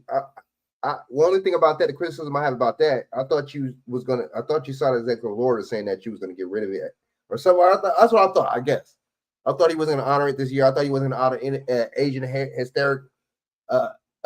Heritage Month and Latino. I thought he was gonna. They wasn't gonna celebrate none of that stuff. I guess not. So I guess whatever. Okay, that's cool. You know what I'm saying? You had a little thing for so-called Black history at the White House, right? You know what I'm saying? All right. You know what I'm saying? I like the fact too that he pardoned the Black lady that he pardoned. He made the pardon czar. I thought that was dope. I thought that was cool, man. Even though I think Trump's still on some bullshit. All of them are on some bullshit, but I like how he did that though. I like that idea. You pardon somebody and then you make them the pardon czar. I like that. I like that. But what's up with CNN right here though? So CNN, they always got these failures right here, epic failures. Like you know what I'm saying? Jamel Hill I never liked her. I never thought she was funny. I always thought she was corny. You know what I'm saying? I always thought she was a Democratic shield. These people talk about Democrat this and this, Democrat that, and Republican this. They ain't offering nothing for no damn Black people, no Black community. They're not trying to make anything better in the so-called Black community. They want to keep Black communities, fucking Black neighborhoods, because you got to own stuff in your communities for it to be called a community. Okay? So Black neighborhoods, she want to keep it like that. She want to keep them ran down and raggedy like they is. Not all of them. Some of them are. Not all. What are these people doing about? What are people like Jamel Hill doing about the situation with a so-called Black America? That's my thing. Now I can see these advocates and they was getting changes done and pushing legislation and shit like that, but they're not. They just want to complain about what the so-called Republican or conservatives doing. They're so racist, the big bad meanie. Meanwhile, they don't got no solutions. And when the Democrats was in there, they was doing us how they wanted to do us, with no solutions and no policy. And guess what? These people didn't say shit about it. Oh, damn, I can't take people like this seriously. I can't. I just can't. He also mentioned at the same time that there were going to be statues of Kobe Bryant and Muhammad Ali. So it just seems a little hypocritical that you would be doing everything in your power to sort of outlaw the teachings of what, say, a Muhammad Ali stood for. Like, are you going to tell people that he stood against war, that he stood against these very progressive civil rights issues? That doesn't seem to be the part of it. And what I noticed there from that clip, I don't trust neither side. And all this is just to brainwash people and to push certain ideologies and this type of person, that type of person, this type of person, that type of person. That's all it is. It's not meant to get anything done. These motherfuckers, we're progressives. What the fuck have you progressing on? What progression has been done so far, bro? What has been new? What changes have y'all made? Nothing. Like, come on, man. These motherfuckers is full of it, man. is that he had to read letter by letter about what these people, what these great Americans have done in terms of progress for our country, because it's not something he's familiar with and not something that it's natural for him. I just think,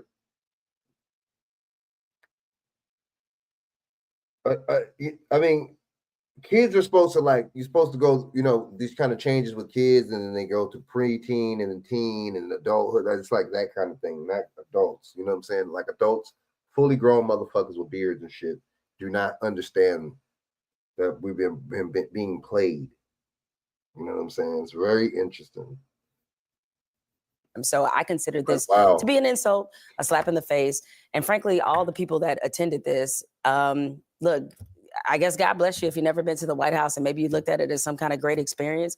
But everything this president has stood for and done in the last decade or so has been a complete rejection of what. Wait. Okay, so so he hasn't been even in office 1 year.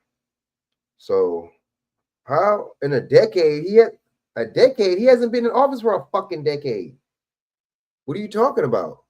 Okay, barely. My bad. Okay, barely 1 decade. My bad, because he got in there 2000s. Okay, so next year will be what decade that Trump has been into politics, supposedly, right?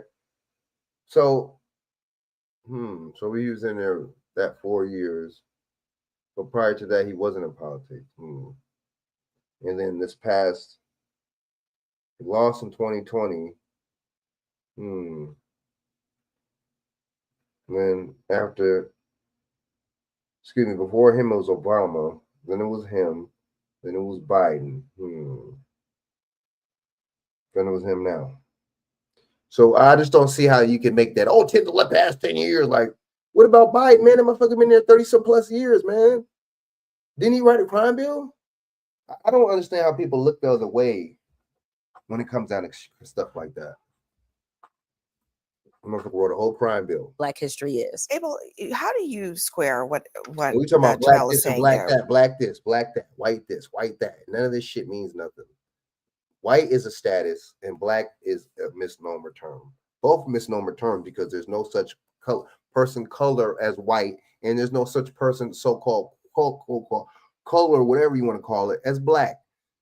So, yeah, let's go. That this White House, this We get it. administration We has got it. spent so much time, especially in the last month, denigrating diversity as even a concept. And actually, let me just go ahead and play this because I think it's instructive to hear exactly what they have been saying. Listen. I think this. Oh yeah, this dude right here is a piece of shit. This dude's a racist right here. This dude's a piece of shit. I didn't like how he tried to say that about the general. Oh, he's woke. He's woke. What the fuck woke got to do with anything, bro? So because a motherfucker black, he's woke. So the motherfucker that Trump hired and has been so he's been in there what since the fucking so the dude's been in there for under 10 years, right? So for one, he's been in that position for 10 years, and for two, he's the highest ranking, one of the highest ranking generals. So just because he's black, it's woke. But if he was a white motherfucker, it would not be woke. See, that's what I'm saying. I can't fool me because it's some racist shit. It's some sneaky little bullshit that they be trying to. But let's hear this sexual assault. Rapist. Let's hear what he got to say because this dude was accused of sexual assault, but it's all good. So not accused. Let's hear what he got to say.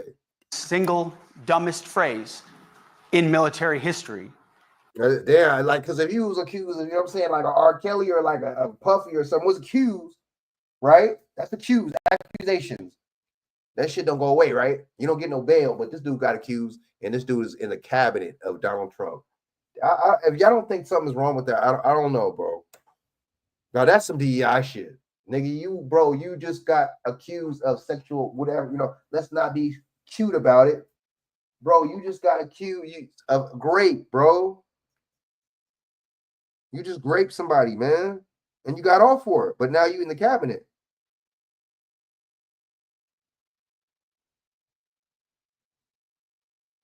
I think that was weird. Let's go. Our diversity is our strength. My son is in a public school. He takes a class called African American History. Oh my God! If you're running an African American history class, could you perhaps be in violation of this court order, of this executive order? I'm not quite certain. Linda McMahon, you see, Trump is corny for them. Bro, I can't take you seriously. I can't because you bro. So you gutted the Department of Ed. You wanted to gut or you're going to where the fuck the Department of Education. I'm feeling that. I'm loving it. The Department of Education is bullshit because black kids been failing for decades, fucking on year, decades on decades on decades. Get rid of that bullshit. But give me a plan and something before you get rid of this shit. Give me something to replace the shit with, for one. And for two, you really mean to tell me you're going to do all that shit and you replace the czar, education czar, with Linda McMahon, the CEO's wife of WWF. I mean, I'm not making this shit up. We might as well say Kris Card. We might as well say Kris Jenner. What's Kim Kardashian's mom? You might as well say the same kind of shit. Let's just say Kris Jenner. well, Kim Kardashian's mom. Let's just say her was in the position of this shit. Like, were you really serious?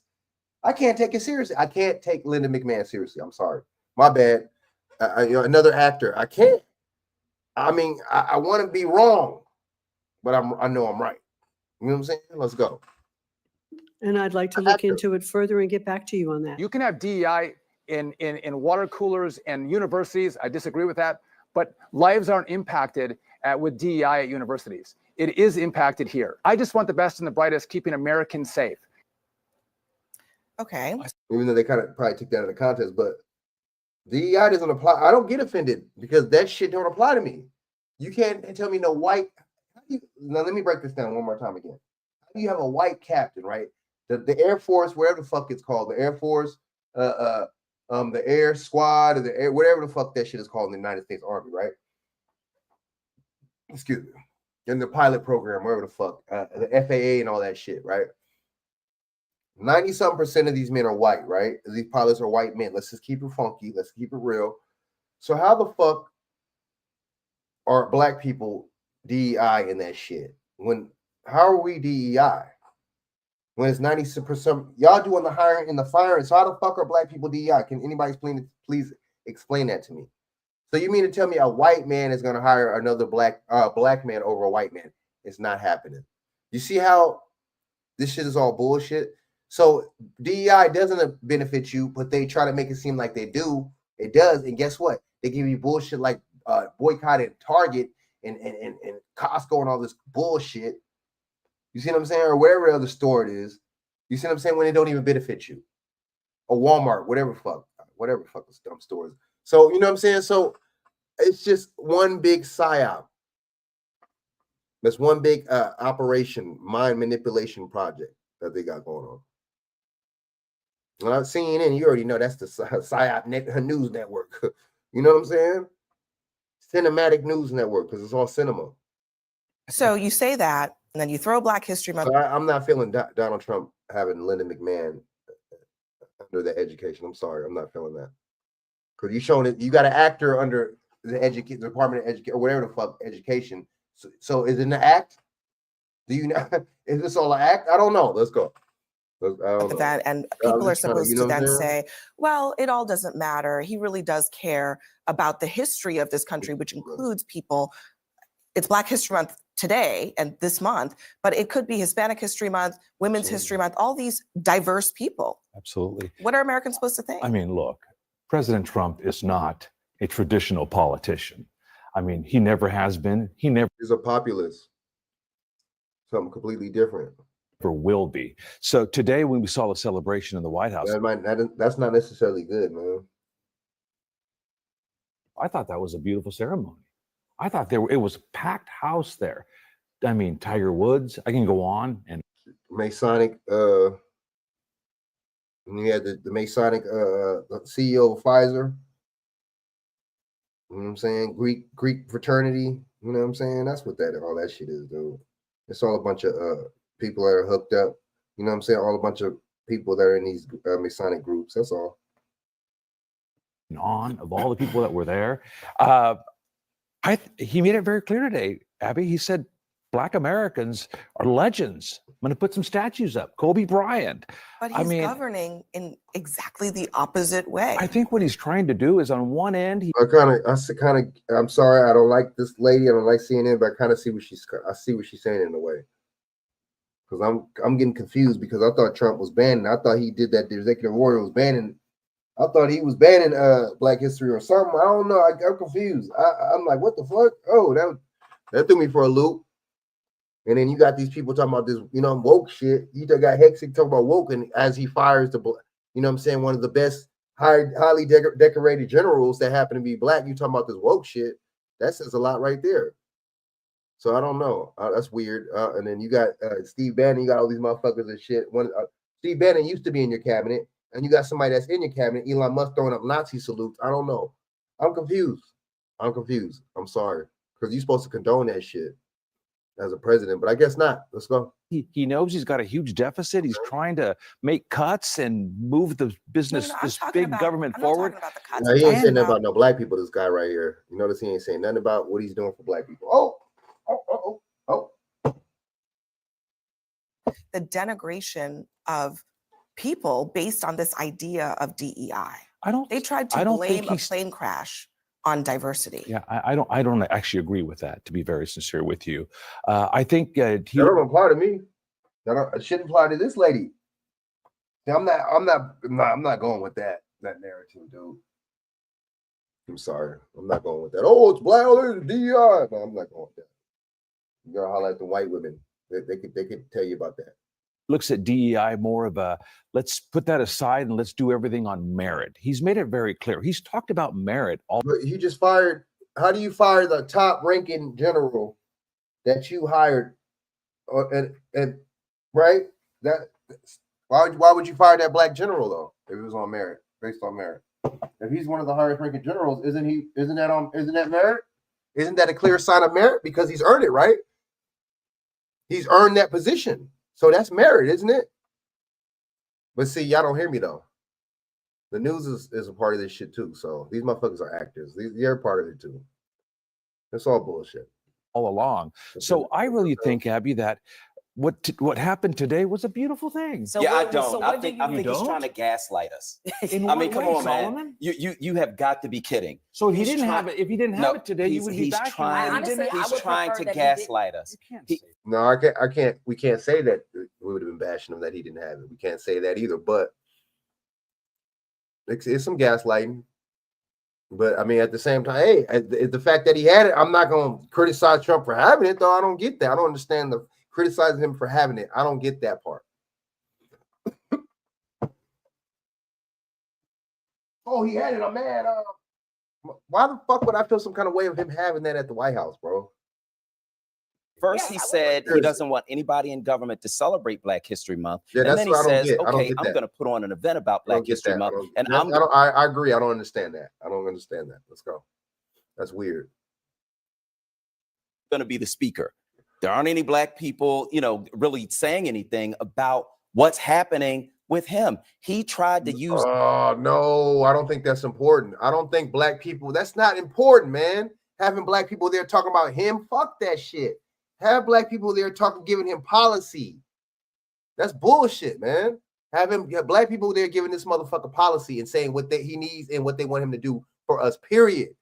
That's why I don't give a fuck about that motherfucker, man. I don't care about his likes and not likes and his personality. I don't give a fuck about none of that shit.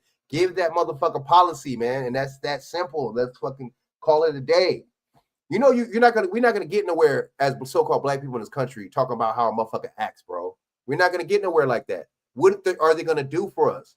That's what these other everybody else uses everybody else for everything else. Why don't we use these motherfuckers for leverage?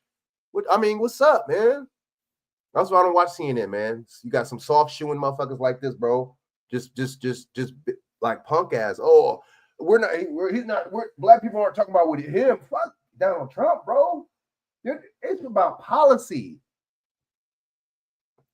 Bro, look, I'm whoop-de-whoop-de-whoop chapter, this and that. Donald Trump, how you doing? My name is whoop-de-whoop-de-whoop. Look, I need you looking at something real quick. DEI as literally a racial slur against us, as if Black people are benefiting from. I agree. Anything that part. in this country. I agree, but that's not really what it is. But I see what he's saying though. But why I can't trip off that, because I know, as me being smart, knowing that's not what it is. I'm not. Why the fuck would I care and trip off DEI if I know that's not what it is? Let's just keep it real, man.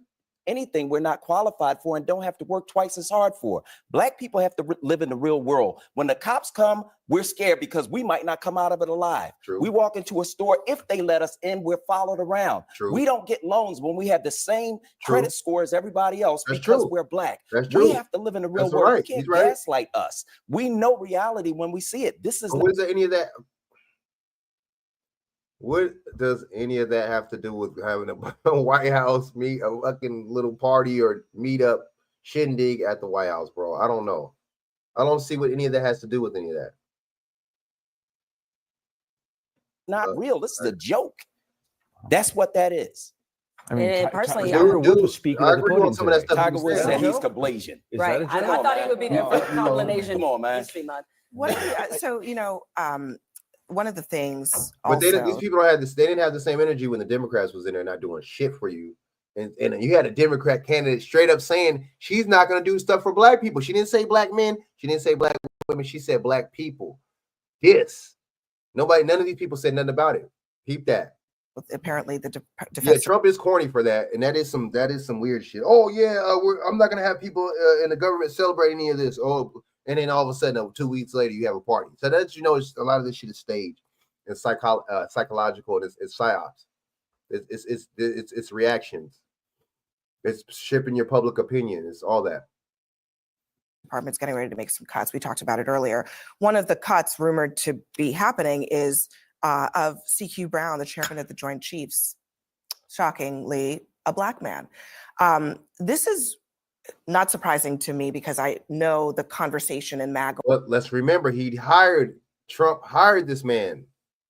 So, I mean, in 2015. So let's go. A world about that. But the idea that maybe one of the first acts of the new defense secretary would be to ask the chairman of the Joint Chiefs, who is a black man who a Republican senator just today said has done a very good job, and he would be surprised to hear if he were eliminated in some of these cuts. Mm-hmm. Kevin Kramer said a month ago that he knows CQ Brown pretty well. They've had disagreements, but he thinks he's doing a great job. Why would this even be a conversation? Well, I think Texas has sort of changed his tune on it a bit. They seem to be working together in the early onset. Right after his confirmation, he gave him a vote of approval out loud to the press corps.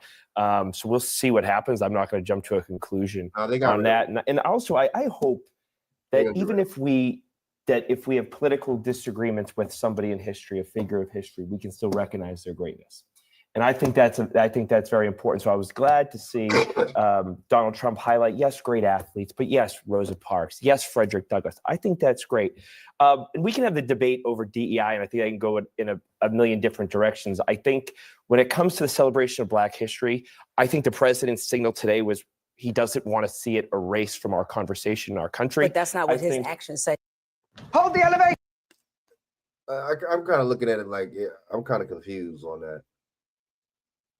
All right, so you know what I'm saying? I'm gonna play another couple other videos. I'm gonna get off here, man. Make this dinner, you know what I'm saying? Get this dinner going, you know what I'm saying? Man, I'm gonna do some chicken, man. You gotta be careful too. This damn chicken, man. These motherfuckers might be trying to. I might stop eating that shit, man, because that's weird. You know what I'm saying? They talk about a vaccine or something like this for birds and shit, or fowl and all this shit when people eat the shit. So. You know, Donald Trump talking about he's not for vaccine, but yet these motherfuckers putting vaccines in. They were talking about putting vaccines in these damn birds. Very interesting. All right. What's the other one I fucking had? Let me see. Another one. Man, they was going in on Kendra G. Golly. They was roasting Kendra G. Let me play this real quick. You know what I'm saying? Shout out to Savvy Sav. Check out her channel. It's a real good, interesting, what's the name? Breakdown. Check this out. Check it out. Check out these people's compromise.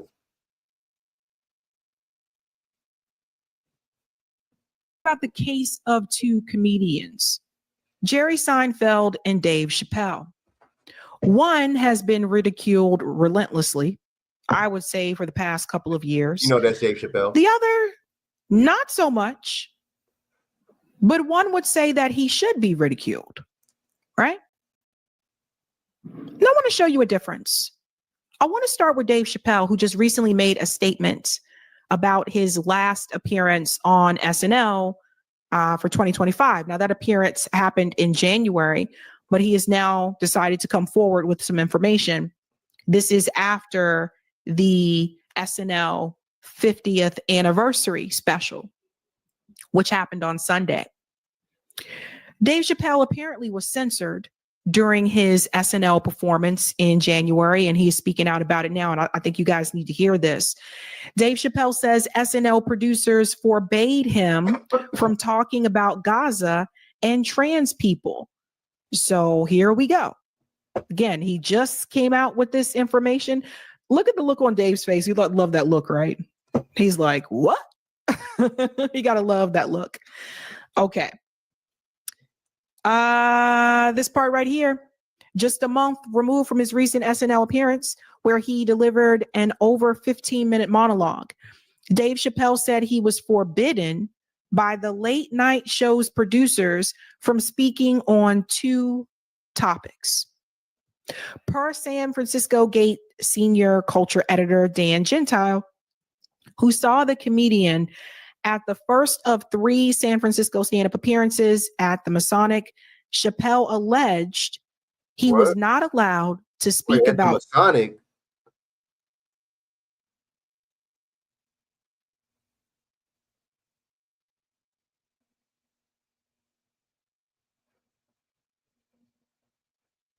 Masonic. What is that?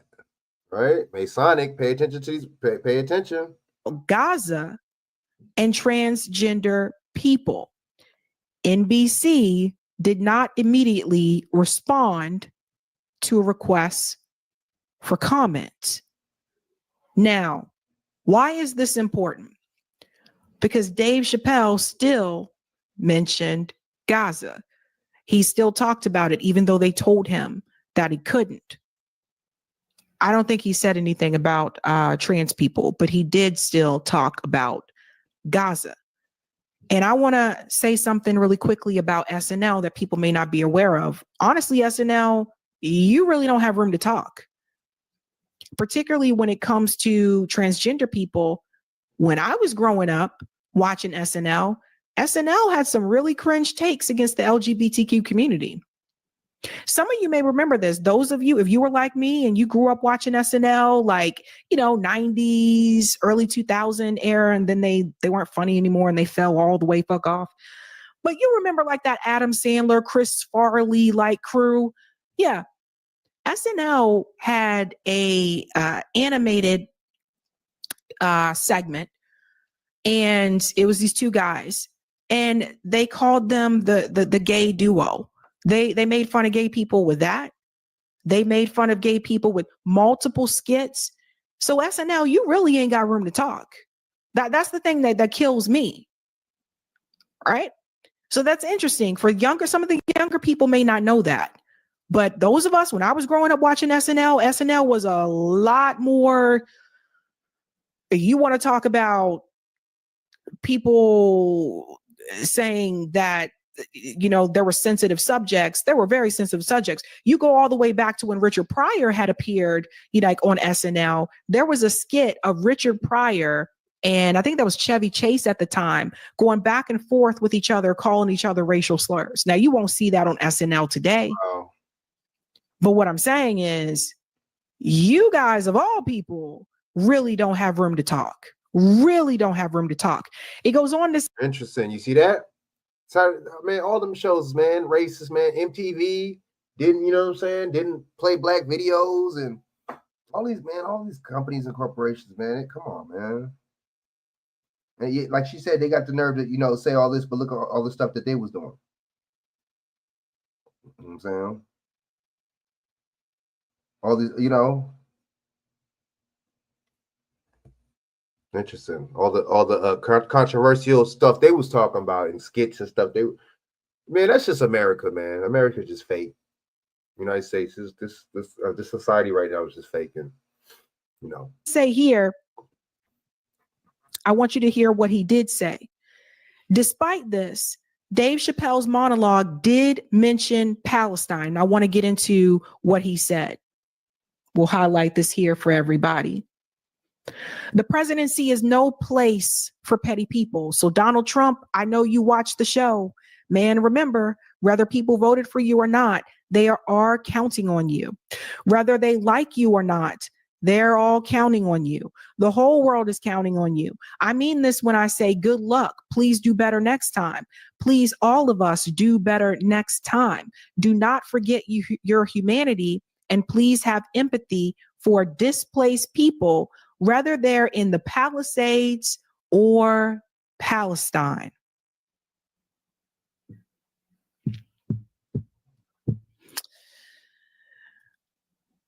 Very interesting. So Dave Chappelle went on to mention it anyway. That's why they don't like him. which is what he should have done. That's what they don't like him. That's Dave Chappelle. And then there's Jerry Seinfeld. I want to show you what Jerry Seinfeld said recently about Palestine. So this is a pro-Palestinian activist. Watch this.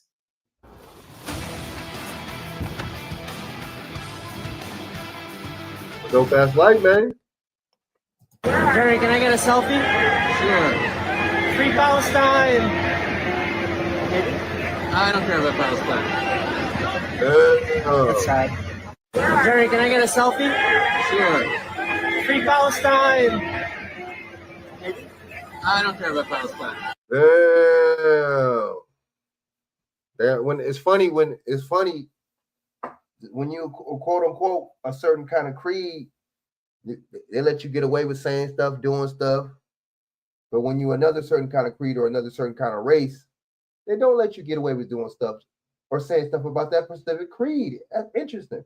But look, this dude basically said he don't care about Palestine. Right? This is supposed to be the Jerry Seinfeld. The same dude that when Chris Rock and all the motherfuckers had a little round table. This is one of the same dudes. You know what I'm saying? That didn't check another white dude calling Chris Rock the N-word. Very interesting. This dude is the co-star of Michael Richardson, right? That's the same dude that was making all them racial slurs in that comedy thing that night. Y'all remember that, right?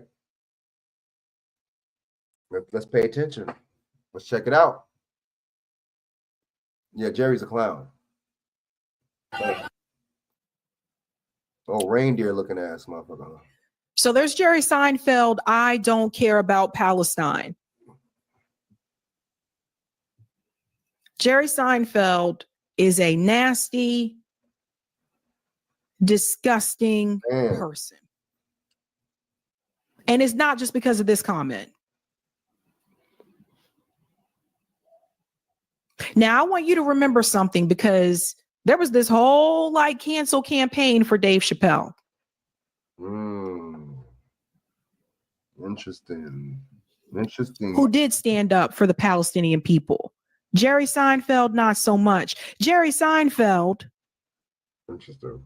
In this photo, which he deleted because he got a lot of criticism for it. Seinfeld, seen in the photo posted on Facebook by Caliber 3, then deleted, embodies a stream of American liberalism that abhors guns at home, but glorifies Israeli violence that targeted Palestinians. So here is Jerry Seinfeld hanging out with IDF soldier. Jerry Seinfeld took his entire family.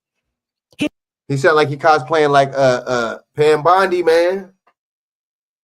I mean, not Pam Bondi. What's her name? What's the other one?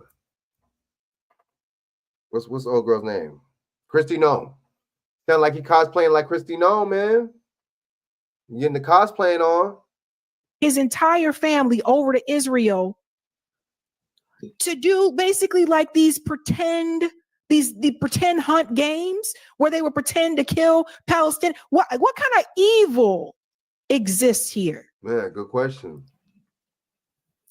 This is evil. This is Jerry Seinfeld, right? This is who you see Chris Rock hanging out with. We're going to call out the black people that's doing this mess. Chris Rock hanging out with Jerry Seinfeld. The same guy that said, I don't care about Palestine. Yep, I told you, Chris Rock. I just said it. You see this? Chris Rock is corny, but Chris Rock been corny. Chris Rock don't care. Chris Rock corny. Chris Rock's scary. He's corny. That's why he had his older brother. His older brother, he fighting his battles. You know what I'm saying? Let's go. Disgusting. This is what Jerry, he advocates for. It gets worse. He advocates for it. You don't hear him say, I want all of this to end. He don't even go that far. He won't even say, well, I just want all of it to stop. No, he wants the Palestinian people dead. Who goes over there to do that? This is the guy that people pay all this money to go see? This is the guy who sells out shows? You're not even funny.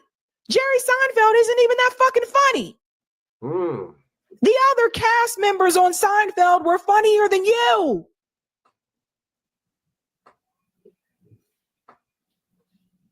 Don't tell him I said that. That show was corny. That whole show was corny. I'm sorry. I never got into that kind of humor. I thought it was whack. That was like remind me of the, you know what I'm saying, when you turn into the Mexican channels when they got the midgets and the, you know, they got the females with the big breasts, you know what I'm saying? All that crazy wild stuff going on. Like man, I'd be like, this is the weirdest sense of humor, man. You know what I'm saying? Straight up, bro. I just can't, I never got to get into it. You know what I'm saying? Ever. You feel me? But it was whack. I thought what's his name was the best. Living Color was the best show, period. You know what I'm saying? It was better than Seinfeld. It was better than Saturday Night Live. It was better than Friends. Friends bit off of Living Single. Let's keep it real. Come on now, let's go. Might hurt his feelings. Get the likes up, y'all. He might make another podcast with Barry Weiss and start crying and playing victim. Jerry Seinfeld is not oppressed. Yeah. Here is Jerry Seinfeld at the Mets game saying, "Let's go IDF." Watch this again. A disgusting person.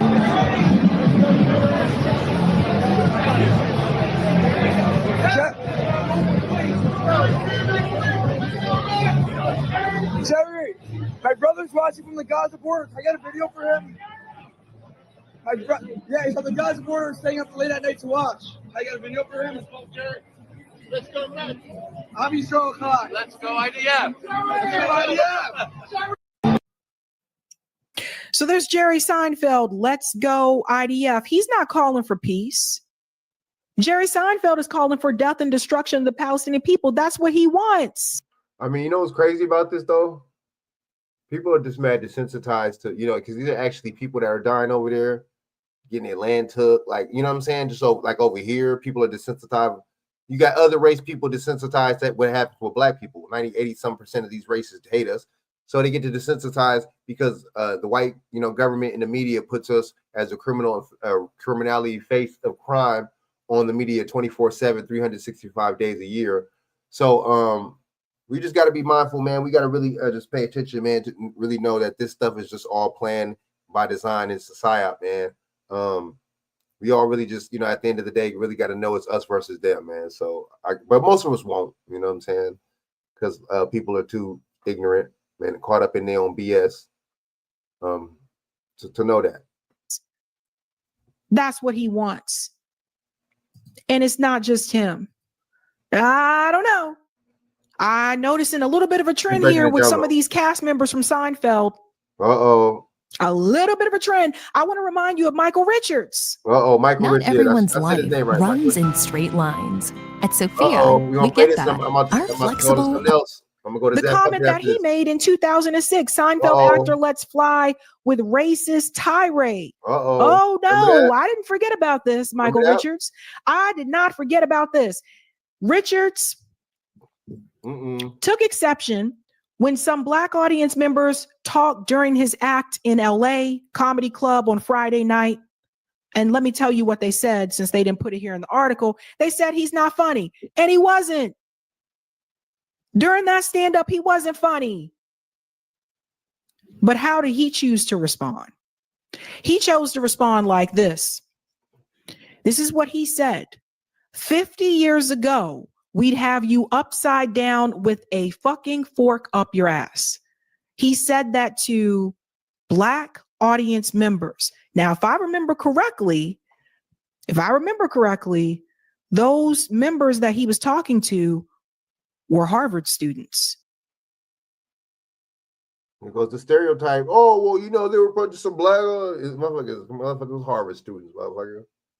And this goes to show, but I guess, you know, you know, think of a Black, so-called Black person or whatever the case is, or putting one in their blood, whatever, you know, or just going in on one, you think of, you know what I'm saying, doing it to some kind of thug or criminal, or it's just like we're one size fits all with us when it comes down to how they think about us.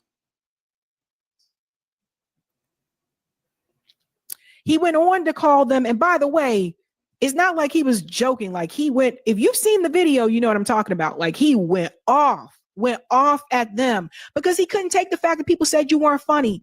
He went on to say, throw his ass out. He's an N, he's an N, he's an N, a N. Look, there's an N. And that was when the audience stopped laughing. You should have been stopped laughing. What the fuck? As soon as the first thing he said, the N-word. See, that's how, you know, that's why I don't mess with people, man. I'm telling you. Where would any of that be funny by saying it the first time? Laughing at that part. Michael Richards, just 8 months ago, was on The View to talk about this, and I'll show you how fake as hell these women are.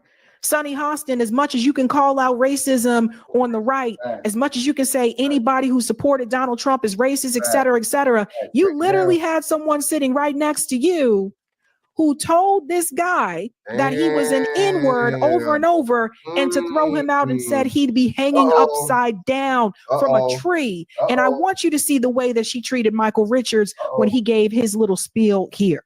Well, I'm so happy that you're here. And let me just start by saying, I don't believe in cancel culture. I believe in consequence culture. No, when it comes down to somebody white. Indeed. So we understand that. And so let's go to your infamous. She got a different energy when the white motherfucker. Okay. Makes sense. You got different energy, man.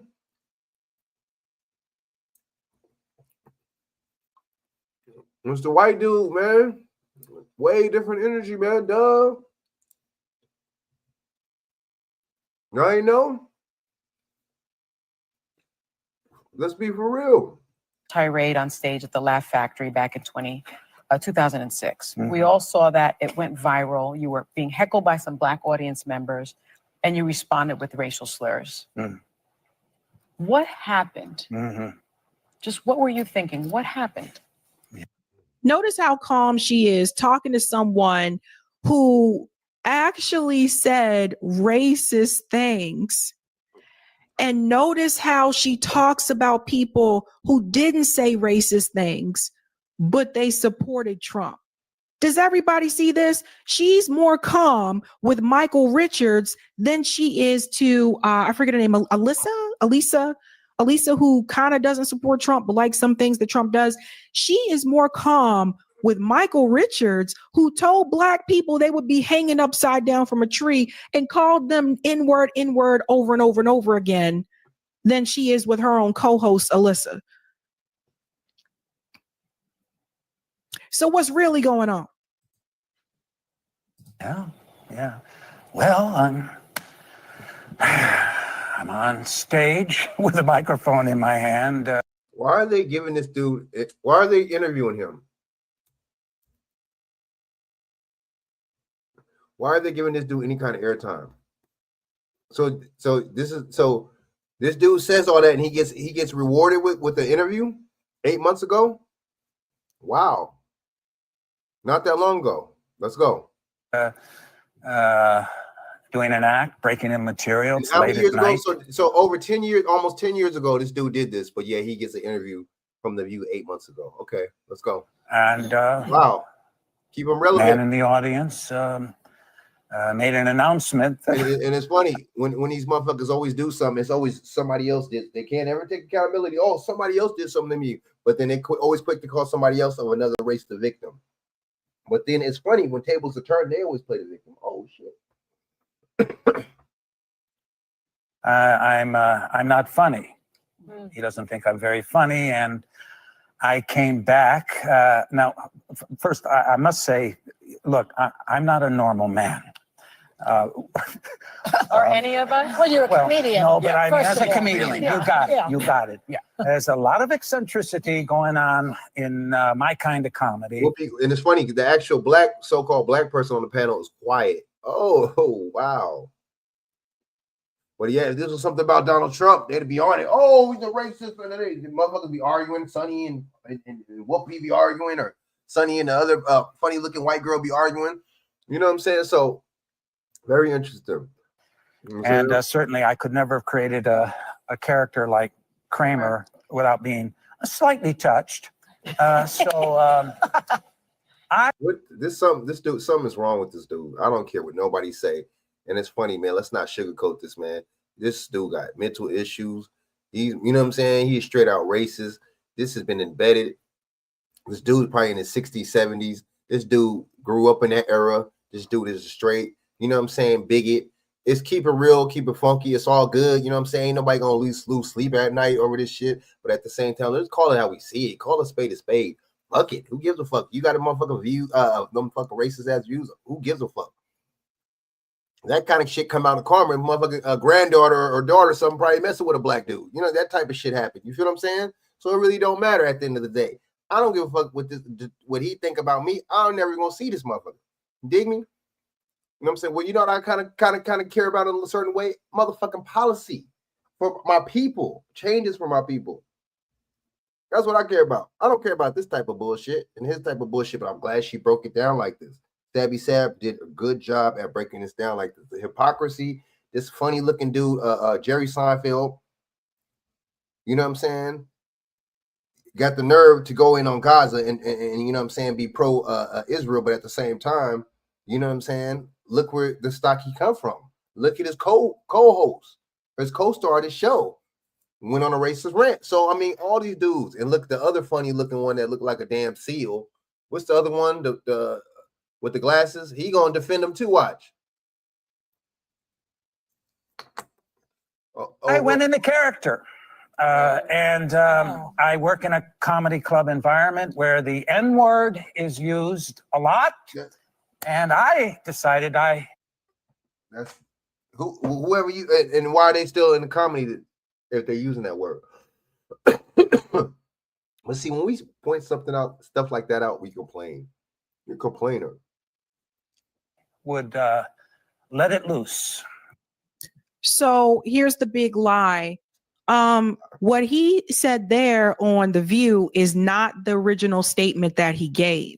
The original statement that he gave was not that the word is used in the comedy club oftentimes and he just let it loose. The original statement that he gave was the fact that what the guy said to him, said he wasn't funny, actually was true.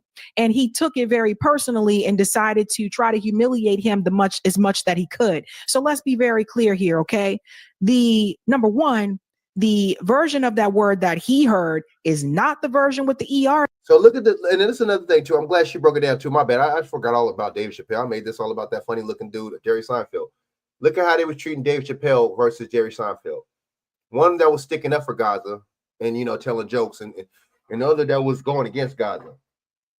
Totally, they ridiculed Dave Chappelle to start talking crazy about him, kind of like shadow ban him. But then Jerry Seinfeld, ain't nothing happened to him. Interesting, man. I'm just saying. But at the same time, these are all actors, so you know, I take stuff with a grain of salt. At the end, it comes out of these actors. Number two, entertainment and Hollywood and all this shit. That's why I don't really like doing show. Y'all notice I don't really like doing entertainment stories because a lot of this shit can be staged any fucking way. So if you actually watch the Laugh Factory video of him on the stage, it was very clear the message that he was getting across. And number three, he admitted what he did and what he said was wrong earlier on. Wow. So this is Michael Richards trying to make himself out to look like the victim. Similar to how Jerry Seinfeld tried to make himself look like the victim. Of course. In the conversation he had with Barry Weiss, make himself look like the victim. Does everybody see the game that is played? I see it. The person who does the harm turns it around and says that they're the ones who have been victimized.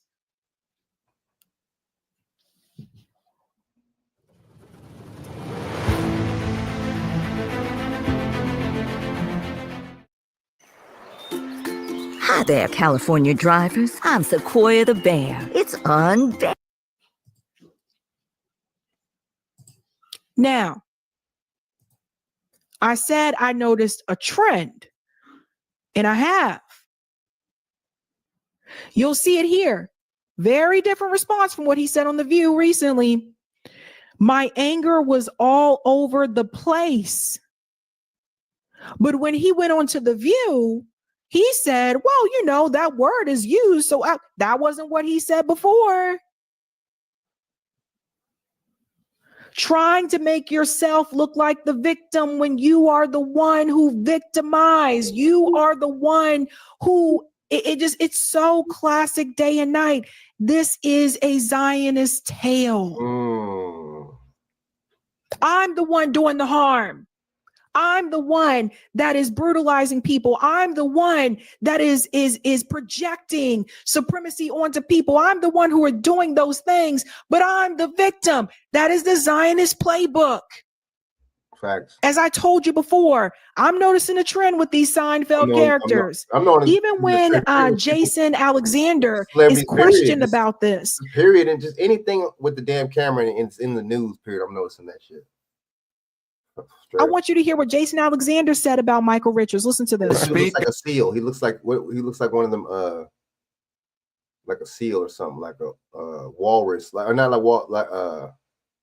like one of them shits that be in the sea. He look like one of the motherfuckers, bro. Like you know what I'm saying? Dilbert look like his name could be Dilbert. You know what I'm saying? Oh, egghead looking ass motherfucker, bro. One of them mad scientist characters looking ass motherfuckers. You know what I'm saying? Old school pissing off the audience. Michael Richards in that situation. I interviewed Gloria Allred about that situation. Yeah. She was like, I'm representing the black members of the audience. She's obviously wants money, but I said, she does want money, but at the same time, what you mean she obviously want money? You can't just do that shit, bro. It doesn't work. That's not how that works. You can't. That's people can see you. Of course, people can see you're a public. Come on, bro. You in a public place like that. You're a public act. You have a contract to do certain such about a comedy. You can get sued just based off that. Just by you based off you being in contract and you violating that contract. What you talking about? Really? Come on now. Let's think on an industry. Let's think of on a business level now. Let's not just think how we feel or fucking public opinion or your public. You know what I'm saying? Nah, it don't work like that.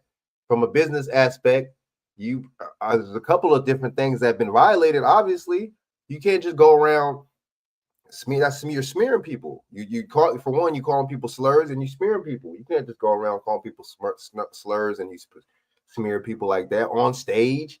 And there's evidence, video evidence of it. And after that, you go on to say in 5, 3, 6 times, and then you say basically you calling that guy. This and that, you know what I'm saying? See, you picked a certain person, one person out. That's for one, that's a defamation of character, slander. There's a couple of different ways you could go with that. You being official on that in that venue, being booked, you know what I'm saying, in contract at that time, you violation of the contract. Yeah, there's a couple of things you violated, right? Let's keep it real. And plus, somebody in the audience, a onlooker, somebody that paid for the event, basically a customer. You gotta look at it like that. I'm the customer.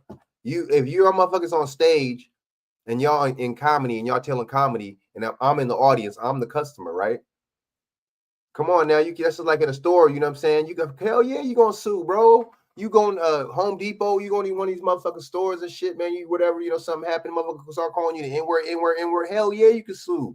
Are you kidding me? So you being a patron from that store can't sue? Shit. Let's go. I'm gonna play the rest of this and I'm gonna play Zach Hubbard and I'm gonna get out of here.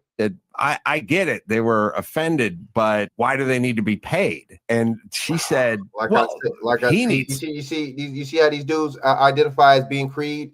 You know what I'm saying? They want to talk that stuff, but when it comes down to you saying something about their people, or you say something about, you know what I'm saying, then you're anti, you know what? Very interesting. So when the tables turn, you're anti-Semitic. But yet, I don't see why those people want to get paid, bro. He said that to a specific person, bro.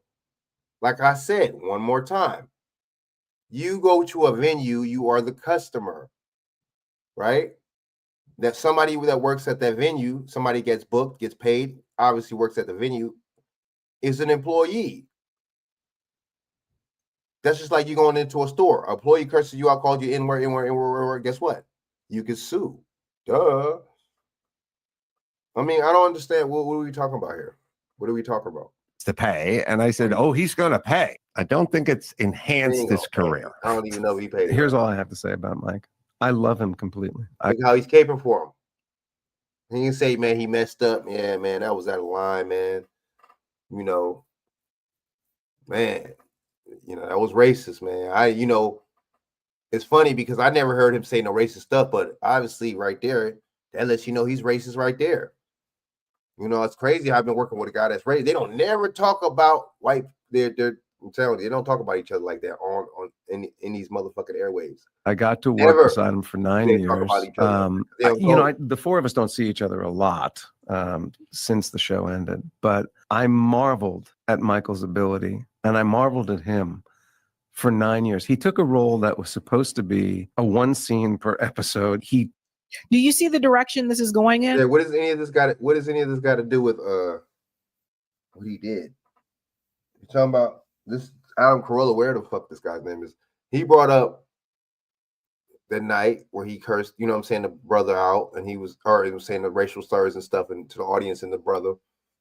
And he went crazy like a damn idiot. You know what I'm saying? Like a damn lunatic. So, this dude is just deflecting. Oh man, I'm working with Mike in this, 9 years. And what the fuck any of that got to do with anything? They're the deflect masters, man. This is Jason Alexander's response for what Michael Richards said. He was a great actor. He was a do-do-do. He was a blah, blah, blah. These are things that really need to be said. I mean, if you watched Seinfeld before, everybody can see that he did a really great job as the character Kramer. Why do you need to reinforce this?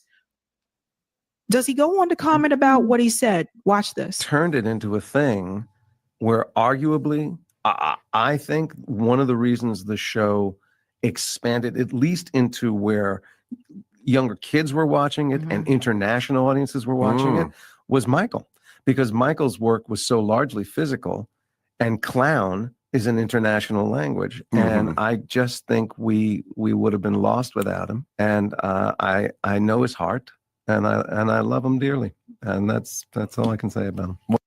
That's all he can say about that, ladies and gentlemen. So I've noticed a trend with these cast members from Seinfeld.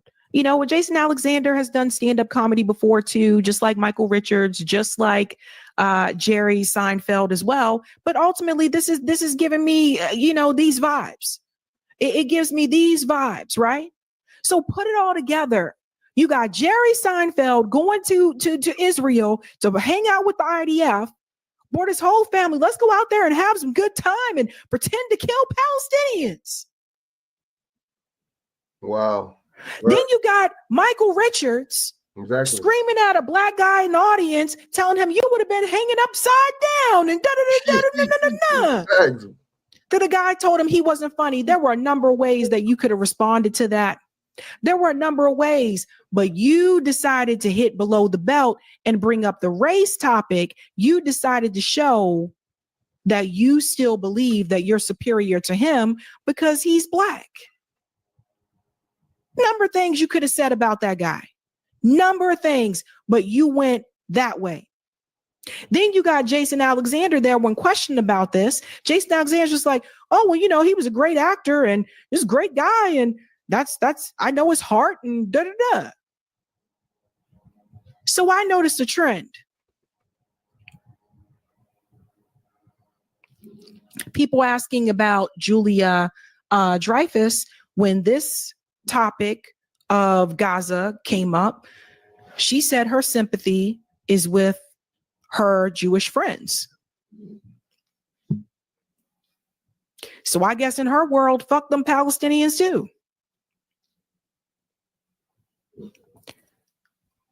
And then we go back to Dave Chappelle because I'm trying to prove a point. When I ask you what are they selling, Dave Chappelle took a chance. They told him, don't you dare talk about this. Don't you say this. He decided to mention it anyway. Because Dave Chappelle knows what is really happening to the Palestinian people. And he's like, no, You need to see them as human, just like I want you to see me as human. But Jerry Seinfeld, and I got to be very, very clear about this. Jerry Seinfeld says, oh, I don't care about Palestine.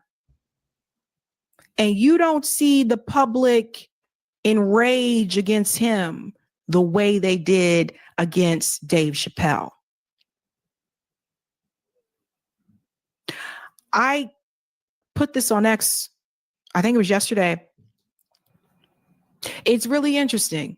All these people that said cancel Dave Chappelle, there were venues that were saying, Dave Chappelle, no, we're canceling your show here. You can't perform here. But nobody is canceling Jerry Seinfeld shows. Jerry Seinfeld is still going across the country doing comedy shows. Shout out to man, Sabby Sad, man. She's good, man. She's what's the name, man? She go on both sides. She's neutral. I gotta check out her channel, man. Sabby Sabs, you know what I'm saying? Subscribe, like. She's neutral, man. I'm like, just like me. I can't, I don't mess with neither one. You know what I'm saying? All right, so who's gonna play real quick before I get to? Oh yeah, Zach Hubbard, man. Gematria Effects, check him out. You know what I'm saying? Zach Hubbard, you know what I mean? I'm gonna play like one video from him. I'm gonna get the hell out of here right now. So it's okay. So Biggie and Tiger's mom died. Let me see though. Shoot, let me try to get shorter. You got the shorter video. I don't want to get nothing too long. Let me go.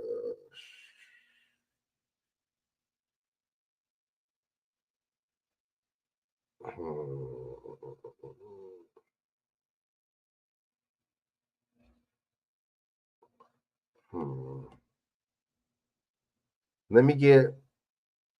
I'm gonna save this one for the Biggie one for the what's the name? The Biggie mom one for tomorrow.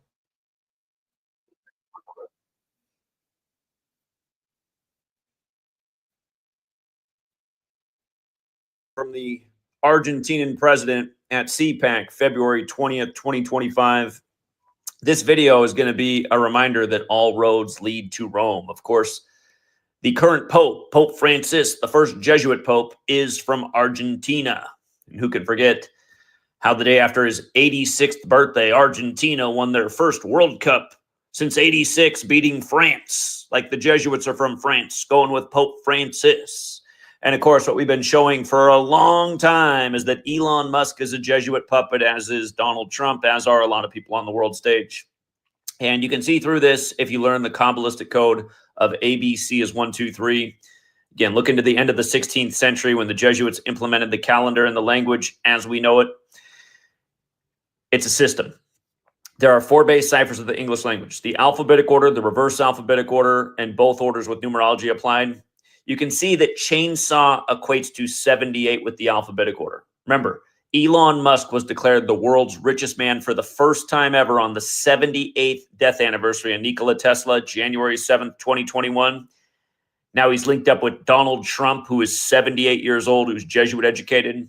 And of course, Trump's uncle did the audit of Nikola Tesla's papers after Tesla died.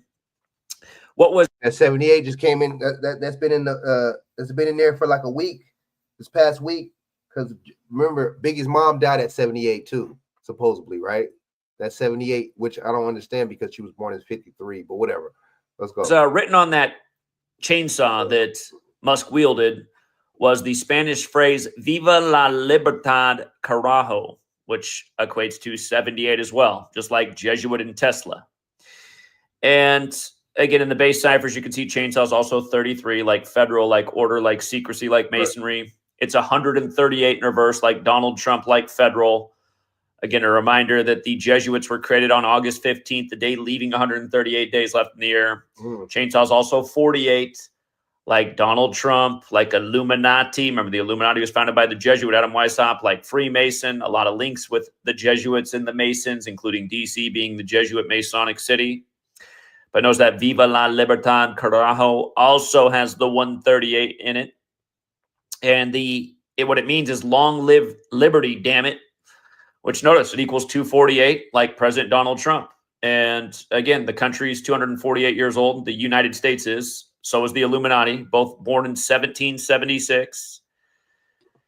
And making sure that this is no doubt a Jesuit ritual, the leader of the Jesuits, Arturo Sosa, who became the leader on the day leaving 78 days left in the year. Let's not forget that either. From his birthday to this ritual with the Argentinian president giving the chainsaw to Musk, it was 100 days after his birthday. And the president's name, who gave the chainsaw, Javier Gerardo Milei, equals 100. So there's a few other things that are noteworthy, but again, just want to cover the routine and repetitive encoding. Let's not forget the phrase "I'm dark mega" is also 78. We've seen Elon Musk saying that "I'm dark mega." That's 78. Most simple cipher, just like chainsaw. Look how perfect it all is. And by the way, the president of Argentina is 54 years old right now. Jesuit order equals 54. Their headquarters is at the Church of the Jesu building 54. It's happened on the 51st day of the year. Rome equals 51 like federal. Again, D.C. was once owned by Francis Pope, not to be confused with Pope Francis, and he called the land Rome on the Potomac. So, yeah. Again, just a reminder of who's really running the puppet show, the political theater, the stuff you see on the screens every day. Until next time, True Seeker. How do I start?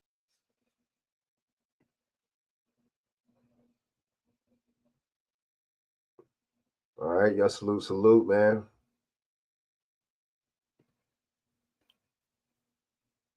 Salute. Yeah, feel me? Hold up, y'all. All right, so hold up. Let me see. What did I just pull?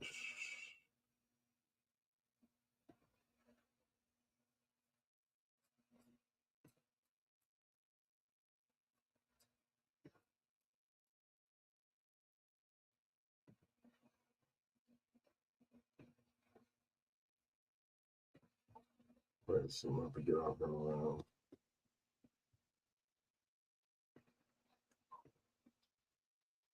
Different organizations are spelled and explain them each because you have three major intelligence gathering organizations in Israel. You start with the Mossad.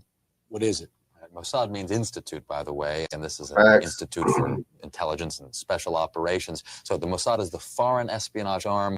Mossad, they made Hamas.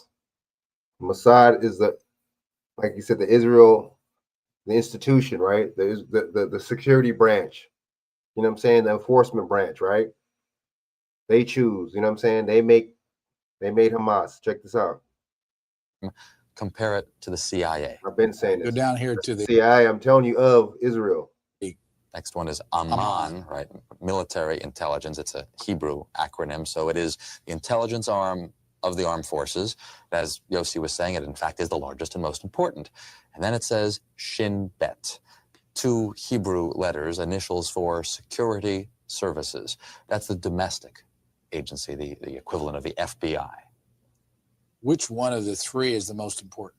It would be Aman, the military intelligence. Nothing is more important than you're watching your Arab neighbors for actual movements of troops, how many tanks they have, where are the aircraft.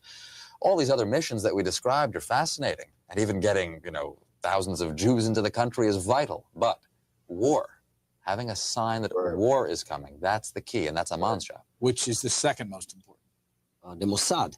The problem with Aman, with the military intelligence, is that it lives in the shadow of the flamboyant Mossad. It can be compared to the same problem which is facing United States National Security Agency, NSA. It is the largest, the most important agency in the intelligence community. Yet, the most famous one, which gets media attention, is the CIA. The same is in Israel. The Mossad has become sort of epitomizing the Israeli intelligence. But the most important agency is military intelligence. Mossad comes second, and then you have Shin Bet, the Israeli equivalent to the FBI, in charge of fighting terrorism, counterterrorism, subversion, trying to foil plots against the state of Israel, political plots and others. You tell the story about how you tried to find out what they call the Mossad when they deal with publicly? I thought it was a reasonable question, but the trouble is you can't pick up the phone book. There's no Langley in Israel that you can look up CIA, or in our case, the Mossad. We thought we should ask, what shall we call it in English? You can translate the Hebrew words, as I said, Mossad is institute, but when they write a letter to their friends in the CIA or the British intelligence, what do they call themselves? It took a while. It was a matter of asking the Prime Minister's spokesman. The best you could do, because officially the Mossad is under the Prime Minister's office. And I think he sort of wondered why you want to know and all that, so we explained. And he came up with the Israeli Secret Intelligence Service. Uh-oh. If it were to have initials, it would be ISIS. Just simple words like that. Interestingly enough, kind of a British model. The British don't really like the names MI5 and MI6 for their foreign service. Y'all see that? Interesting. Uh-oh. Peep that? You know what I'm saying? Y'all peep that?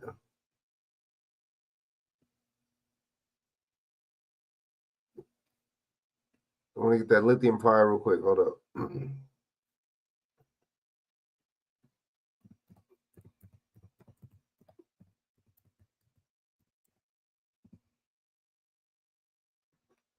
Isn't this the second time the lithium plant caught on fire? Why does it say a month ago? I thought this one just happened yesterday, the other day.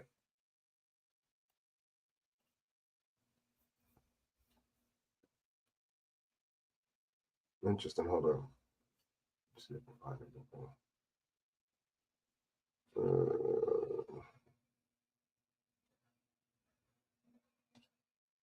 Hold on. Damn it. I can't find it.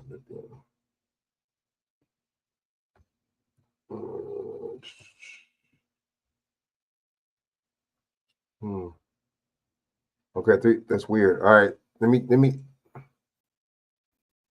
All right, it's the last story right here.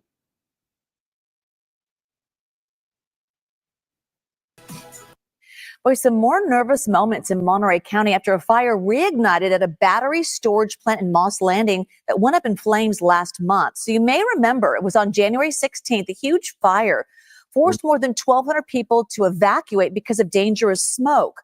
While the new flare-up is under control, people who live in the area tell our Len Ramirez they still have questions about safety. Monterey County fire crews brought this fire under control early this morning, but they have remained on scene here in case there are more flare-ups.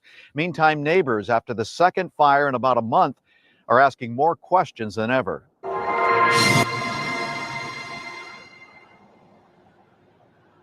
January 16th. This would say be 5:30. Catherine Hannay still has the photo she took on her phone last month when the Vistra battery storage plant in Moss Landing blew up for the first time. Last night, she got the alert that the fire came burning back, though not as bad as before. We had an alert from the county, and it was 11 o'clock. I was willing to go to bed, keep the windows closed. I wasn't going to go outside, and I'd wait till the morning.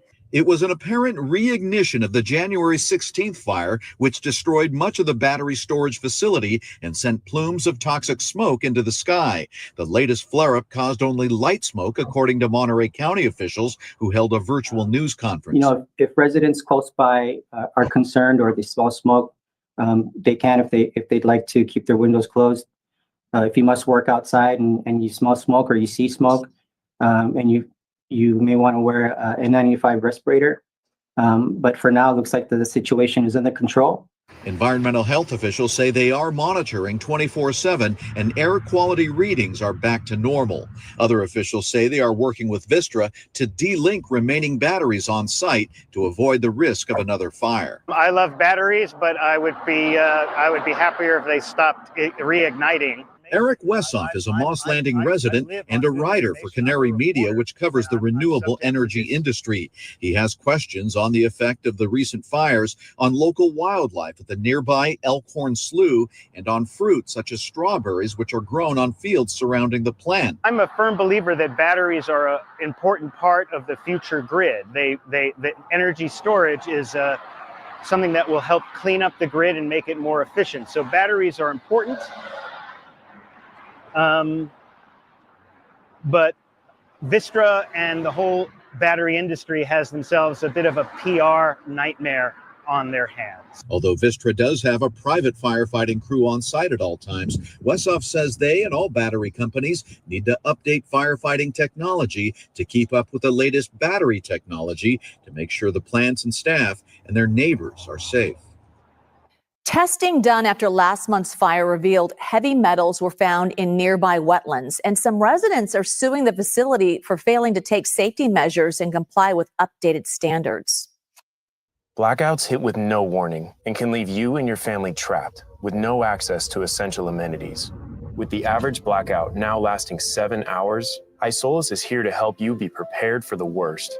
That's why we created the Apollo, your all-in-one portable power system. All right.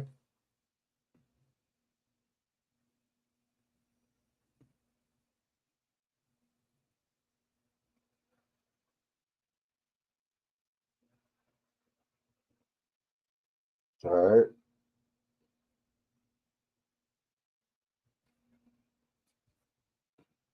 Real quick, let me put this name real quick and play this real quick. I'm about to get out.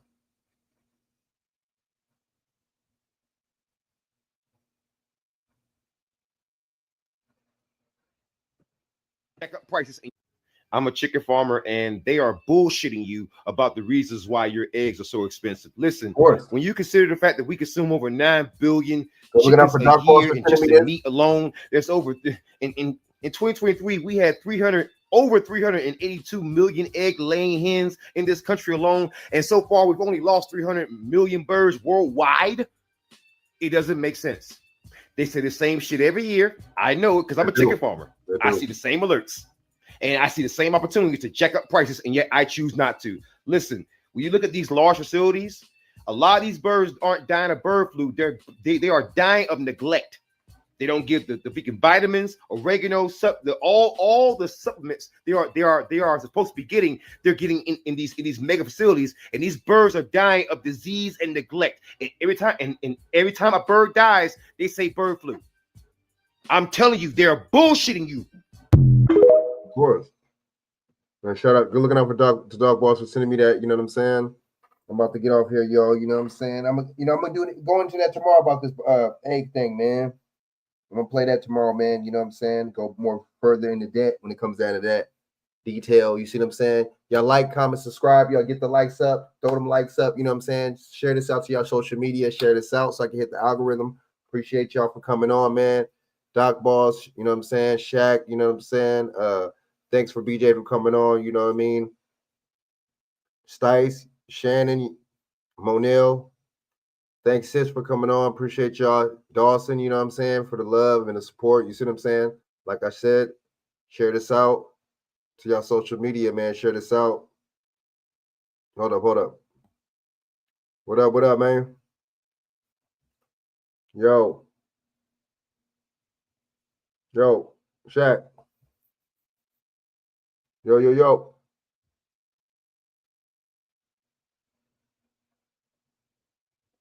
Yo, Shaq.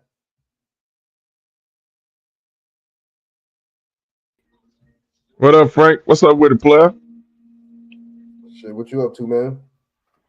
Man, chilling, man. Yeah, hair long. Word, man. Shit, hell yeah, man. I was just going through some stuff on here, man. I just played a little video. They was talking about that shit, the chickens and shit. The chickens, they trying to say that the chickens, you know what I'm saying? That there ain't no bird flu, which I already knew there wasn't. You know what I'm saying?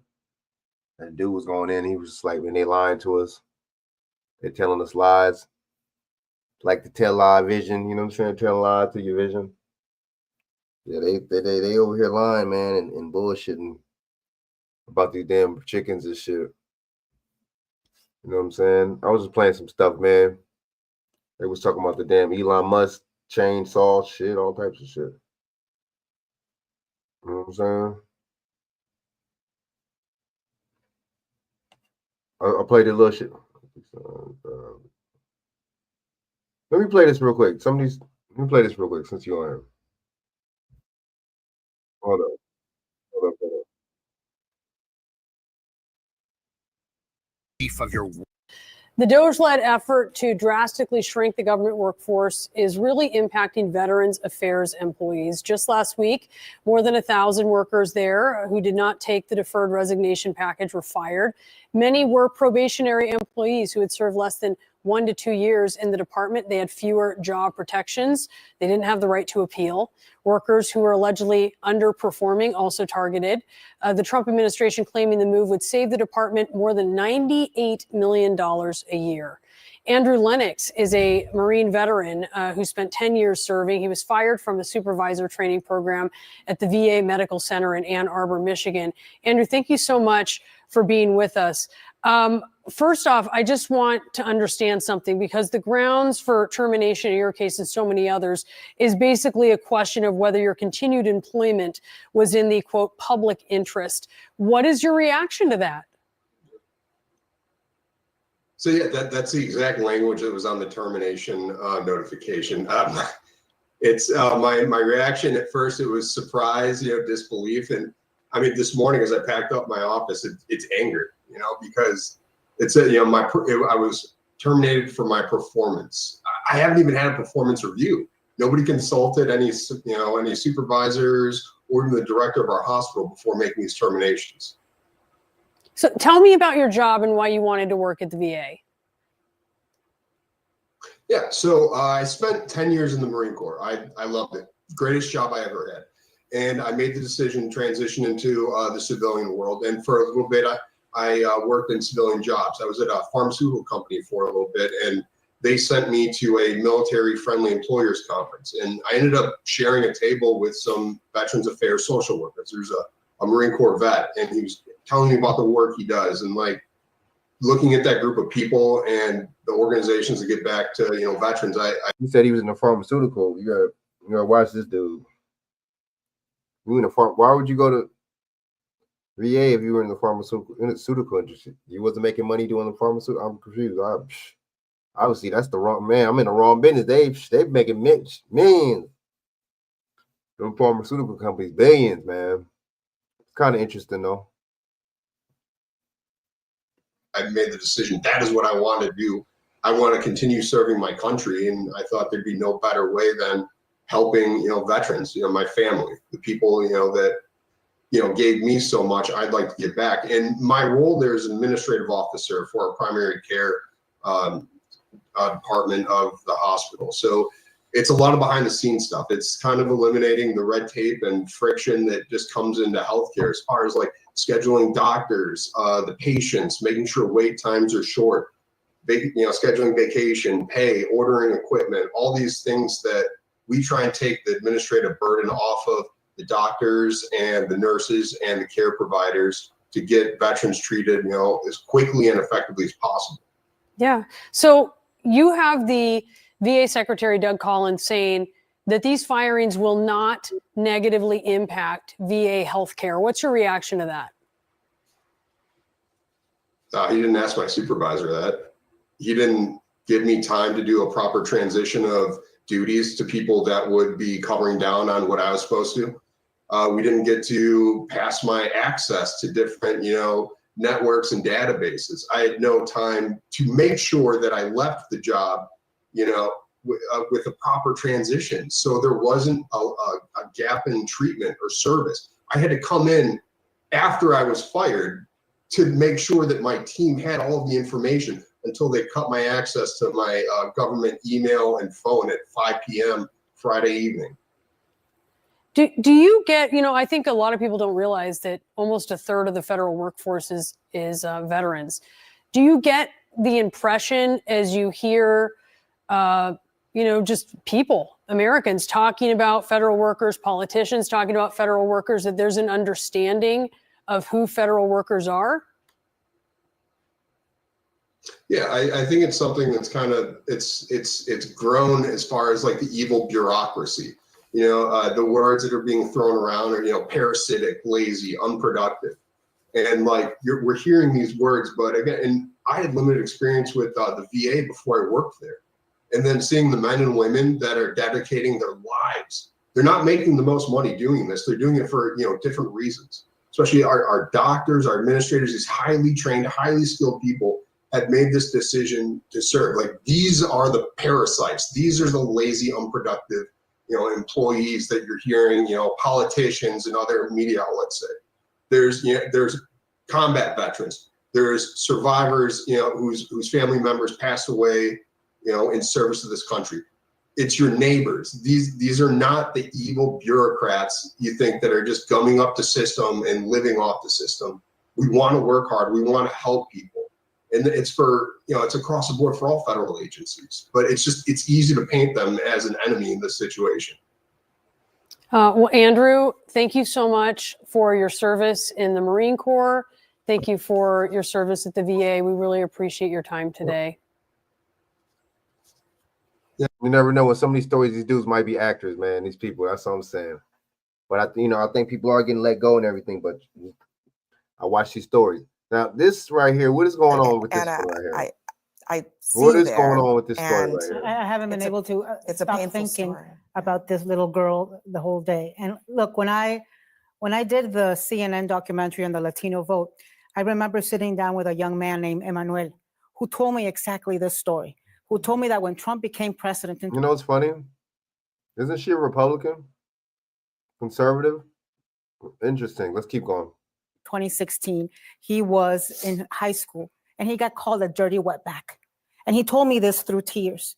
And he had not been able to tell his mother. She was hearing it for the first time as he was telling me. And this has happened. Why is this child's face covered, but this child's face is not? Why is both their face not covered? Why are we only covering one's face? Is this the one that died? That killed it? Okay. Or shouldn't both I guess that's weird. But all right. Happening all over America because of what has been unleashed, because of the portrayal of Latinos in particular. And so 11 years old, people know about suicide at 11 years old? Immigrants as criminals and as bad people. The TPS holders, the Venezuelans, as if they're all part of Tren de Aragua. They don't even know. How did she kill her? I mean, no offense or nothing, but how did she? I gotta ask details. How did she kill herself? I don't know. I'm not trying to sound, you know what I mean, be insensitive, but I'm confused. How to say Tren de Aragua. So now they call it TDA. There are kids being bullied. There are kids being targeted. And there are kids who are terrified that their parents, U.S. citizen kids, terrified today. These people, U.S. citizen kids, tripping off their parents. Okay. Interesting. All right. That their parents are going to be taken away, that they're going to go home and the home is going to be empty. And so that is what has. I mean, see, this is my thing on this. Why didn't y'all try to help them get citizenship, bro? So you had these people living here 10, 15, 20 years and they don't have citizenship. Why didn't you try to have them go through the process, bro? I know it costs money. I know whatever, but I mean, come on. Y'all making money doing all this shit here. I mean, what the fuck? Y'all living in the same house and all that shit. Put your money together. Try to get this person through. Put your money together. Put this person through. Get these people their citizenship. I don't get it. I don't know, man. I just don't. I'm like confused on that part. Like that's the part that be confusing the hell out of me, man. It's been unleashed on America, and we don't know all the details here about what happened. We don't even know her parents' immigration status, but that's almost. It's almost like beside the point. Right. I mean, at this point, will her mom go on TV and say, yes, I am undocumented, knowing what's happening to people when they go on TV and then they get picked up by ICE?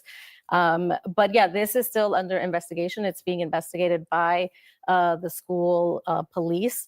And what the mom told CNN is that the girl committed suicide after she was being relentlessly bullied and taunted in school about the family's immigration. What did she use? How did she do it? How did she kill herself?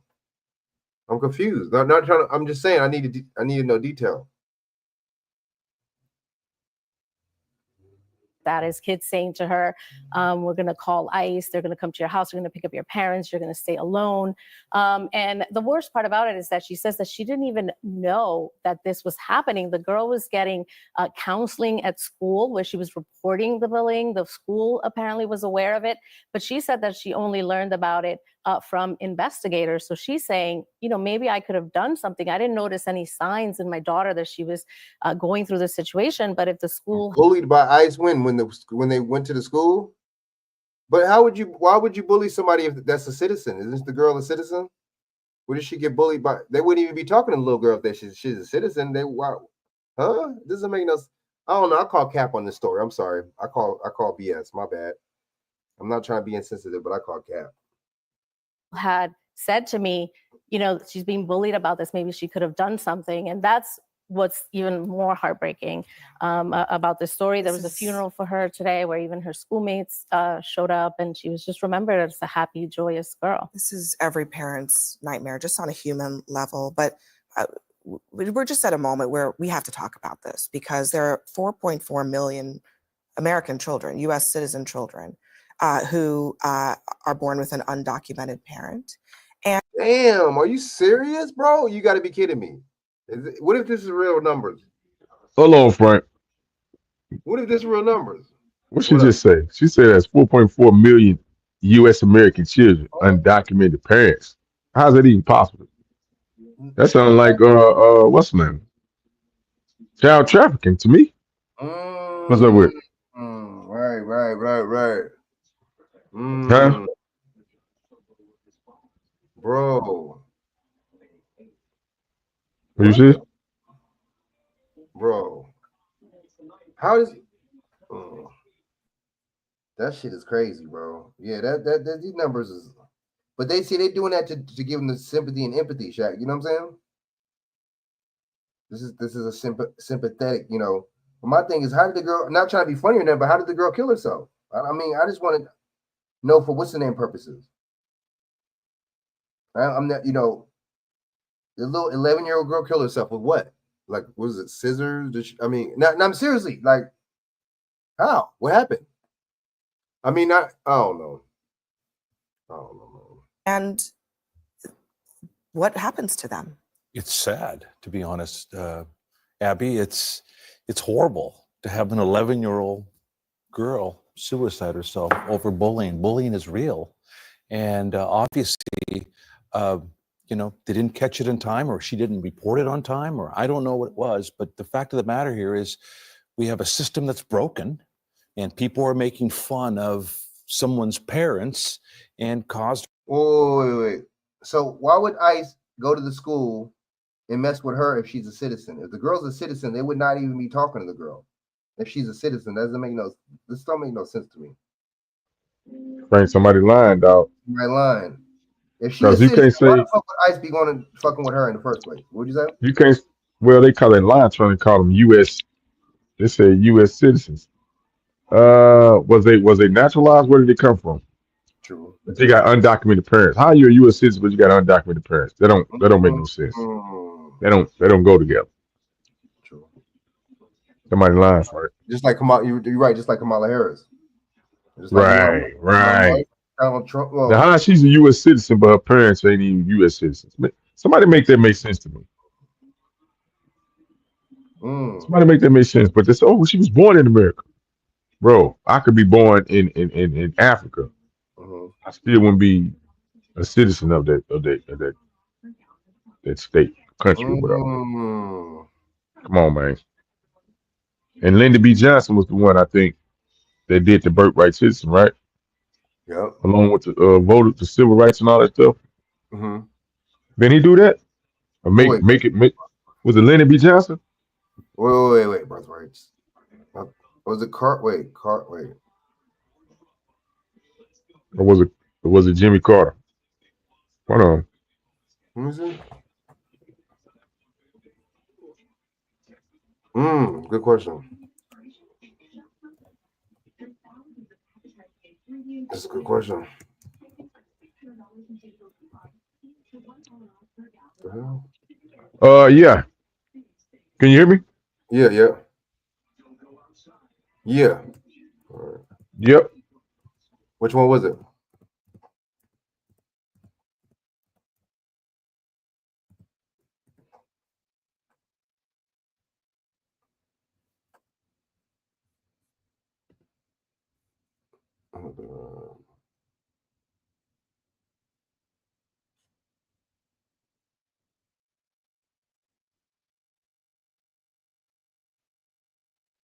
Well, which one was it? Why is it not showing me?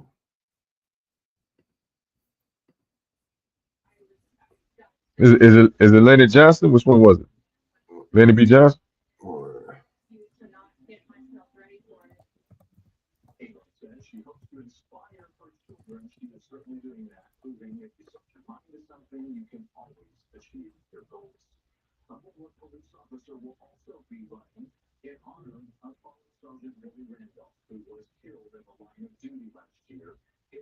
Let me see. No, man, this damn subscription. Uh-huh. I can't find. Damn. Wait, let me see. Let me see. I can't. I'm looking, but I'm like, why is this shit? Where the fuck is this shit at? I don't know.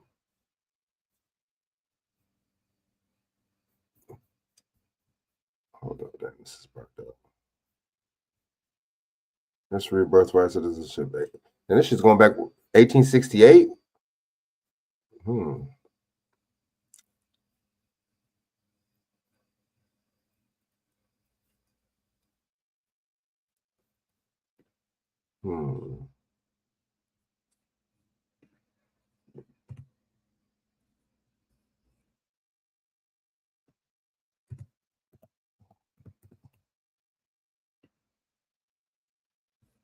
Oh my bad, hold on.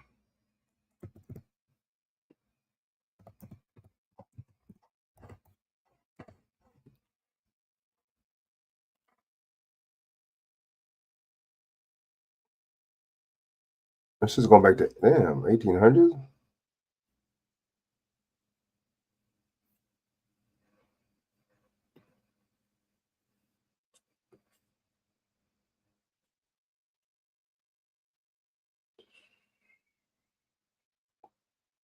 I don't even I can't find that shit. That's interesting. It's saying like 1868 ownership is not saying. It keeps talking about Donald Trump and shit.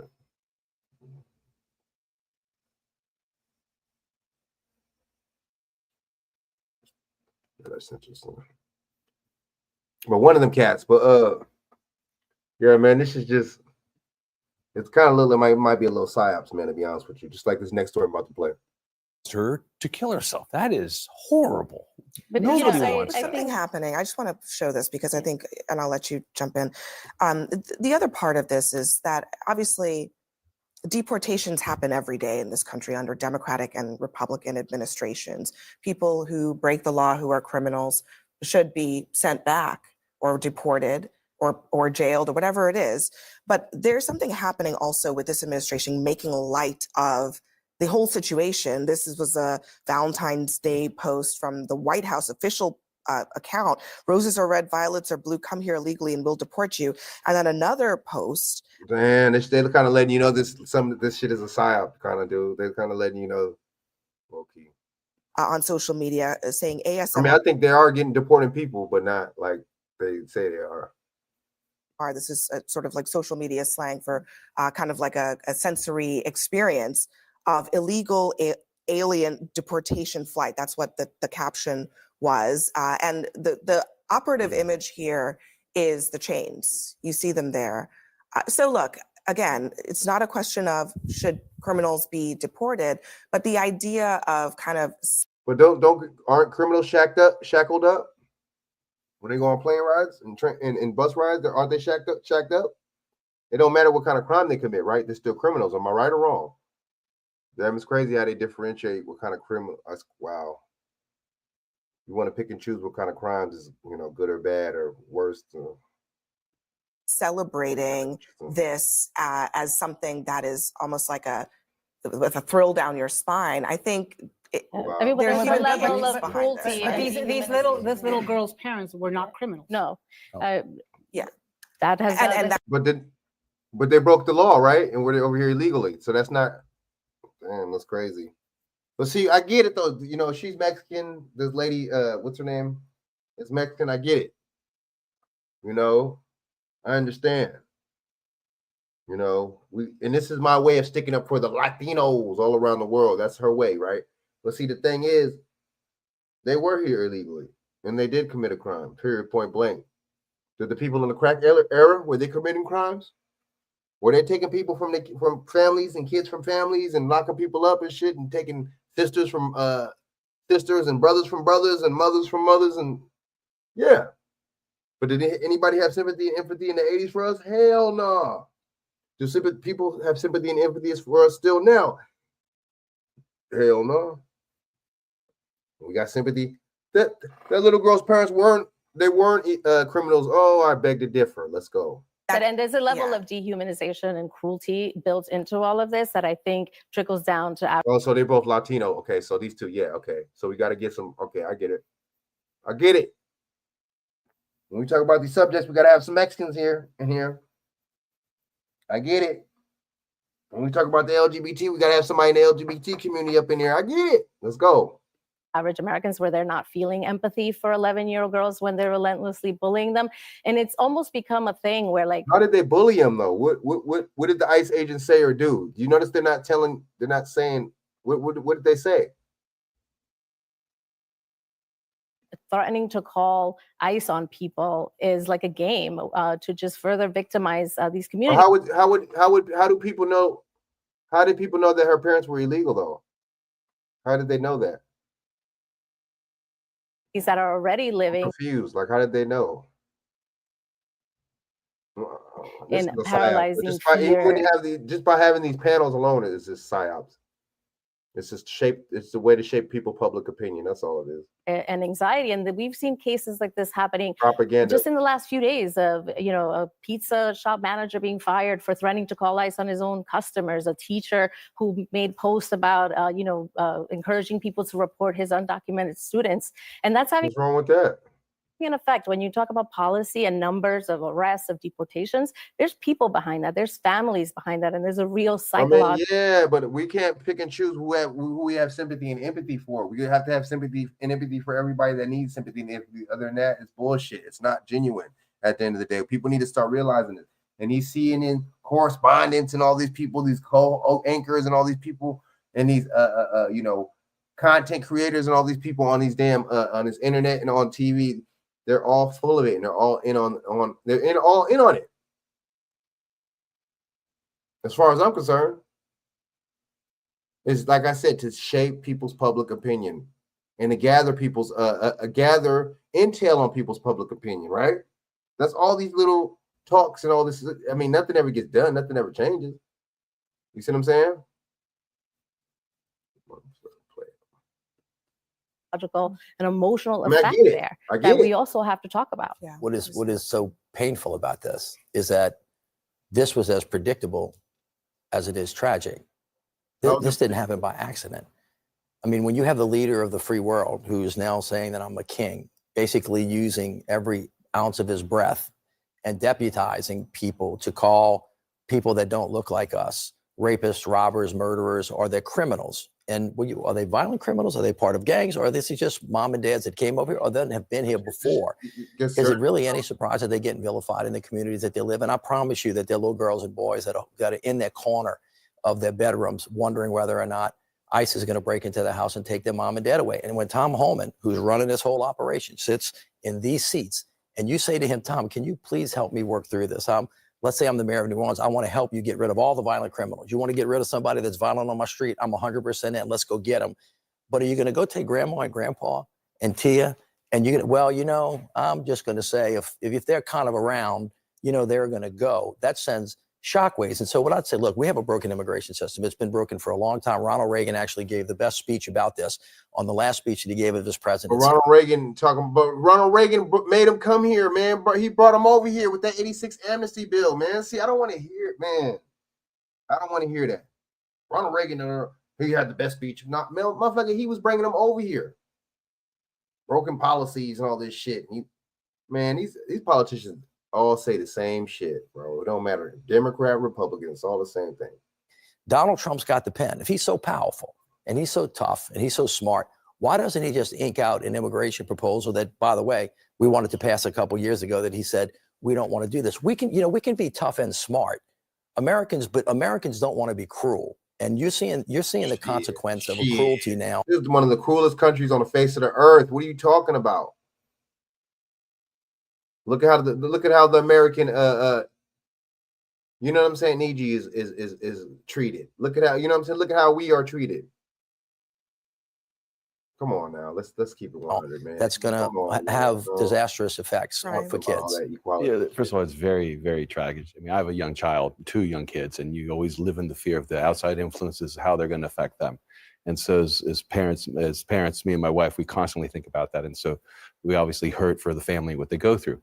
But, you know, listen, I have a Mexican mom. I have a Bolivian dad. I grew up in East Los Angeles. We've always lived under the fear of La Migra coming to our neighborhoods. You know, that has always been, that was during Reagan, that was during Clinton, that was during Bush. You know, that has always been the case. I think we sort of weaken our argument when we just try to tie it to Trump directly. Well, but you haven't had a president, you have not had a president like Trump use the language that he's used as aggressively as he's used it. You can name every one of those presidents. Some of these right, presidents Bush, are still deporting y'all, man. Don't Don't matter, bro. So check this out. Anyway, man. Let's go on to this story right here. So fair use, fair use. You know what I'm saying? Anyway, man. What did Ice Cube say anyway? Coming out Brandy trip. What's up with that? All right. 4 words on a plaque going up at a California library have thrown a city into the crosshairs of a political controversy. Those words: magical, alluring, galvanizing, and adventurous. The acronym, aka MAGA. Underneath those words is this quote: through hope and change, our nation has built back better to the golden era of Make America Great Again. Note the references to Obama's Hope and Change and Biden's Build Back Better, and of course, Trump's MAGA. Well, leaders in Huntington Beach approved the privately financed plaque, but not before one man spoke up against it. Watch. MAGA stands for resegregation and racism. MAGA stands for censorship and book bans. MAGA stands for firing air traffic controllers while planes are crashing. MAGA stands for firing the people overseeing our nuclear arsenal. MAGA stands for firing military veterans and those serving them at the VA, including canceling research on veteran suicide. MAGA stands for cutting funds to education, including for disabled children. MAGA is profoundly corrupt, unmistakably anti-democracy, and most importantly, MAGA is explicitly a Nazi movement. You may have replaced a swastika with a red hat, but that is what it is. I will now engage in the time-honored American tradition of peaceful civil disobedience. That's former NFL punter Chris Cluey. Police carried him off after he approached city council members. Cluey says he was charged with a misdemeanor and held in custody for about 4 hours. You know what?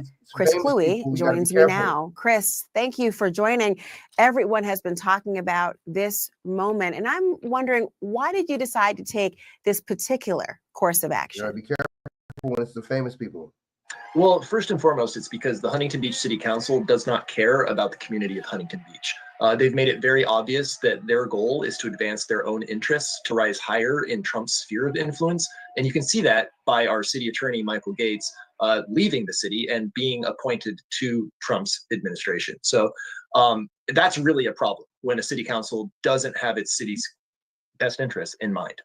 And why did this particular plaque spur this reaction? More than, say, his leaving? So for me, it's the fact that MAGA, as I said, is explicitly a Nazi ideology. And they are coming after trans rights. They're coming after resegregation and racism. Like they are tearing down our government because they can only see power for themselves and they don't care who they hurt to have to get it. And I feel that a political message like that. This is Psyop right here too, because this is an ex-NFL player. You know, somebody that's famous, right? Anytime I'm telling you, see these people, they get on here, they famous, they talk about these causes and this and that. You know what I'm saying, on this TV? Don't be surprised if these people are, like I said, literally actors, right? Come on, he's a former NFL player. But I'm not saying this because he's talking about Trump, because I don't give a fuck about Trump or none of these motherfuckers, but I'm just saying. Be careful. That is certainly not appropriate on a public library. And let's face it, public libraries They are apolitical places. There should be no political message on the public library. It's a space for everyone to come in, regardless of your political affiliation. People have really bristled at the notion of your statement about a MAGA being a quote Nazi movement. Some look at this as you painting an extremely broad brush when it comes to describing all of those who supported Trump and voted for him. What's your reaction to those who say that that is a highly offensive? I mean, you got one former person of the cabinet, or Trump cabinet, throwing up the Nazi salute the other day. And you got one that's in the cabinet now that was throwing it up. So, I mean, all of them are Nazi, though. Democrat, Republican. Hell, the Democrat Party, that was really socialist. That's really what Nazi really meant. You know, socialist movement, socialist party, socialist worker party. Decision to even say that that's what you associate MAGA with. I would say that during the 1930s, there were a lot of very good Germans who trusted Hitler and thought he had their best interests in mind. And so they followed him because they believed that he would do the right thing for them. And then in 1946, there were a lot of very good Germans. You know, this white man's his statement is not going to be taken out of context, what he just said right now. If that was a black man, if that was Farrakhan, somebody that would have just said that, they would have taken it out of context and they would have been calling him anti-Semitic. Let's go. Who had a lot of regrets. And I think right now there are a lot of good Americans who think Trump has their best interest in mind. But Trump clearly has his own interests in mind, and he does not care about anyone else. And I would rather not see those people have regrets when the bodies stop falling and the blood. You'd rather not see? Stops being shed because they did the right thing now instead of waiting. You know, I am not somebody who thinks that you're only supposed to be outspoken on election day. You really vote throughout the course of your lives with every action that you take. And yet the rhetoric you talk about and a lot of the criticism that you have for MAGA policies, they were stated before the election. Why do you think that did not resonate with voters? Because I don't think voters thought that he meant it. Again, Hitler promised what he was going to do. He explicitly laid out, Jews are the problem. I am going to get rid of them. That will make this country great. Trump has said, immigrants are the problem. Trans people are the problem. We are going to get rid of them, and that will make this country great. And it is very, very similar to what Hitler promised. And it's not going to make this country great. It's just going to make this country worse. Let me just go back to the moment when you approached that podium. I understand your intention when you're walking up there. I understand you expected that your act and what you say was civil disobedience was going to land you with the police coming to you and being handcuffed. You stopped before you actually reached that podium. But what has been the response to your action? Overwhelmingly positive. I've had a lot of people reach out and say, thank you for standing up. Jack, is this crisis acting or no? Is it Psyop?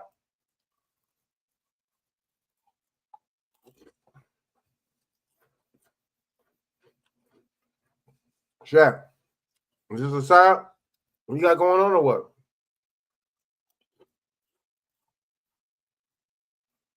Shaq.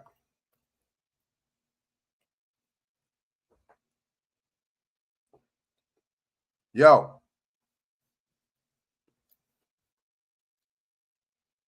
Up. Thank you for taking a stand. And I've had a lot of people, and I believe this as well, saying, I wish my elected officials were doing the same. And I have a message for our elected officials, particularly our Democratic elected officials, is that I've done my part. I've shown you how to do it. Now it's your turn, because you are the people that we elected, and you are the people that need to step up and stop this madness, because we have a man who put a crown on his head. And I can't think of anything more fundamentally un-American than a president wearing a crown. That goes against everything this country stands for. Chris Cluey, thank you so much for joining tonight. Thank you for having me. Speaking of that,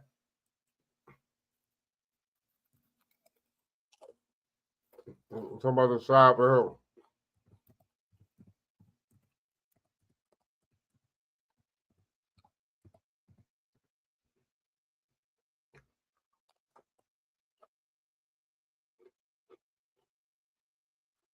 So did he wear it? Was it Time Magazine? Lots of startling comments from President Trump yesterday. He called himself a king as he moved to take on this traffic issue here in New York.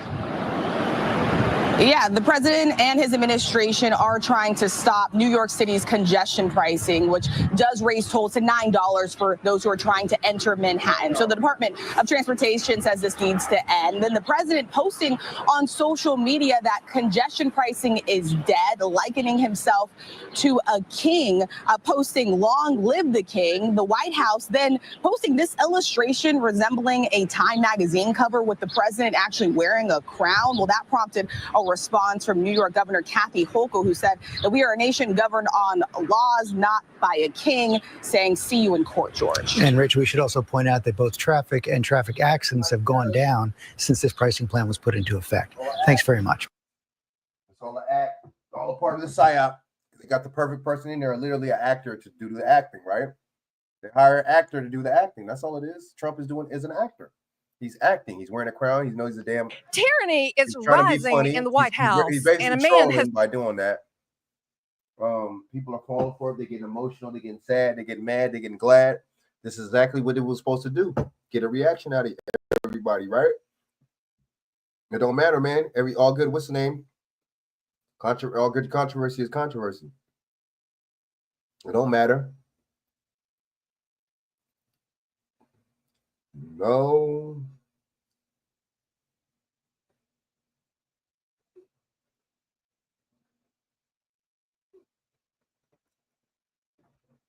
Yeah, no.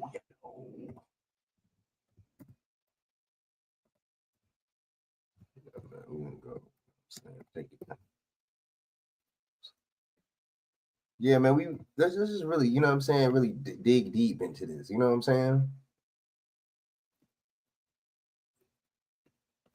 I got a couple things I'm gonna go. All right, hold up, y'all.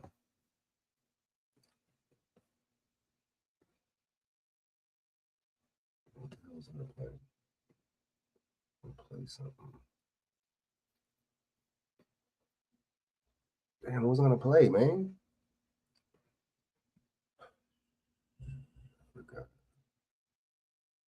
I forgot. Okay, hold up.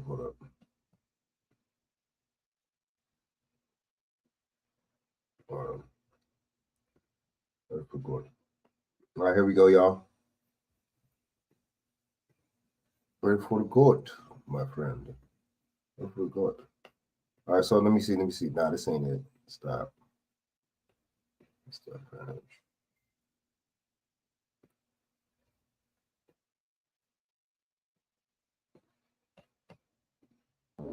And 144,000 has already been awakened, regaining the memories, and soon to have their powers. When this solar flash hit the cabal, won't know what to do with them. These are the first fruit. The 144,000 is sealed and awake. I don't think the cabal understand what this means. The chosen ones are already awoke and gaining all of their memories. This means bad business for them. They know what's coming. Just picture this. 144,000 black people with superpower godlike abilities. Me and Putin try to warn them we're dealing with something we don't quite understand. They are ancient gods, primordial. Man, is that this dude real voice, man? Is that AI? Or is that really Trump talking, man? If that is, that's what's up. That's what's up. Where the hell's my Facebook? Oh, I don't remember clicking off of Facebook.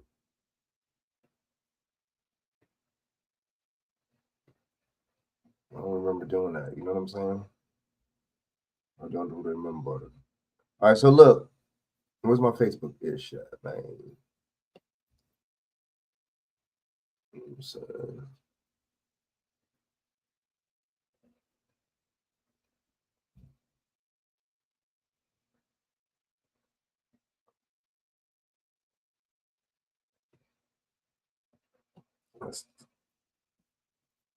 Let's look at Emma Booker.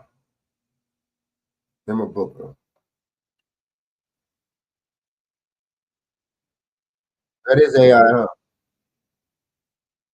Now, Emma grew up in the Live Oak area, but in 1918, she ended up moving to the Sarasota area to take on a job that she had heard about. Now, in 1918, when she took on this job, she was a teenager herself, all right? But back in Live Oak, she taught mathematics and reading to the students in her neighborhood. Now, at the time, the school was called Sarasota Grammar School, and it was the first public black school in Sarasota. So the highest education that you could get at the Sarasota Grammar School was 6th grade.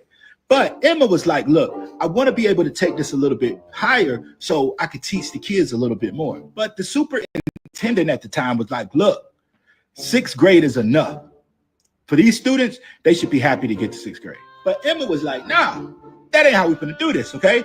Look, I need more grades. So after years and years of her pushing, the school board finally let her go up to the 8th grade. But in 1923, things start working in her favor because not only did she get them up to the 8th grade with teaching, she's now the principal of the school. But now she got a little pull in the system, okay? So instead of going up to the 8th grade, she's now doing seniors, 12th grade, so she can get them ready for college. Now, this whole time, Emma is teaching, and now she the principal.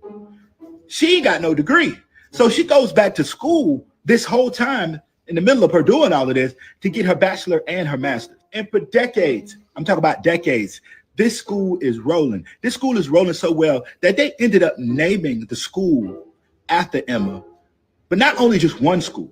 They gave her 3 schools. All right, let's go to the headlines. Y'all already know how we do. Follow along, all right? So the Booker schools were named for Emma E. Booker, an African-American educator who began teaching at Sarasota County's first black school, Sarasota Grammar School, in 1918. Around that time, Miss Booker began to take college classes during the summer school break. All right, so when she wasn't teaching, she was learning. Now, I know we all know this iconic photo, okay? This is when Bush found out that the towers of 9/11 were hit, all right? And guess what school they was at when this happened? Emma E. Booker Elementary School. And I'm talking about immediately they shut that school down, all right? Turned it into the presidential Oval Office, and they did work right out of the school for the rest of that day. I didn't know that. And that's wild. So in a nutshell, Emma E. Booker basically carved out the educational system for black kids in the Sarasota area, all right? But her story is not told enough. You can barely find anything on this lady, all right? If you look it up, it's basically all on the school. So I had to do some digging, all right? And don't y'all say nothing about this shirt. I went to a festival earlier, and yes, I got my taco meat out. That nigga burnt out. Shout out to my boy, you know what I'm saying? It was a dope little video. Damn, why did I just do that? We're going to talk about this. I'm gonna pull something else up right now. What else is going to pull up? So we're operating in trust, you know what I'm saying? Shout out to Kia Pruitt. Check out her channel. You know what I'm saying? Spit a little knowledge on it, you know what I mean? Sprinkle y'all with a little something. Sprinkle. But we're just going to let you listen to a little bit of music by Chief Mac. Well, just a little bit of introduction because he is a musician and a producer, but this is... And to talk to you guys. Can you guys hear me? We can hear you. There's just a little bit of vibration. I don't know where this is coming from. You know, sometimes we have issues. Right, I can hear you very well. As long as the people hear me. But we had 2 governments operating at the same time, one lawful, one unlawful, but they called themselves legal with their own Constitution of the United States Incorporated, own statutes and codes, and policy enforcers called the police department. Well, Chief Mac is going to tell you how even with this negative or this entity that was still operating, you still can operate honorably and lawfully according to the Republic. So without any, going into any more detail, I'll turn the floor back over to you, Chief Mac. Thank you. So guys, that's what you call a public and a private side. It's a public side of life and a private side of life. And what I found out, guys, is that the public are fed lies, deceit, and deception. The public are used as a food source for, and I hate to say it, they're used as an energy and a food source for people in the private. The public are the ones who pays the debt, the taxes. I've been taxed for everything, and all of those funds are going into a giant pool of unlimited credit, so that the wealth, the rich who operate in trust can get access to guys. It's a dog-eat-dog world. Right. But ignorance of the law and information is your fault, because they're saying it's a great business. They study to show by self-approval. So we supposed to study. And you're supposed to be wise as the serpent that know what the enemy knows. And they don't even have to be the enemy. It's just know what the opposition knows. That's what we call being wise, the serpent, as gentle as a dove. You got to study, you got to research, you got to find out things, because through knowledge being applied, you can change the trajectory of your life and create the virtual reality of whatever you want to happen in your life. And in order for that to happen, you got to let go of what the masses are being fed, because unfortunately, the masses are being fed lies, deceit, deception. That's the purpose, the very reason why they have television, why they have entertainment, because to be entertained, to be deceived. They don't want people, and then working a job, they simply switch the word slave with job. I'm gonna tell you how they did that. They basically did that because slavery was never really about so-called, black people being chained up or have been hung for a lot of that stuff was just like the movie Roots. All this stuff was just fake. It was a rigged reality. It never happened. So people just think they're so-called black. There's no such thing as actually black and white. I've never seen an actual black or white person walking. I've never seen that before. Like a train. Those are just statuses,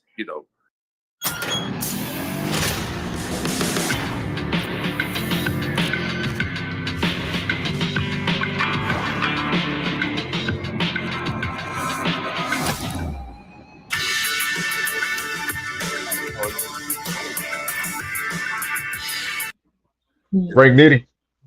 Yo, what up? What up? Yo. Say that they have us to come against each other, guys. So this is about operating. What you watching right now?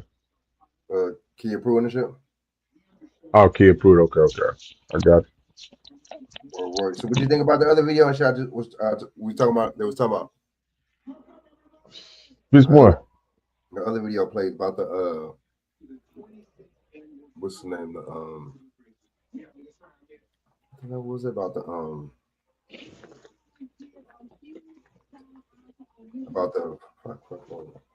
money? Damn, remember about the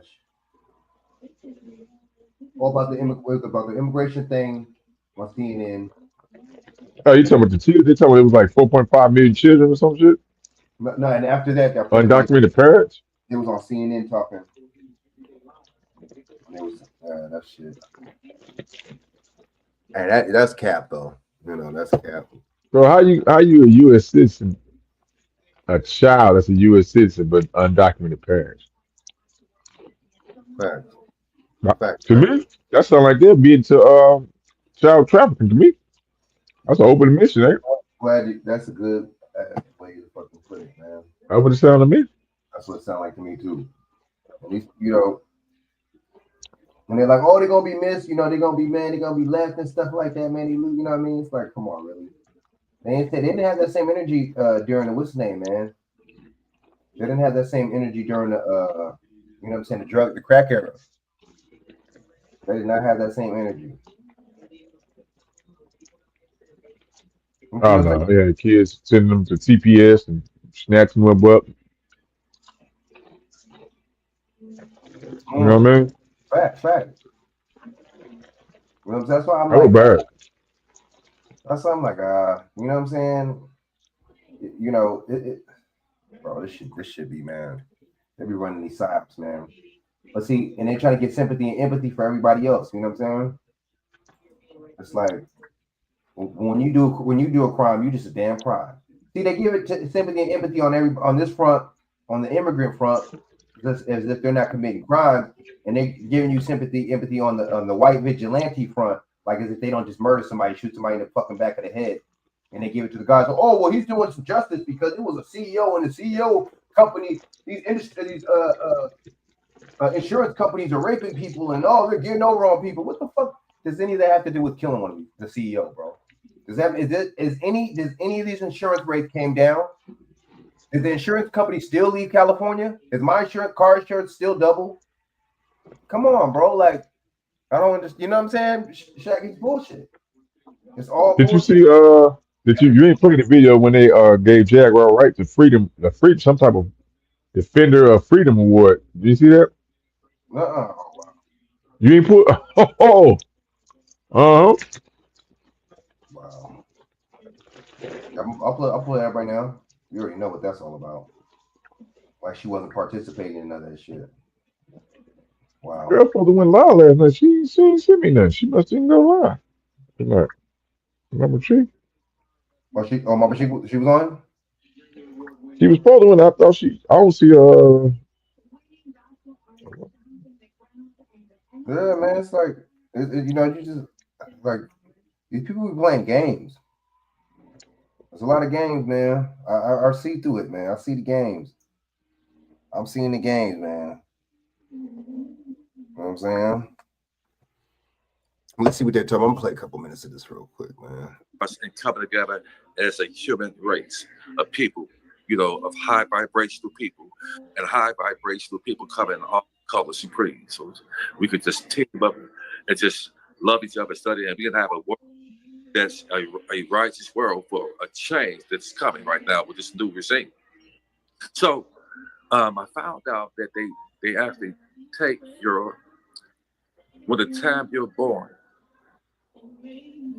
they take the soles of your foot, guys. And I'm going to take you guys on a journey so that you understand why we should operate in trust.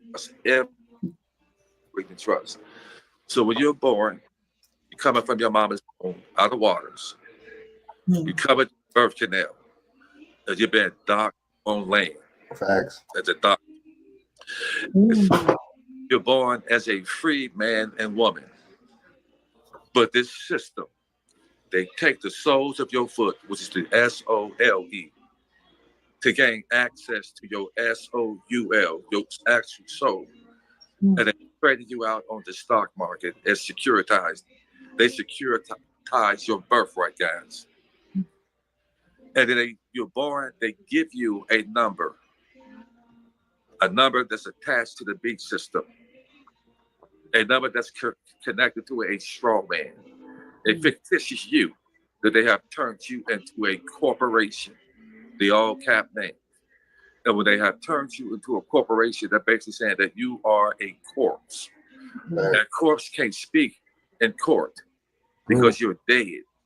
You're a dead fleshly body, so that means you can't speak for yourself. You're not of the age of majority, so that's why they give you an attorney so they can speak for you. And if anybody is speaking for you other than yourself, expect to be railroaded. Exactly. So they create this corporation in all caps, and they gave you a number, which is the Social Security number, and that number is not for you to be equitable and with use of that name because it was given to you at birth. You know anything about it. Right.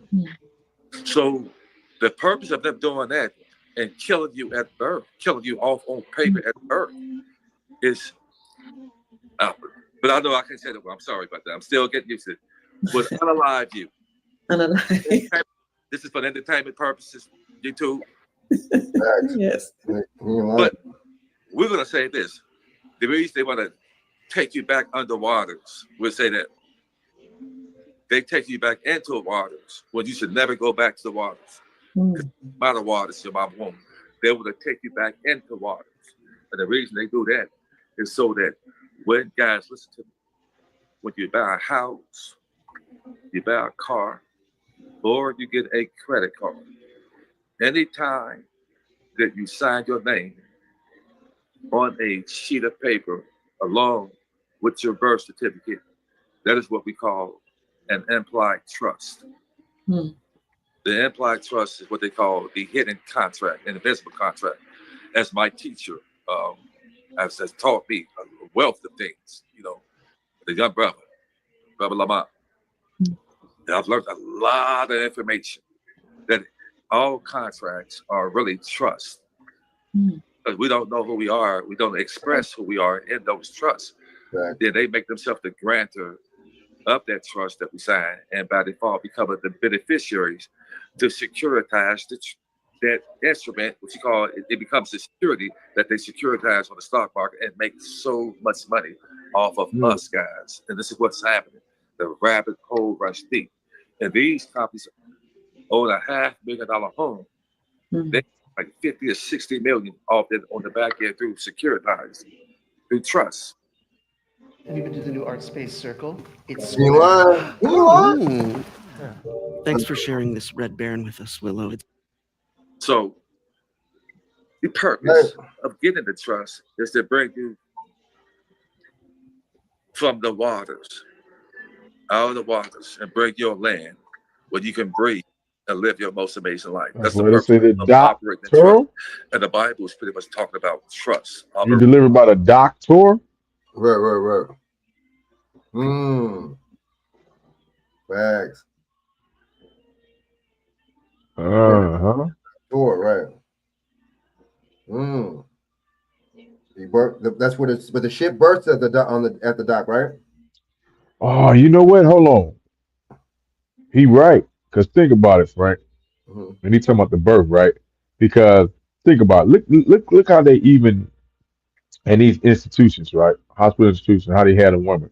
Why would you have, if the woman is giving birth, right, to the child, delivery, why would you have her on her back going against gravity, right, to give birth? That's going against gravity, laying on her back. Why would you, if it's something supposed to naturally drop down, gravity pull down, why would you have her on the back and not have her in a certain degree angle where she's squatting with it, where it can easily, you know what I'm saying, flow with the gravity flow down, right? So the baby touched the ground. So he right when the baby don't touch the ground. What the doctor do? Get the baby don't even get it to put their feet on the ground yet. They do that, and they taking your baby prints, footprints, all this shit. The first thing they touch is the paper, which is chattel slavery. Technically, what he talking about, they putting your footprint on the paper. So they documenting your paper, the birth on paper, and they're taking that duplicate, and like you said, creating that straw man off their duplicate.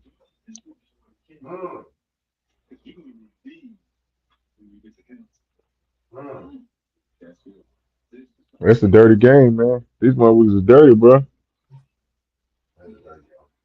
Now, that process wouldn't be a problem if we was control of that process, but we're not control of that process. You see what I'm saying? Man. We are not. That's true. And I always thought it was strange where they didn't want to have certain people in the room with them and shit. And the first thing they do, they want to take the baby and shit. You're like, hold on, bro. Cutting the umbilical cord and all that shit, bro. Why you cut the umbilical cord? Why you let the umbilical cord naturally fall off? Because they don't want the baby to get all those. They don't want the baby to finish get all those nutrients and shit. That's why they got to shoot. That's why they bring the baby and they shoot the baby with they artificial stuff from birth. Putting what's the stuff they put in that mercury in the eyes and shit, in the baby eyes and stuff. Bro, this motherfuckers is sick, bro. Even down to the. Oh, you should have played that video I sent you on Messenger, bro, on Facebook. The chick was talking about the cloning. No, she was talking about cloning. Yeah, but it's all good. Oh, what? So I play that. She talking about cloning. Yeah. Oh, they doing that. They're doing that, man. So they probably been doing that shit. You know what I'm saying? That's what the Matrix. That shit was all about, right? The Matrix. You know what I'm saying? Oh, the Matrix. Yeah. Mother was Matrix. The mother. The Matrix. The matriarch. The mother. The womb. The woman. Mm-hmm. I'm gonna play a little more of this. I'm gonna play that video. And trust, if you understand it. So when you buy a house like this, you buy a house, they basically pulling the funds from that ledger account and they paying that house up front. Then it don't matter what it is, whether it's a house, car, credit card, they money from you. Also, guys, you should know that when you sign that job application, and you put all your information on there, on with your social security number, they turn that into a security, guys. And they take that paperwork and send that to the Treasury. And they pull money out of your account and they pay you peanuts of it. So that means that basically your job, the job has been switched for the word slave. Because to work a job means slavery is because you're working for free. Because they're pulling money from your ledger account and paying you peanuts from your own, so you're working for free. You're basically giving them your labor, which is called linear income, and you should never, there's no way you can become rich on linear income. That's mean when you trade your time for fiat currency. You can never get rich doing that. About that gives you an early grade. But we just gonna do what we can do until we know what to do. Remove ourselves out of working at JOB. And in fact, that's a lot of people right now who are flustered with working these 9-to-5 jobs because they never get ahead. And most jobs are designed for you to never get ahead and to keep you stressed out. Keep you going to a rat race. Yeah, that's a where fact. you are Check. That's real though. rushing to get to a job where people don't like you, you don't like to get the, go to work. So a lot of things change to happen. But I believe that days will get before. Days will be bad, but they're going to definitely get better, guys. They're going to get better. A lot about that. It always rains before the sun comes out. You got to have that faith, speak life into yourself. So, I'm going to explain this to you. So they create the birth certificate and the social security name, and they create a straw man. The purpose of creating the straw man is so that they unalive the real you, so that when they write you a ticket, the ticket is actually a security.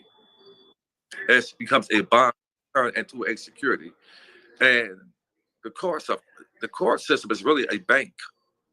The court system is just simply a bank, and the judges and the clerk of courts, they are the trustees. They're the trustees, and they take advantage of you because the whole purpose of writing your ticket is so they can fleece the account. Okay, because you have underlined you, so the corporation is in there. So the corporation, not the real you, but they are after the corporation name, was the all cap name. Imagine that there was somebody who had a perfect memory and could consume and read everything. So how do you remove yourself out of being that corporation, guys, that all cap name? You want to be the uppercase, lowercase man or woman. How do you do that? You know, at least for most of the so-called black people, and some white, I'll say black and white just so you guys understand. I know I've never heard about a trust obtaining a private trust account. Because first of all, they were very expensive back then. You know, if you got an attorney to do the trust for you, it was very expensive to get a trust done. Why is that? Because the trust has so many moving parts to it, guys. No, you don't need to be a millionaire to have a trust. No, you don't need a plethora of acres of land and ownership. You don't need that. A trust, you can have a trust because a trust protects whatever is important to you, small or large. Okay? So when you do the trust, so basically the trust is going to take the all cap name, and you can work that. You can work that from both either or. You can work the private or the public side. When you work the public side, that means if you have a 700 plus credit score, you can obtain things with your public, and you can turn around and put that within a trust. Because they say own nothing but control it all. And the reason they say own nothing but control it all is because technically, guys, the all cap name can't really own anything. It's because the all cap is unaligned. You feel me?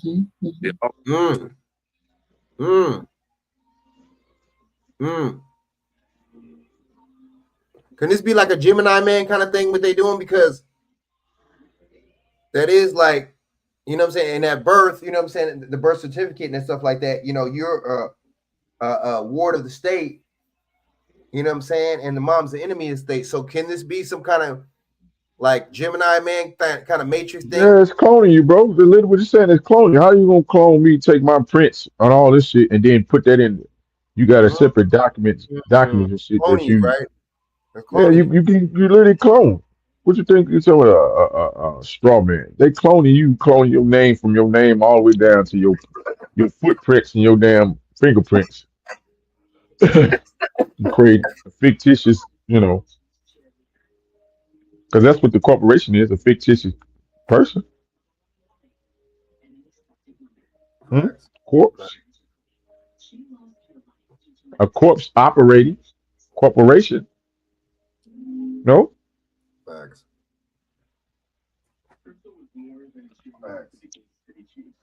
Now, some people argue that say some of our people created this, but I don't know. I don't know who created it. I don't know. Whoever did was a mastermind of whoever was a I like how you said freaking mastermind. I don't know either, bro. Right. You don't really know. But we ain't in control of it now, though. Whoever created we ain't in control of it because this stuff supposed to be. Even if we were, we're This not stuff now. supposed to have been taught to us when we were 7 years old. We should have been taught this stuff at 7 years old. So by the time we got 18, we can control and take control of our own trust. You know what I'm saying? But we weren't taught that. We should have been taught that. Wow. We weren't taught it. We're not. Our parents didn't know how to teach it. Didn't nobody teach them how to do it. That's what you're supposed to be teaching and passing down. When they talk about educate, they be saying educate. I get mad. It's a slap in the face because they don't tell you what you should be educated on. You're supposed to be educated on how to operate these, like you said. Huh? I said, you know who be saying that all the time. Yeah, they be saying education. On what? And man? they right, but they don't give you a clue of what you should be educated on. Facts. Because a lot of people was not taught these things, so it would not pass down. Your family's supposed to be the one who teach you and educate you. Agreed. That's supposed to be the educator. Agreed. Your family, your culture. You get educated on your culture, your family. Then you go out in the world and get training, or get, some type of lessons of, skills, trainings and trades, True. But see, we wasn't taught who we were from our family. We was taught who we were from the education system, the Board of Education. They didn't teach you about this. They didn't teach you about trust and fiduciary and straw man. They didn't teach you that, did they? No, the one that everybody's going crazy. Oh man, they shouldn't do that. They shouldn't end the Board of Education. But at the same time, what have they been doing for black kids though? Failing them, making them, or passing, or social promoting them, either one, making it to where they don't know shit. They're not really learning. Yeah, for sure. You ain't learning them, and they know damn well. But he's talking some stuff though, so I want to see what he. That name is unalive. So you can't really own anything in that name because it wasn't given to you for you to have ownership, true ownership, which means that it could be taken from. You know what I noticed about her though? Don't get me. I like Kim Pruitt, man. Don't get me wrong. I like her information, but I noticed when his brothers on there, she don't really seem enthused, bro. But when they be like white dudes on there and shit, I don't know. Maybe it's just me. My bad. I don't know. You picked up on it, huh? Yep. Let's just go though. I don't know, bro. Which means that if you have a company, if you own anything of value, I don't know what that means, but and you don't have it in a private trust, you're running a risk to lose everything. Indoctrination, man. If you work so hard, right is right. Because somebody. You know what? That's exactly what that is. You know what I'm saying? Just like you're right, bro. There was another incident, but I fucking forget. But it'd be a lot of that shit, man. Like, you know what I'm saying? Like I brought up earlier shit. I was playing earlier and shit. Like the Luigi thing, bro. That's the perfect thing. That Luigi case, even though it's a psyop and we all know he's an actor and shit. But I just play that shit. Now I know we know. I just play that shit just to show Like this shit it's just two-sided, bro. The Robert Brooks thing, y'all, it's funny because you know what I'm saying? Like Robert Brooks was the victim, but yet he's still seen in a certain light. You know, there's still a lot of people, you know, on the side and praising, you know what I'm saying, that the cops get, you know, white, black, it is all different type of races. But I just see the media is just a different vibe. And then you got this dude, Luigi, that actually killed somebody. You know what I'm saying? Actually smoked somebody, bro. And they like free Luigi, and he's a martyr, and he's this, and he's fighting for this in the healthcare industry, and that just goes to show how you know what I'm saying, how society and how this court, you know, this society and how this court system is, bro, and then it's the media and the perception of everything is and shit. Like, you know what I'm saying, like. But I see it's a psyop, so and a lot of those people are crisis actors and shit, so I get it. But that's not the perception that the rest of a lot of the people that don't know and they don't have the discernment that we got. You see what I'm saying? But it's just different, bro. Like when a white it'll be a white person that commits a crime, and people will still have sympathy and empathy for him. Like the dude, you missed it earlier. I played it with this dude. It was a fat white boy. You know, he looked like he played World of Warcraft all day. But anyway, nerdy looking fat white dude. You know what I'm saying? The police pulled him over and shit. Don't you know this motherfucker admitted, oh, I was gonna do a attack on the school and whoop de whoop. I was gonna shoot it up and do this and that, man. I was gonna, and they were like, what? And he was like, yeah, man. And it was like, why was he gonna do that for? Oh man, because the administrator, I didn't like what the administrator did to me. Oh, he suspended me on some like pussy, like excuse me, but like you know, I'm on some punk stuff, bro. Punk sensitive. Like these people are the most sensitive punks around, bro. Just emasculated cats, like. You know what I'm saying? That's why they women be honest, man, because it's like, you know what I'm saying? These dudes, it's like, bro, you was gonna do all this and attack a school because somebody suspended you, bro. You know what I've been through? I've had cops tell me to my face that I pull over if I see a black dude and a Mexican dude in the alley, I'm gonna pull him over, bro. Me and my homie got pulled over, right? We was fucking chilling and shit, posting and shit, listening to the beat. This is like early fucking like 2000, bro. You feel what I'm saying? We was chilling and shit in the alley and shit. You know what I'm saying? Blazing up and shit. These motherfuckers pull us over, fuck with us and shit. Talking about, bro, fucking with us. Just racist shit, bro. You know what I'm saying? Like motherfuckers need to miss me with that shit, bro. I didn't see it all, bro. You know what I'm saying? So it's like, I don't want to hear it. You know what I'm saying? It's just like two Americas and shit, man. Or my bad, not America, the United States. This is what this is. Because the United States is all on the foreign interests, period. You see what I'm saying? If you have anytime you have people investing in your currency, right, that are foreign, and any time you have people investing in your prison industrial complex, that is, i.e., digital slavery. You know what I'm saying? Basically, prison. Then this is a foreign United States corporation. That's how I look at it, and it's been foreign operatives. You know what I'm saying? Ever since I can remember, straight up. You and anything that's connected in your name, they can get it. So if you're playing Russia, if you got any land, if you don't have a house, a car that you own, and it's not in a trust, so you want to put that within a trust, big or small, so that you can take the ownership from the unalive man and give it to that living man, which a trust brings you to life. Are you guys with me? The trust brings you to life. So if you ask me, everybody, it's imperative that you get a trust. You don't have to pay the tens of thousands of dollars that you would pay an attorney. For anybody that want to obtain a trust and interested in it, then you know that's what I would go further in detail. There's certain things that I won't be privy to talk about because there's some really, really major benefits when it comes to obtaining the trust. Like I said, the courtroom is a bank. So if you go there as a corporation, they're there to do commerce with the unalive. But if you are alive, but those that set up a consultation with me, you will find out how to operate in trust. Like I said, you don't want to own it. You can put your children, your offspring within that trust. Put these loved ones who are meaningful to you, you can put them within the trust to protect them. The trust does wonders. It does wonders. we had a list of things here, guys. Let me look at this list here that you brought up. I want to make sure that we touch on these topics. Can I ask you a question right quick? Yes, ma'am. What is the purpose of putting your children in a trust, and what's the benefit?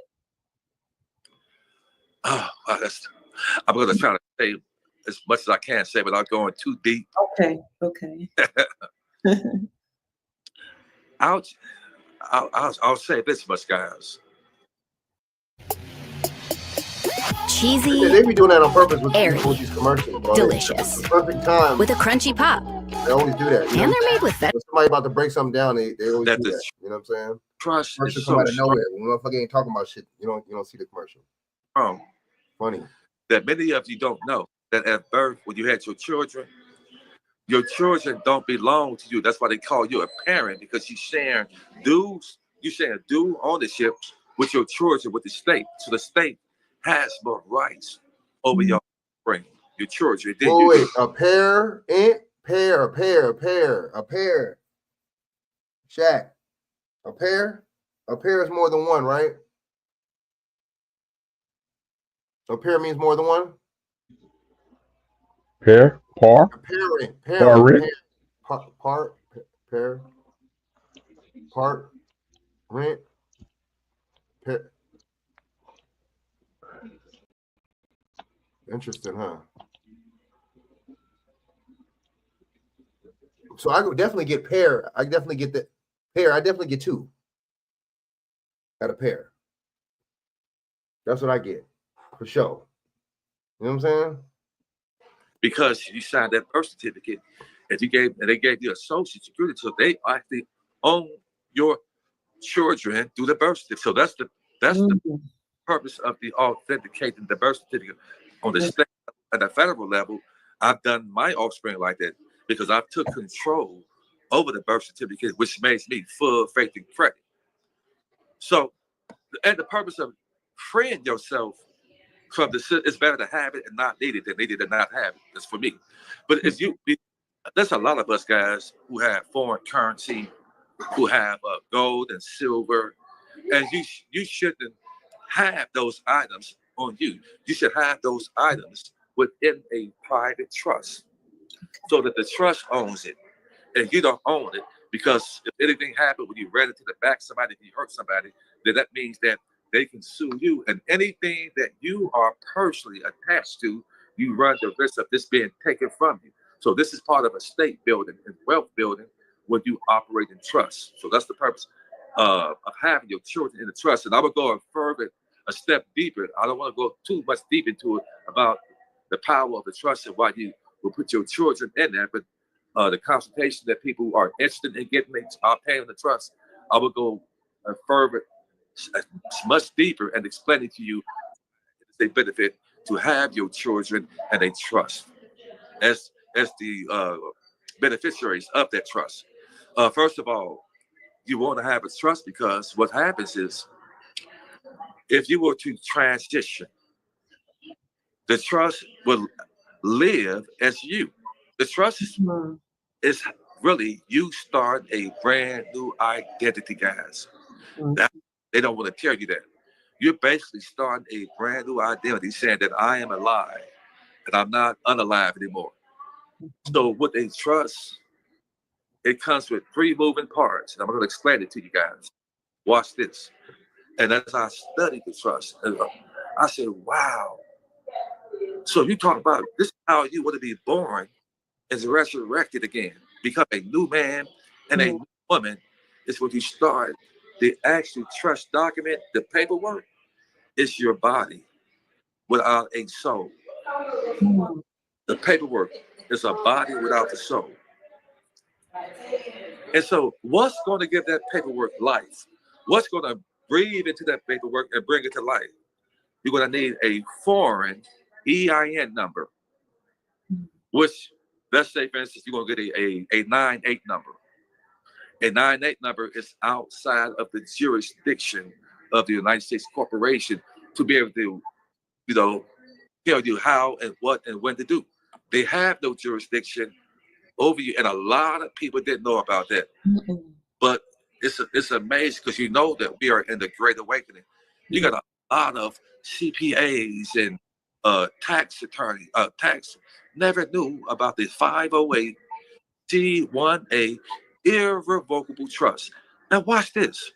Did you guys know that when you purchase a mortgage and all of that paperwork that you fill out, did you know in that document, in that verbiage, in fine print, probably on the second to last page, it says you're signing an irrevocable trust.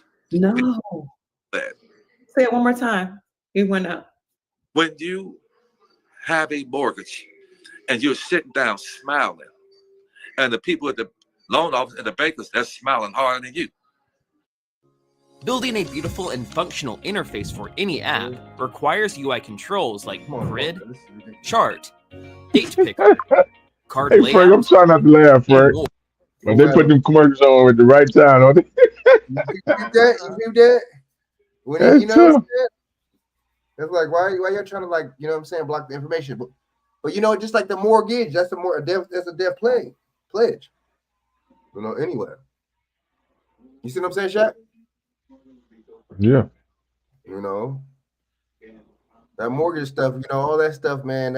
He just said, like, of course they're gonna be cheesing more than you, man. They got you, and they got you with the interest and all that, interest rates and all this shit with these houses, boy. I tell you, The reason they're smiling harder than you, because you just signed an implied trust, which is an irrevocable trust. It says that in the writing in fine print. And they take that paperwork, and that paperwork is worth 50 times more than what the actual house is worth. They don't even care about the house, whether you pay for it or not. And in fact, the root word of mortgage means death. They don't know to say that, man. If you do pay off a mortgage. So they make money on it whether you pay for it or not, because it is a security. And that's how really wicked this world is.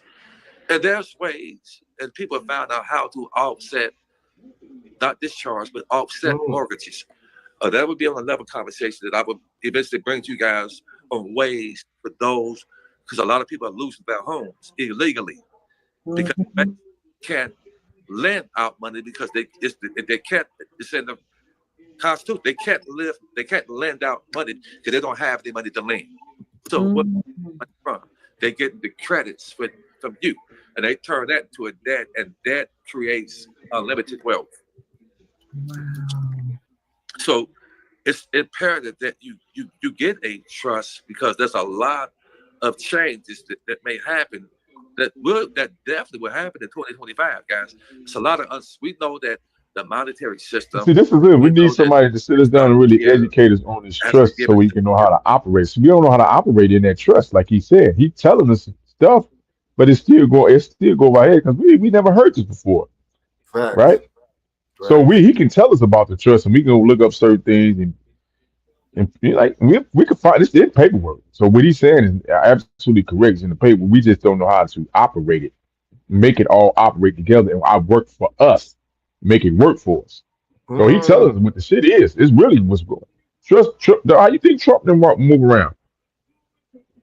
Facts. Trump, Yeah, these Trump, they got trust. Trump know about the security. Trump know about the security part of credit shit. That's how you think he moving around and become billionaires. That's how you become a billionaire, bro. And he tell you right. See, he ain't even told you about on the federal and state level that you like $1 billion on the federal level and like 100 million or some shit like that on the state level, like in your trust, whatever. Something like that. Don't quote me on the actual numbers, but that's how them people become billionaires, bro. Obviously, somebody educated them on how to control their trust in this straw man. Because you're like, well, how did they? You be like, well, how did they make $1 billion? What did they do, bro? You just a rapper. You just did a movie. Somebody taught them how to become a fiduciary, or take control of your trust. Makes sense. Know how to operate in that shit. Like you said, these are instruments. All this shit, like you said, the birth certificate, Social Security, EIN, ITN, all this stuff is in the application. These are instruments that are being circulated and what's inside this commerce. It's commerce. It's all this is commerce.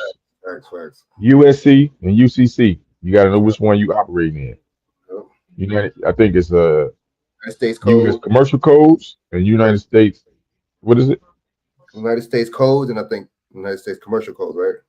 The United States commercial codes is UCC, and then USC is the United States. I can't think of that one. Some. Yeah, but he speak game. But that's what it's in. It's up under the USC or the UCC. What he talking about? All this stuff he talking about. Right. We don't. Yeah, you gotta be actually have classes and actually get really. You gotta have classes on this stuff and how this stuff broke down because you gotta just like school. They walk you ABCs. Bullshit. ABCs, nigga, ain't even that wasn't what they were supposed to be teaching. They're supposed to be teaching the ABCs, nigga. Right. The real ABCs, nigga.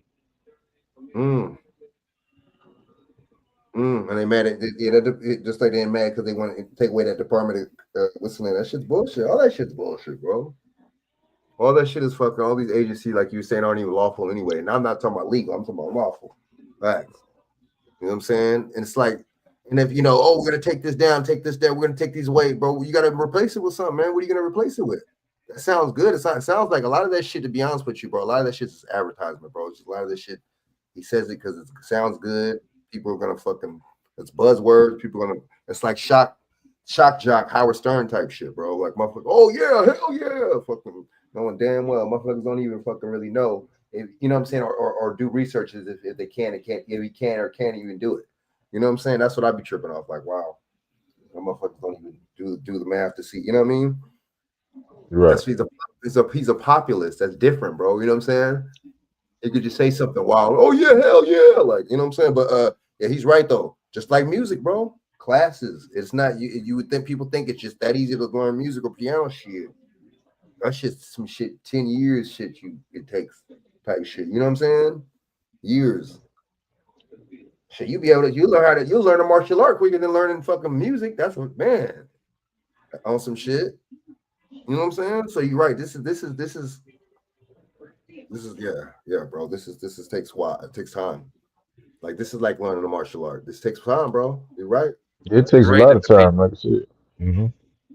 Us guys about just keep it up, giving us a. That's why he keeps saying he don't want to go too much into detail because he pay. You got to pay. It's consultations you pay for, and I see what I get it though. But if I pay for, but see, the only thing with the pay shit, or what I don't get to, frankly, they keep telling you about how the money is fake and all this shit, but they want you to still pay in the money. Well, hold on. Well, if I got to trust, you got to trust. Why don't we just exchange funds through our trusts then? That's the only thing that make it. See, now you see how they flip it in and out. They doing is actually flip. That's where the scam coming in. You telling me about this trust shit, but I'm still paying you in money. You're right.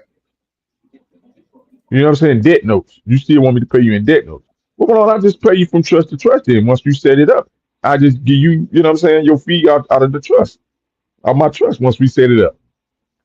Because that's what it's supposed. They keep saying, oh, well, corporations are not supposed to, they're only supposed to do business from corporation to corporation.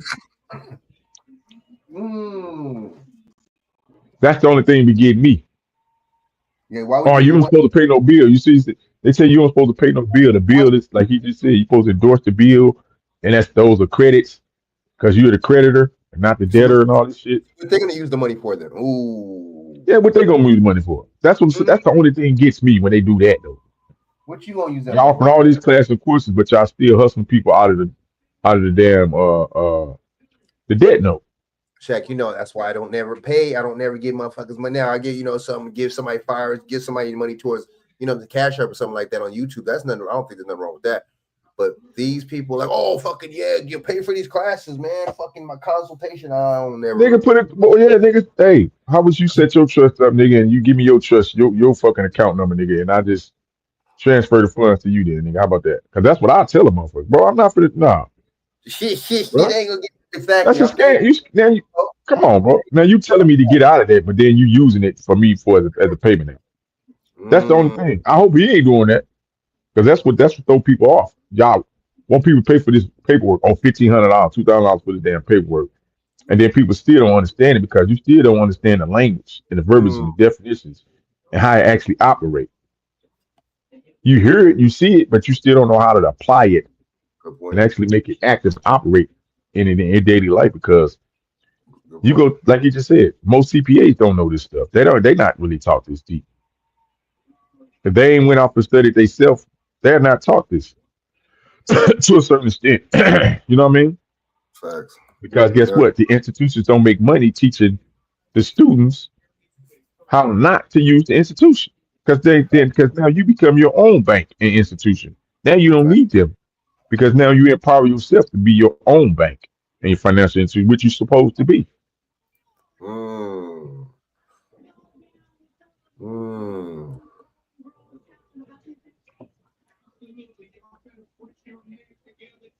Good point.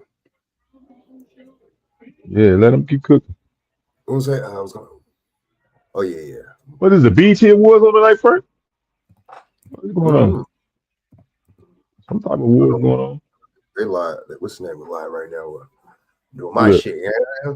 But yeah, so that Robert Brooks, most of them motherfuckers got. I played that earlier. I'll play it back in a little while. Most of them motherfuckers got bailed. How you get bailed, bro? How you get bailed out?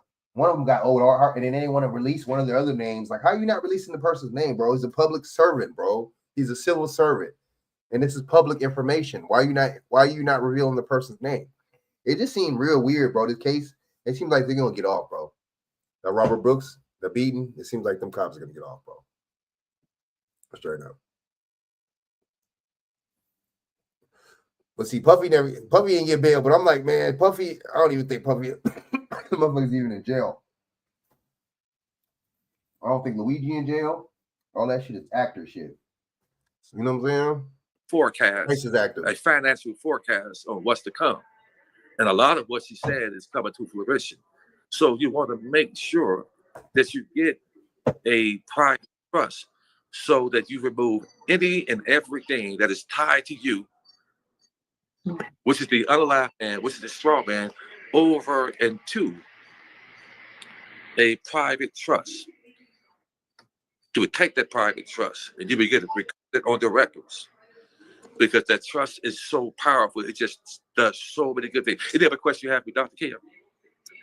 Just a statement, and maybe you can just go in a little. I know you don't want to elaborate too much, but when my grandson was born, we didn't want him to take any of the immunizations, and they tried to force us to. When I tell you force, they tried to lock us up. They sent police officers. They sent CPS workers. I mean, they were adamant about getting him, and and I feel that, and you can help me if I'm wrong, if we have our children and grandchildren in trust, then CPS can't take your children away from you. Because if they're not in trust, then your children belongs to the system. And they were adamant. Shaq, damn. That shit's deep, dude. That's because that makes sense though. If that applies to me, that applies to them and shit. It applies to everybody with that birth certificate. Everybody because they made all of them the straw, all of us the straw men. You know what I'm saying? So but see, you're right. But see, they go back to it's deep, Frank. Because this stuff go back. Like I said, we keep talking about this Christian stuff. The Christian stuff is slavery. Christian is slavery, bro. That's it. They go back to those Christian black codes. So as the mother, as the child. So if the mother is a slave, the child is a slave. See what I'm saying? Right. The condition of the mother is the condition of the child. This is those Christian codes and stuff, man, that they brought in, man, and you know what I'm saying? Right. People keep claiming to be a Christian. Yeah, you're a slave. You still a slave, bro. Right. And if you think about pretty much all these religions, you're a slave, bro, because you got to change your name. You know, if you notice most religious people them always got to get their religious name. And you got to follow those rules, those laws and shit up under their religion and stuff. So, and they put a lot of people, like I said, in America, like around the world, up under these Christians and Catholicism and all this stuff, bro. Those are debt codes, man. Those are black codes. So initially, black didn't have nothing to do with your skin tone. It was the position you were in. It was the condition you was in, state status you was put in, like you said. Man, fact.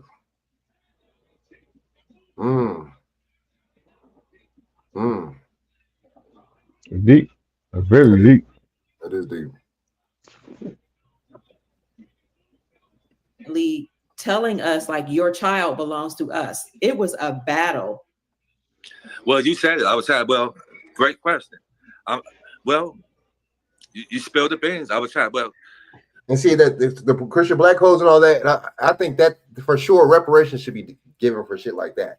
That's what I'm, oh, people slavery. And I'm like, bro, all right, let's talk about the shit that just happened in the last 70 fucking years in this motherfucker. Grandmas and grandmas were still alive type shit when this shit was going on. But yeah, they got, when they say slavery, they got to be, yeah, everybody's a slave, bro, to the system, man. That's true. These so-called white people ain't not a slave to the system if they ain't prepared themselves the right way. They just got us fighting for crumbs. That's all. They just got the blacks and the whites and these misnomers. Smoke. You know what I'm saying? And this digital shit is worse. This digital shit is worse than the damn dead note. It's worse than that because you really working for nothing. You working for fucking goddamn digital numbers, bro. It's slavery, bro. It's slavery, like you just said. Taking your money and man paying you back in peanuts for your sweat equity. And your time that you can't get back. That's the wealth right there. Just like you can't get back there, bro. People think rich you work until you were fucking 60, 70, now they want to put law where you would work till you 60. Bro, that's a child. Bro, what? Okay, hold on. People keep saying abolish slave, bro. Bro, that's chattel slavery, bro. That's indentures, bro. They just made everybody indentures. Come on, man. Yeah, everybody's indentured servants, right? Everybody's indentured servants. Right. But they claim like they free. Mm. They argue up and down. But you got to register. Everything you got to do, you got to register in their system. Register ID, register car. Just like the IRS shit, just like that. They still, the company steals from you too during the taxes and shit because like what happened with me, they put you in a different tax bracket and they're able to fucking get a certain, you know what I'm saying, take a certain amount from you. You know what I'm saying? The government. Yeah, how is they taxing you? What are they taxing you? They're supposed to be paying the tariffs. They're the corporation. That's crazy, bro. They're supposed to be paying the tariffs. That's crazy. You work, so you get paid. I mean, you get a tax for working for them, bro. That's wow. Right. Right. And then you get taxed for fucking the food that you buy. Then you get taxed for the motherfucking clothes you buy. Then you get taxed for the gas. Then you get taxed. You know what I'm saying? Then it's an income tax at the end of the day for that. For the end of the year for that. Like, huh? And then you're not even really. They don't really break down to you all the stuff that you could claim on your taxes. You don't really know. You got to pay an expert for them to tell you and file taxes with them for you to know, bro. Like, what kind of shit is that? You know what I'm saying? Like, huh? If that's the case, we should every human being, you know, so-called person should know everything that could be deducted in taxes. If that's the case, let me get a chance to get for me to get most of my shit back. Like, damn. And then the state and the federal government tax you. What the fuck? I thought, am I paying for fucking food and all that? Isn't that state taxes right there? I'm confused. Like, it's crazy, bro. Guys, let me tell you something. For a big company, small company, medium-sized company, you want something that's fully integrated, talks to each other, and learns as it goes. Then that commercials, man. Commercials, man. Putting your children in a trust stops that from happening. That's how powerful it is. When you got them and a trust, and the trust is so strong that the verbiage and that trust said that the only person that I answer to is the Most High himself. That I'm a free and living man or woman. That's why you don't see the rich and the wealthy in courts, guys, because they're in trust. The Bible's about trust. That's why you don't see them. You don't see the rich and wealthy having problems with going to court and, you know, CPS coming in trying to take their children. It's because they operate in trust. And that's why it is imperative to have one, because it's not about having a lot of wealth or having. See, that's why that Puffy, a lot of these trials, that's how you know those are staged too, though. Oh, Puffy trial and fucking, oh, this person's in court, oh, this person's in trial, this person's going to court for this. It's like, bro, come on, man. Like, how does that even work, man? If your shit is in trust like that, if you're operating, you know what I'm saying, under You know what I'm saying? Different type of jurisdictions. How is that? If you're operating under different shit, how is that? How are you even getting tried like that? Like if you're operating under, you know what I'm saying, on the real person and not the strong man, how are you even getting? You know what I'm saying? Like, but Dan, like he said, that's why this footprint. Damn, that's crazy. That's the clone, bro. Jack, that's the clone right there. The footprint. Jack, Yep. that's that footprint, huh? Damn. That's proof that that's the other person right there. A lot of assets. It's about your children are an asset to you. You are an asset to yourself because you got people that need you. So you will make sure that this obtaining a trust is an investment, not just for you, but for your children. And then you want to teach them.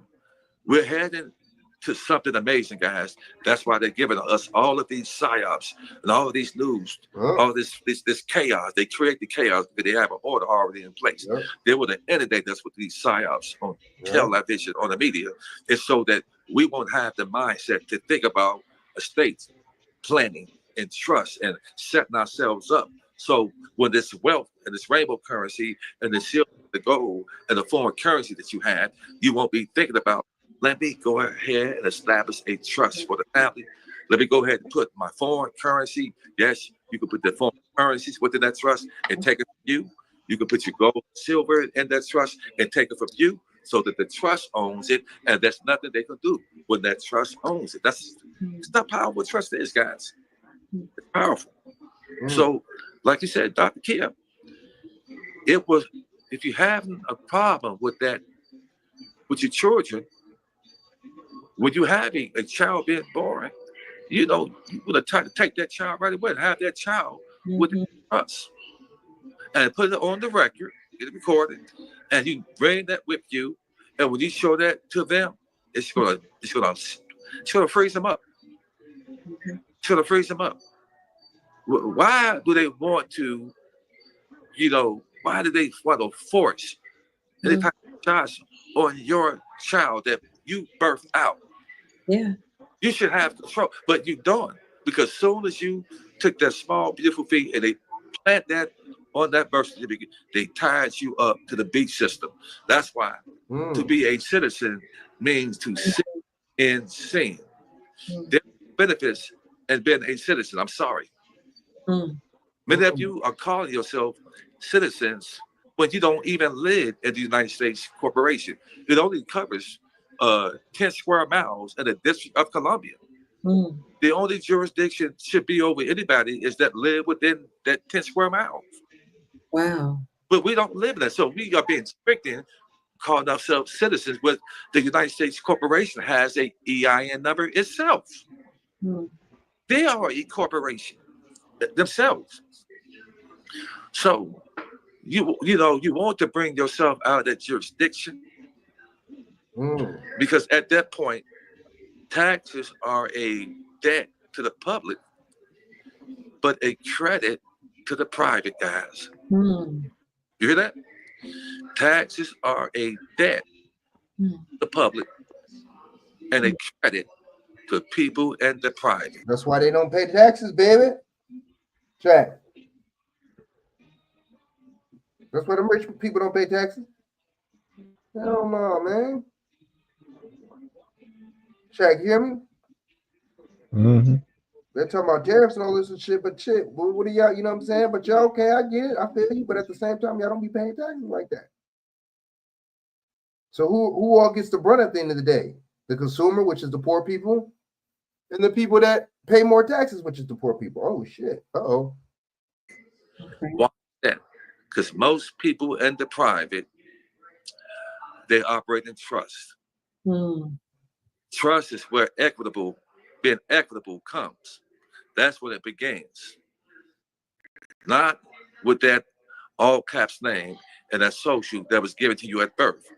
You should be come of the age of majority. You should be a trust. What am I saying? When you obtain a trust, you're basically starting a new identity, guys. They don't want to tell you that. That's what trust does. It's a new lease on life, so that you are alive. And when you get a trust, before you talk about operating in the private, do a cleansing of your mind, a status correction with your mind. Before you talk about pushing paperwork, cleanse your heart, purge your heart. This is why you don't see the rich and the wealthy really dealing with regular common day people. Because when you are a debtor, that means that you are unalive. You think with a debtor mentality. Debtor means that you are D-E-A-D. You are D-A-D-E-A-D. That's what it means. Oh, wow. Wow. Debtor. That's what it means. Debtor. Wow. That's what it means to be a debtor. Debtor. And so the rich and the wealthy, they really don't have too many words to say. You get in the elevator with them, you happen to get one, and you say, "How you doing?" They got that tight face. They don't really want to talk. You want to know why? Because they have to play dumb.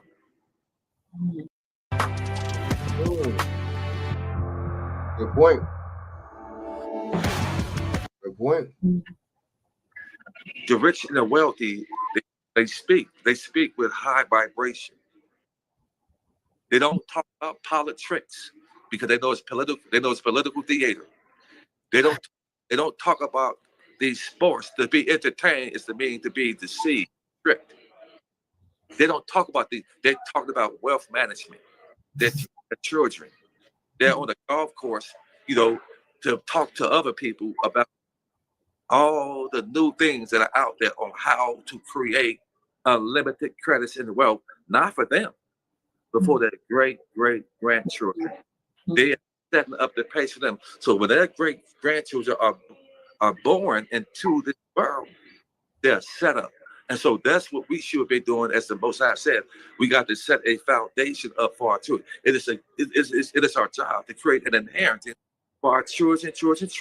So a trust is the beginning stage of doing this, guys, because even when you transition, that trust is still alive. That trust is you alive, making sure that all wishes that you. Like, that's interesting, right? So so basically, hold up. Unalive. You think with a debtor mentality. Debtor means that you are D-E-A-D. You are D-A-D-E-A-D. That's what it means. Oh, wow. Wow. Debtor. That's what it means. Debtor. Wow. That's what it means to be a debtor.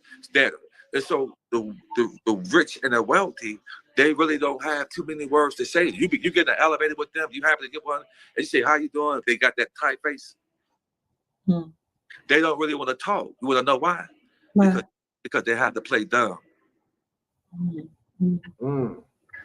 The rich and the wealthy, they speak with high vibration. They don't talk about politics because they know it's political. They know it's political theater. They don't talk about these sports. To be entertained is to mean to be deceived, tricked. They don't talk about they talk about wealth management. They're children. They're on the golf course, to talk to other people about all the new things that are out there on how to create unlimited credits and wealth, not for them, but for their great-great-grandchildren. They are setting up the pace for them. So when their great-grandchildren are born into this world, they're set up. And so that's what we should be doing. As the Most High said, we got to set a foundation up for our children. It is our job to create an inheritance for our children. So a trust is the beginning stage of doing this, guys, because even when you transition, that trust is still alive. That trust is you alive, making sure that all wishes that you put in there gets fulfilled, guys. And it keeps the court out of your business. Because anytime the probate courts get involved and intertwined in your affairs, your family, they're looking to steal. So how do you stop that from happening? You operate trust, guys. You operate trust. So like I said, it is imperative that one gets a private trust. And like I said, those that obtain one with me, I will go a step further with you that you can do with a private trust that will shake the ground that you walk on. We never. But when you operate in trust, you got to cleanse your mind. Right. Know that you are the next wealthy people that's coming into this new world. Right? Get ready to excel. Okay. So most of the people who are here with Dr. Pruitt are our next multi-millionaires. Most of us here. Most of us silver and gold, have foreign currency, dealing with crypto. Most of the people here to get the financial forecast on what the only thing you guys are missing right now is obtaining a private trust to put all of your assets to the. I just asked you what assets you have that you own, and we simply take these assets and we put them in trust because, as the rich say, own nothing and control. Why do they say own nothing? Because they know that you can truly, really own anything with your all caps name and your social. You can never really own anything. Right. But when you have it in a trust, that's ownership. When you have it in a trust, now you talk about ownership, guys. So that's why it is imperative to get a trust. And there's so many different things you can do when you talk about having a trust. When you put your car in the trust, they can't touch it. They can't touch it. If you have a car that's paid off and they tore it, they mess around and tore your car, they're in trouble because they own it, not you. Wow. It becomes private property. It becomes private property. So that's why it is imperative to have a living trust or a 508c1a irrevocable trust, which is set up as a foundation, guys, and a ministry all at once. You cover the 508, it sets you up as you have a ministry and a foundation all at once, which means what? That you can accept gifts from people and it won't be taxed. Okay. Jurisdiction or say so on whatever you receive from individuals who want to be a gift or blessing to you. They have no say so. You can accept it, they can give, and this is what the wealthy do. They give to each other. They give to each other right there. And if you know some other tricks, when you give to each other, then the IRS will pay you for that. This is what they're doing, and they're private. This is why the rich give to each other, to fund each other, to keep each other rich and wealthy. And when they give to each other, the IRS will reward you for that. Because they have something called an ultimate gift. And I will, at a later day, I will break that down on how most Americans has a tax credit that they don't even know about. As you see homeless people, white and black vets, sleeping like dogs, and it's really sickening to see here at Atlanta alone, white and black vets on the streets, lying down like dogs, and people just walking over them, not even thinking twice.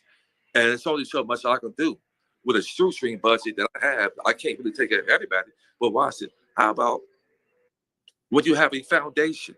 Each one of us is strong. We have foundation. And then we get our wealth, and it's protected through a trust. And we can come together as a collective unit and start getting our brothers and sisters off the streets and give them a second chance at life. The ones who are salvage you. And this is what my goal is. This is, I've been feeding the homeless for years. This is my goal. And I'm so honored and blessed and feel gifted that this information was afforded and opened up to me to know how to operate in trust, not just for myself, but I have other brothers and sisters, and some of them are in the comments that I have done their trust for them guys. And we sit down, as we call, that we're going to come together as a collective unit to be able to put our minds, our finance together, to be able to get buildings and take the homeless off the streets and give them a second chance at life through trust, create jobs, and when you have a business, you have a proxy, then there's certain grants that the government will give you because you have a business. You have they got certain grants that you can get because you have a proxy set up. That's why it's tremendously important to get a trust. Word, man. So look, I'm gonna finish up here right here. I'm gonna finish it right here, man. We're gonna go back tomorrow. You know what I'm saying? But next time I'll do my video, man. Shout out to Kia Pruitt, man. Check out her channel, man. Salute to her. Subscribe to her, man. You see what I'm saying? All day, every day. So I'm gonna play a little bit of this Robert Brooks thing. I'm gonna play another video and I'm out. I gotta make this damn food. You feel me? I gotta make this food. We've got passion, we've got determination. Like, and if we set our sights on something, you better believe it's happening. We always felt like our content was all about entertainment and being fun, but there was also this, sort of professional business side. One of the things that we knew was basically essential was getting our own website, so people would actually see a proper official group who. New developments in the death of an upstate New York inmate. A group of corrections officers now facing charges in the beating death of Robert Brooks, which was caught on camera. The officers are pleading not guilty to those charges tonight. News 4's Charles Watson joining us live from our newsroom with the latest at this hour. Charles. Yeah, Natalie, at least 9 state corrections officers faced a judge as they heard for the first time the charges laid out against them and an indictment handed up by an Oneida County grand jury and unsealed in court today. An 8-count indictment naming corrections officers charged in conjunction with Brooks' death. 5 officers directly involved in the beating hit with second-degree murder charges and manslaughter for 3 other corrections officers who allegedly failed to stop the brutal attack. The beating was caught on officer body cam video hours after Brooks was transferred to Marcy Correctional Facility just north of Utica to serve out the remainder of a 12-year sentence for first-degree assault. In the clip captured on December 9th, you can see several officers pummeling Brooks, who was handcuffed to an infirmary bed, punching, kicking, and even lifting him by his neck as others stand by and watch. At a press conference today, Special Counsel William Fitzpatrick revealing Brooks endured even more abuse than we see on camera. Robert was beaten on 2 prior occasions between 9/07 and the time of his death, within minutes of his arrival at Marcy. That's foul. Our investigation further revealed that there was no provocation. The incident igniting protests here in the streets of New York City, with people calling for justice and accountability. 2 things family members and loved ones of Brooks say was missing in the hearings today as they watched the judge grant bail to all of the officers who were in court today. I'm not surprised in the least. It's a finely oiled machine. It's the system. And until we collectively come together and decide that we're going to do something about this system, then everything is going to remain the same. Charges may be good, but not releasing them. How you release murderers into the streets? And so 3 Marcy Correctional Facility employees have reached plea agreements with the Special Prosecutor's Office. Their names will remain sealed until they appear before a judge to be arraigned. Meantime, the union that represents those officers calling their actions incomprehensible and not reflective of the majority of its membership. In the newsroom, Charles Watson, News 4 New York. Wow. Wow. So, I mean, hey. Hold up. It's sad. Shaq, what you think about that, man? How they plead not guilty and how they get some of them get bail? How they get bail? That's my thing. How does that work? Knowing damn well if that was a suspect, they would not be getting no damn. I mean, if there weren't no police, they would not be getting no damn bail. Let's just be honest. You know what I'm saying? Like, how does that work? Shaq, what do you think?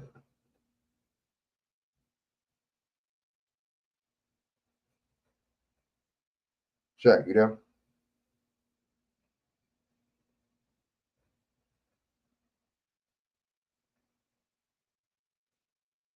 Yo, yo, yo.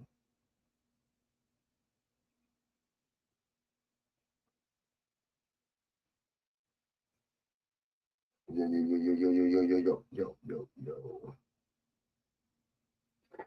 Right, hold up. I'm gonna play another video. I'm out of here, man. This time, seriously. This time I'm out. Hold up.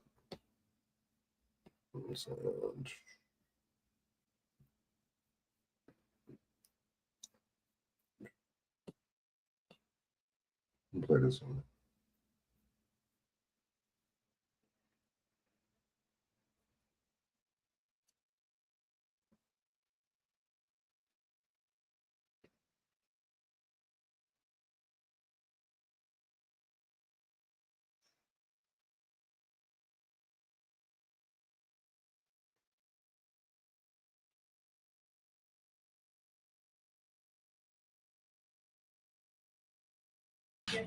She was born yesterday at 11:55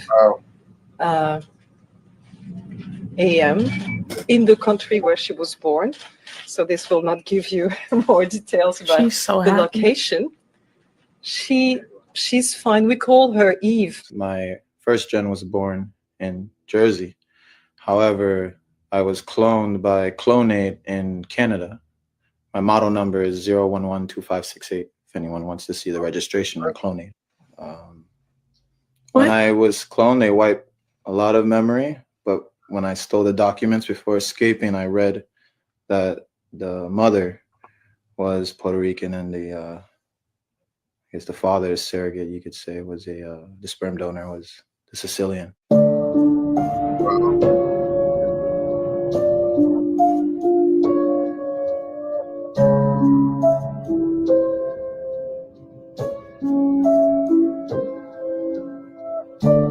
I think you have my hair on a stick.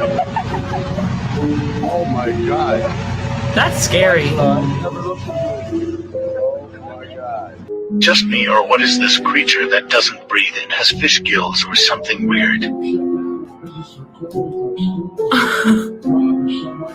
Foster recently said on a podcast the NFL is scripted. So we decided to ask players what was their script they got when they were drafted. My script was that they told me that I was going to tear my ACL my rookie year, and I was actually kind of mad when I saw that, you know? Like, I read my script, and it said, listen, you're going to tear your ACL the last regular season game. And I was sad because that means I missed the Super Bowl and wasn't able to play in it. My script, it was pretty long. I didn't know if I was going to make the league because, you know, trying to learn something like that was pretty tough. Say my script been pretty crazy because this is my 4th year in the NFL, and I've been to 3 Super Bowls. So when I walked in of day one, they was like, this what they handed me. I was like, you know what? I'm gonna take that one right there. I'm gonna take the 3 appearances in 4. I mean, my script was supposed to be making $100 million, but it didn't happen that way, so they lied to me. The NFL is scripted. According to Arian Foster, it's scripted. And it brings me back to Super Bowl 51 when we're down 28-3. We're in the locker room, and they throw us the script. I'm sitting here for this amazing comeback. I'm sitting here like, these writers are out of their mind. No one's going to believe this. Right. And we went out and executed, and you know, it looked good. And then the next year, I saw on the script in March that I had to tear my ACL going forward, missed the 2017 season. You just have to flood a country's public square with enough raw sewage. You just have to raise enough questions, spread enough dirt, plant enough conspiracy theorizing that citizens no longer know what to believe. Once they lose trust in their leaders, in mainstream media, in political institutions, in each other, in the possibility of truth, the game's won. All of a sudden, we were given this free thing from the Society of America. 78% of your free clinics were placed in Black and urban areas for the purpose of something free of charge from a racist society. As to put it in words of one pro, we don't need so many Negroes anymore. There's no more cotton to pick. These feelings about Black people, this was one way of doing it as a social benefit, if you will. We're here to help you. Black women, and let it be stated, Black women never demonstrated, demanded, or even requested the right to an. Been asking for the right to decent housing, the right to education, and that's the right to health care. And all we've been given free of charge is the right to keep our unborn child. In 1993, the government started spraying our grain source with folic acid. Guess what went on the rise? Antidepressants, anti-anxiety medication, gut medication. So we're worth more to them sick. Oh, for sure. They came up with the folic acid. Really, it's folate, which prevents neural tube defects in pregnant women. So that's why you hear when women are pregnant, they're supposed to take high doses of folic acid. That's fine if you don't have an MTHFR genetic mutation. If you do, then folic acid really is what's causing postpartum depression. It happened to me and couldn't figure out why. I was like, my child is healthy. I am happy. I'm thrilled. Why am I crying in the shower and going to bed? And as soon as I stopped taking the prenatal vitamin, it all went away. And so then your doctor blames it on the hormones. In reality, if postpartum depression was hormone related, then all pregnant women would have postpartum depression, but we don't. And do you think that the country... Man, facts, man. Shout out to her, man. This is good information. I'm going to play the rest of this tomorrow. You know what I'm saying? What's the time? I'm going to play the rest of this tomorrow, man. I'm going to play another video. I'm out, and I'm going to get off here. All right, so, damn, what the hell was going on? Damn. We're going to play, oh, yeah.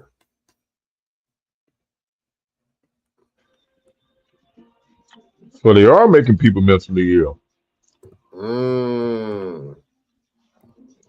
Oh, yeah. And what she said that was that ingredient, what that medication? Damn. Folate. Yeah, folate acid. So that triggers the postpartum depression. Interesting.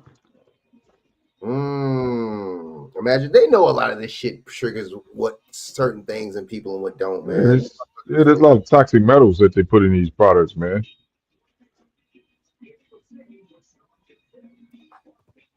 Hey, but then they talking about the cloning, though. They've been cloning. You know what I'm saying? They've been doing that for a minute. Yeah. Shaq, wait, hold on. Let's get a little bit. Let's get into a little bit of entertainment aspect of it real quick. Hold up. Oh yeah, Doc Boss, man. I might go on there, man. I might go on there.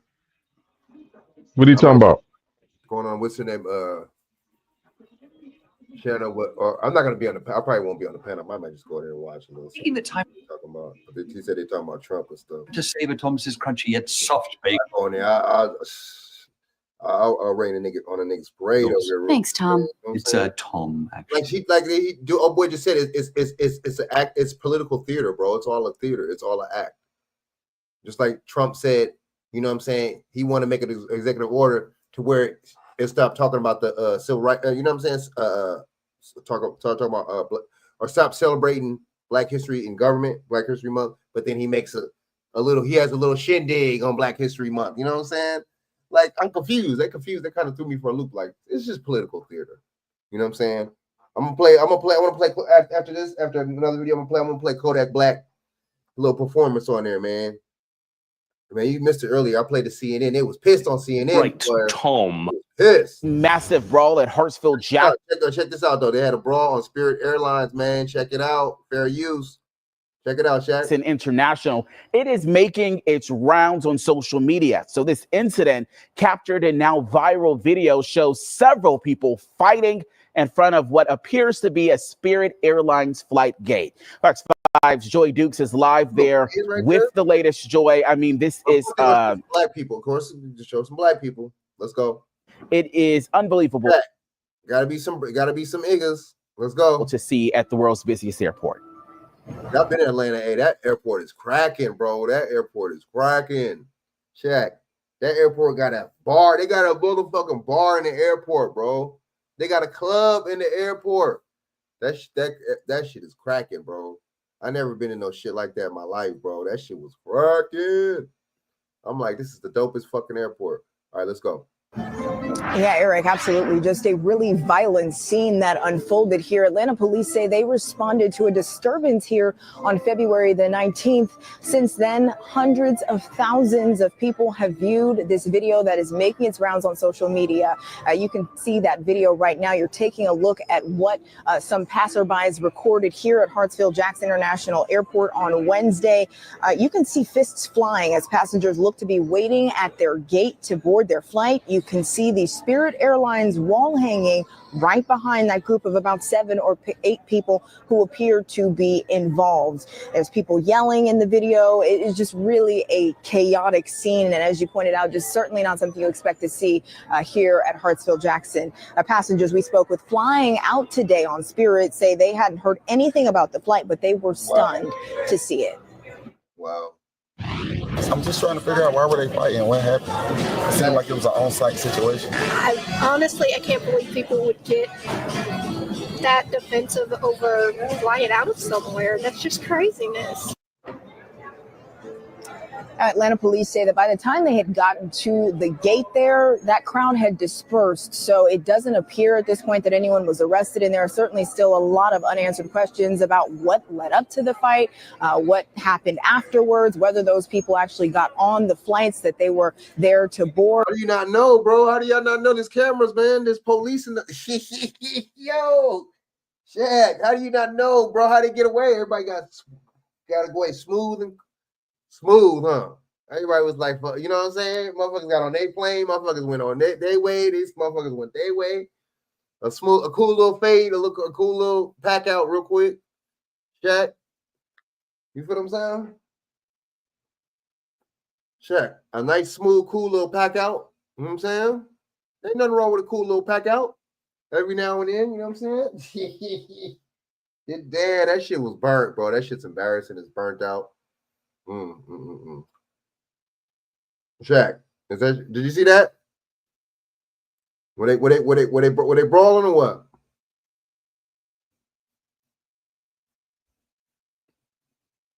No, they was getting down, man.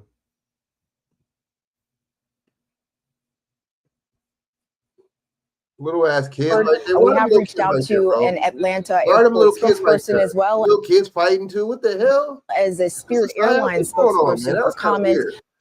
All right, so look. Yeah, man, motherfuckers is out of order, bro. You know what I'm saying? Motherfuckers is out of order, man. I'll take my butt off here, man. I'm tired, man. I gotta cook this chicken. Shit, I don't want to cook it, but I got to. Fuck it. I got the air fryer, man. I'm gonna throw it in the air fryer, man. You know what I'm saying? Motherfucker. Damn, Frank, you been on 6 hours, dirty?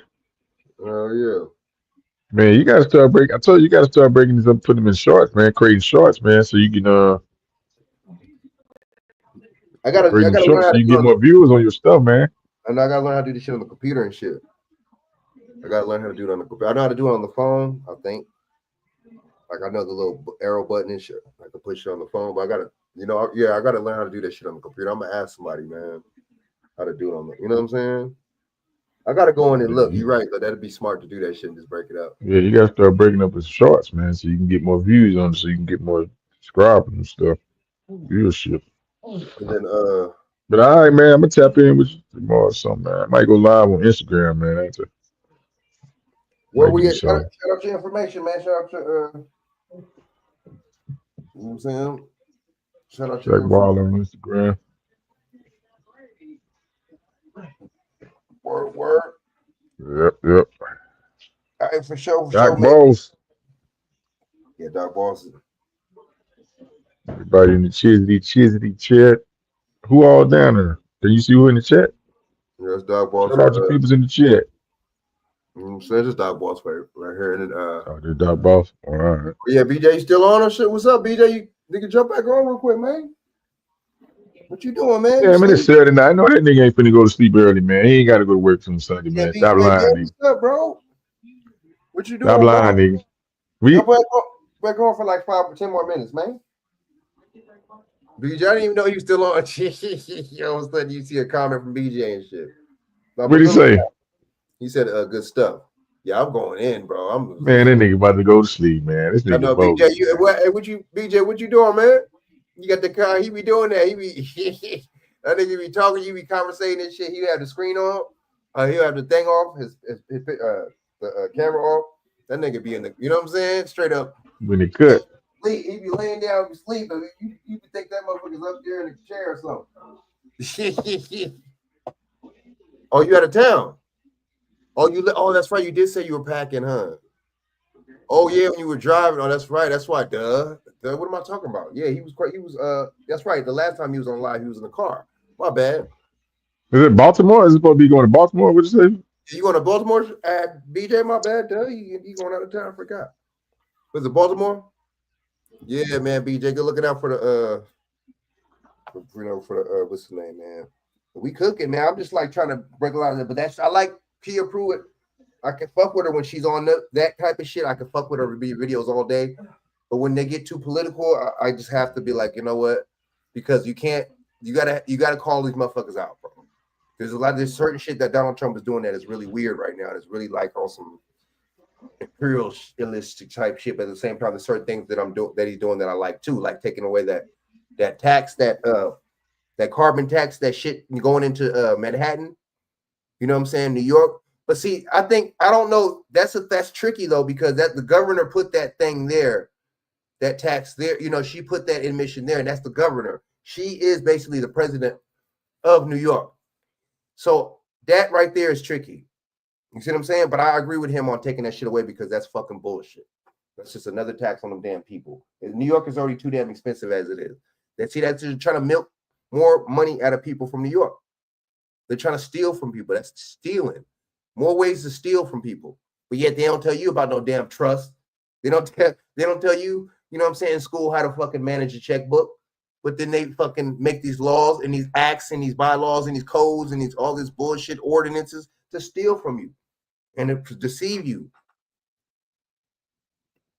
Straight up, you know what I'm saying?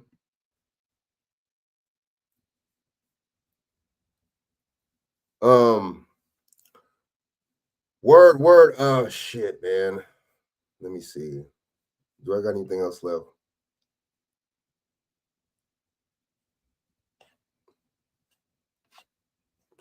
Did I see that? Unless BJ sent me something. Go on BJ. See what he said.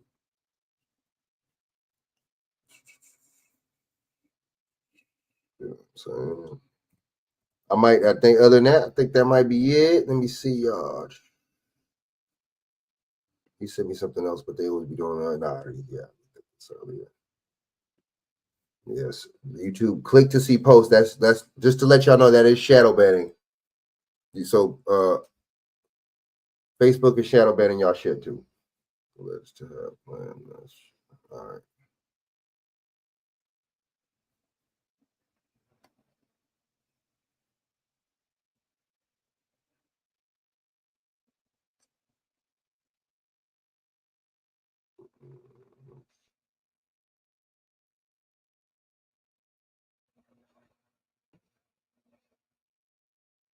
Howard Lutnick sworn in as White House Commerce Secretary. Lutnick.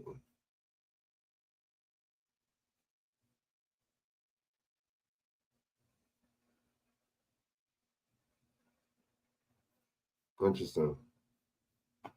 All right, hold up.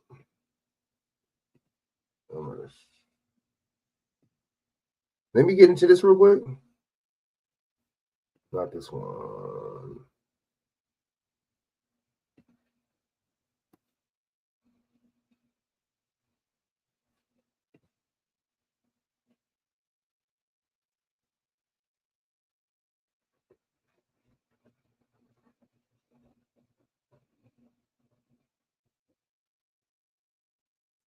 Oh, let me get into the Steve Bannon real quick, baby. Before let me close this out with Steve Bannon doing it. Let's do the salute, baby, with Steve Bannon, baby.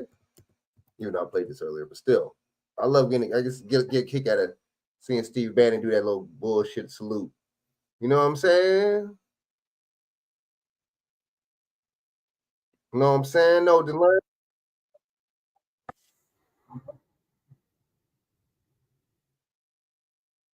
You know what I'm saying? No delay. All right, hold on.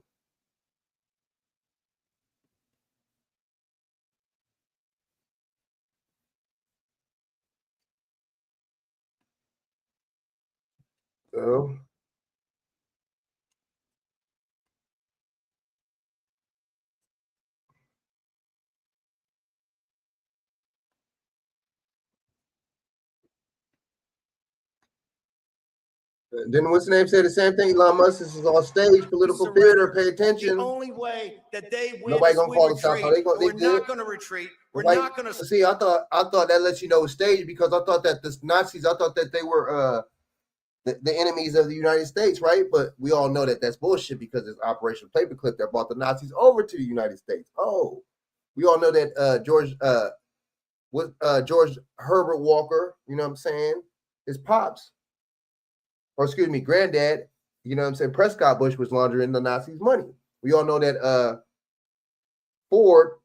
Henry Ford was making vehicles for the Nazis. So, I mean, you know what I'm saying? I don't know. It's a little bit of inconsistency with this whole, the Nazis were the enemy of the United States thing, but they're showing you that this is not, it ain't, and it's all political theater. You know what I'm saying? They get a kick out of doing shit like this. And this is really who they are, and this is how they really feel. Don't think that these people are racist when they do this shit. It's ritualistic. And they're showing you, fuck you. The only way we don't have And so the funny thing about it is, and the conservatives, I got to call conservatives out on this type of shit because if it was Democrats doing it, then they would be calling it racist. So that's bullshit. It's the same thing. victory if we You know what I'm saying? surrender. If Joe The Biden only did this, way everybody would be talking about it. You know what I'm saying? So that they win is we it's the retreat. same thing with We're both parties. not going to retreat. We're not going to surrender. We're not going to quit. Fight, fight, fight. And he said it 3 times. Bam. Okay. He threw it up. Bam. They showing you who they are, baby. You know what I'm saying? Did he throw it up, BJ? You know what I'm saying? He threw it up, right? But they showing you, bro.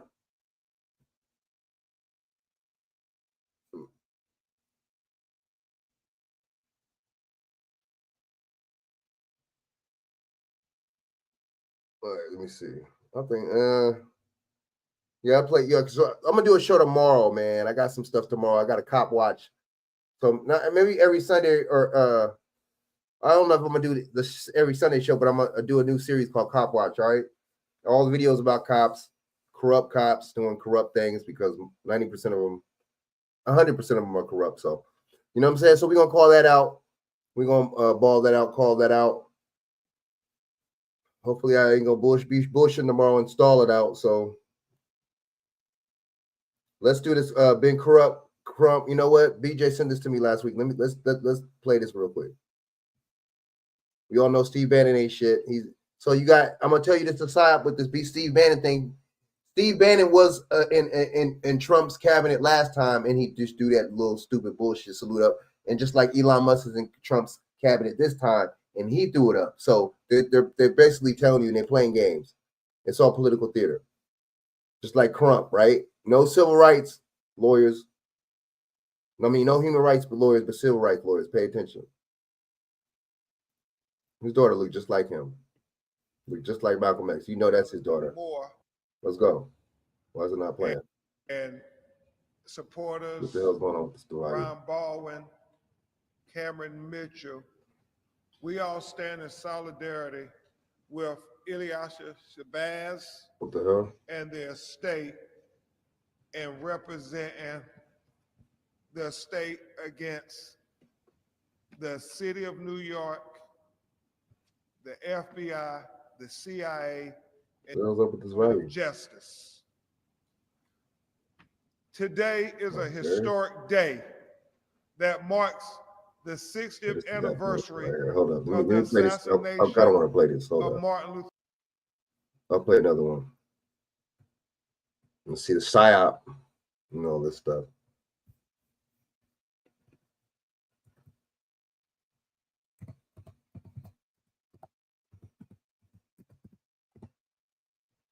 All right.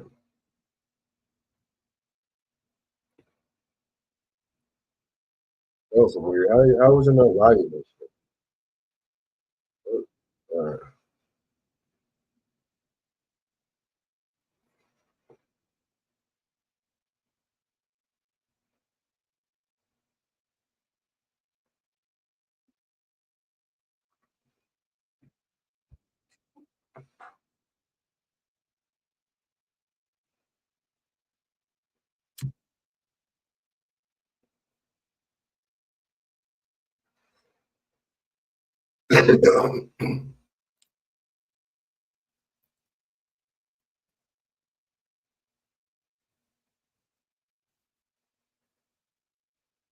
Then happened to the damn volume.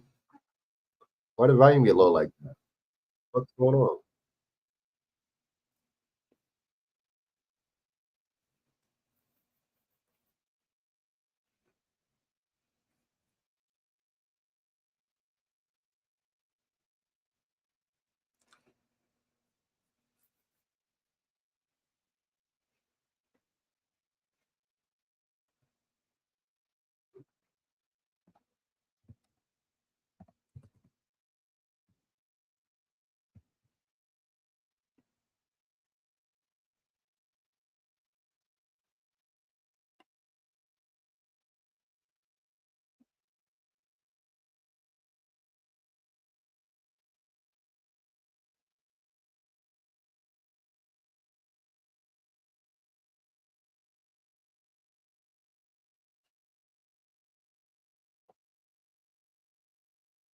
Fact.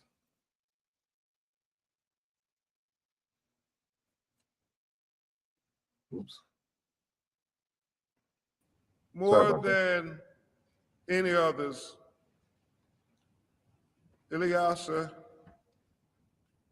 and family members of Malcolm X are fighting day in and day out for justice for their father. And she looks 60 like years him, later, oh my God. they're still fighting. Yeah, man, that's crazy. The American people She are look deserving exactly like him, of knowing dude. the truth of the federal With that red. government's targeting of Malcolm X and the ultimate cover-up to ensure his family and the American people can never seek justice for the wrongs committed. That's crazy, man. These dastardly deeds need Every to time be he been Crump revealed around, you already know what to time the it is. public as a teachable moment, so we can do everything we can in our power to prevent the targeting of American citizens by our own government. Again, I'm only going to support what then Crump just said. We are only asking for the declassification of our father's records, along with President John F. Kennedy, Robert F. Kennedy, and of course, Dr. Reverend Martin Luther King. Interesting. Interesting, man.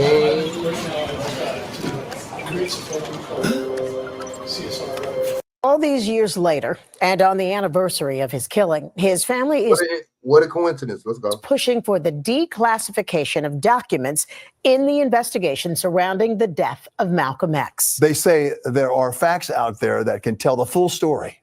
Here's Marcus Solis. JFK, RFK, My bad. He's so MLK. slow. My bad. We need to add Malcolm X. It's a demand for answers that Malcolm X's family and lawyers have made before, but now they hope the political circumstances are different. On the 60th anniversary of the assassination of the civil rights leader, in the very room where the killing took place, attorney Ben Crump called for the government to declassify files related to the case. It's almost as if you're putting together the puzzle, but a chunk of the puzzle is missing because individuals on the other side of the room are holding the puzzle pieces behind their back. Malcolm X was shot 21 times by multiple gunmen during a 21, that's 3, right? Speech in the Audubon Ballroom. In 2021, 2 men convicted of the crime were exonerated. The family has long alleged the then 39-year-old was the victim of a government conspiracy and cover-up.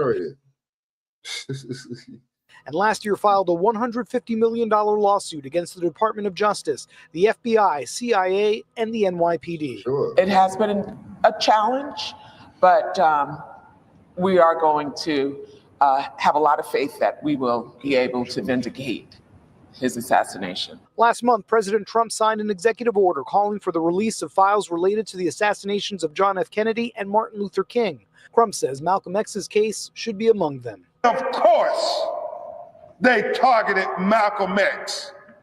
These records will lay that bare. On May 19th, the family will mark what would have been Malcolm X's 100th birthday. They hope to have the files and the information they seek by then. In Washington Heights, Marcus Solis, Channel 7. Interesting. Let me go to this Kodak Black performance real quick, and I'm out. All right, my bad, man. This is the last one. Kodak Black. Let's go. Fair use, fair use. You know what I'm saying? Shout out to Dirty TD Celebrity. But I did notice that they don't never do this stuff. Why they do this stuff when this last administration was in, or Biden was in? See, they make all these declarations and stuff when Republicans come in and be divisive and shit, and don't want to go to the White House. Bro, if you're trying to get justice and you're trying to get reparations, it don't matter what administration it's in, you would go up there and make your case and represent and present your proposition. Facts. That's how you know they fake and they race baiting them. These motherfuckers is fake, bro, because they don't never push nothing. You know, when Democrats say they be quiet, I mean, they don't be quiet, but they don't be up there pushing for no reparations or nothing like that. Talking about no Martin Luther King. Right. Now you want this administration to release all these things. Why you ain't require Biden to release them? Facts. Good point. But it's still a game though. They releasing this stuff at the 60 some damn years, bro. Like, and I'm gonna tell you what the trick probably is. The time is probably up. The reason why it's being released, it ain't the fact that we marching, we want them to release it. No, it probably had 6 years, 7 years, some time limit. Like they said with Obama, with 95 years, you can't release his records until 95 years or some shit. And people, facts. Yeah, there's a reason why. Like you said, the statute of limitations probably. I mean, yeah, the statute of limitations is up. With murder, but still, I see what you're saying. There's definitely something up with this, man. You're right. And they did. I was saying that.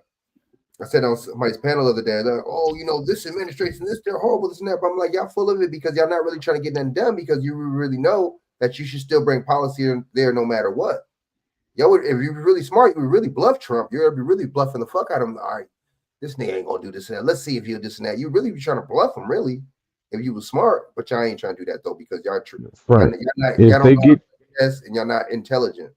And it's not that. It's the fact is they got to keep a job. So if they get everything done, they don't have a job. So they got to keep stuff like they doing, like they working for you, so they can keep a job, bro. So they can keep hustling you. And you keep voting for them. You keep voting. You keep buying into these marches and stuff. It benefits them to not getting that done, to pose as if they're trying to do something. That's the whole hope. Selling you hope, baby. Selling you hope. Selling you hope. Shaq is, man, that's exactly what they're doing, bro. Yeah, this is a good example of race baiting, bro. Straight up. Oh man, why did he do that thing in the White House? Oh, he's trying to be funny, he's trying to mock black. Bro, that was the perfect time. Exactly. So y'all taking it in the entertainment aspect. That would be the perfect time to go there with policy. Wouldn't it or would it not? Bro, was they in the last administration with policy? Hell no. You see how they don't, when the Democrats in there, they don't do shit. They don't ask some motherfuckers. They don't try to get shit. But see, that's the whole point, like you were saying. So we could get something under the guise of people of color or Mexican or some shit like that, or LGBT and civil rights. That's how we'll get shit done. They don't never get shit done specifically for so-called, quote unquote, that word, black people. But see, how could you get things done for that when that's not even any kind of status in law, though? So it's like, if it's no status in law, is it really status? If it's no status in law, is it really status? You calling yourself black, you still calling yourself a slave, bro. Possible if there's no status in law. Is there any? If there's no status in law, is there any status in politics? That word. You call yourself black, you still call yourself slave or slave, man. Facts.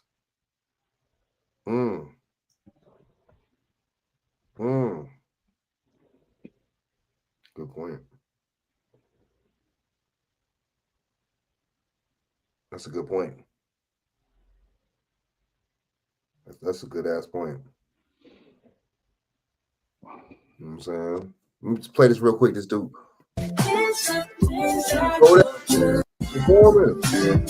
Sex account wrote along with an American flag emoji and photos of the super gremlin MC. Where we could like mix, where we could mix and we could like, mingle amongst each other and shit. So like imagine a world if all of us was just one color. If all of us was just blue or green. Oh, if everybody was smart, you gotta have some dumb people. Oh, what if everybody was rich? Who gonna take the trash out? What is he talking about? What the hell is he talking about? That's one thing though, they got Kodak, but that's one thing I don't not. It's interesting how they're not gonna bring Kendrick, of course not. They ain't gonna bring Kendrick to that motherfucker, right? They're gonna have somebody like Kodak Black that's very ignorant. It's funny because I've heard him say some shit. I think you could tell he wasn't really on, like maybe he looked like he might have been a little high or something, on some weed or like lean, something like that, like some light kind of shit.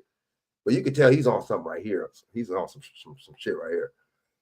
And I've heard him say some shit that's like, it's deep. That's pretty. This dude seems like he dubs himself down, but he's kind of intelligent, right? But this dude, every time I've been seeing this dude in the media, he's been saying, doing crazy shit. He was eating some chicken in the middle of the road, doing some weird shit not too long ago. So I'm like, man, this dude is bugged out. And see, my thing is, it should have been somebody else, bro. I mean, whatever, he getting his money, I ain't hating whatever, but this is a real ignorant dude right here to be, you know what I'm saying? And he's speaking and shit, all this saying some crazy shit. But like I said, I'm not mad that Trump did this, man. I just don't, these Democrats, man, these people, you know what I'm saying, they're just full of shit, because I don't want to hear nothing about motherfuckers, you know what I'm saying, doing shit like this, because y'all didn't bring shit to the table, bro. Y'all didn't bring nothing to the table. Y'all didn't bring any kind of policy. You wasn't trying to bring policy here. You wasn't trying to bring any kind of policy that last 4 years administration when Biden was in there. So I don't want to hear it, man. Straight up. Y'all might as well just try to strategize to this next bullshit campaign.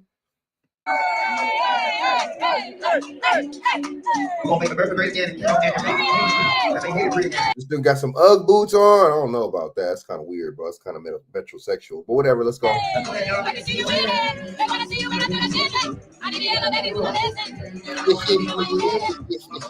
Oh, girl, that shit sounds funny. Shut up.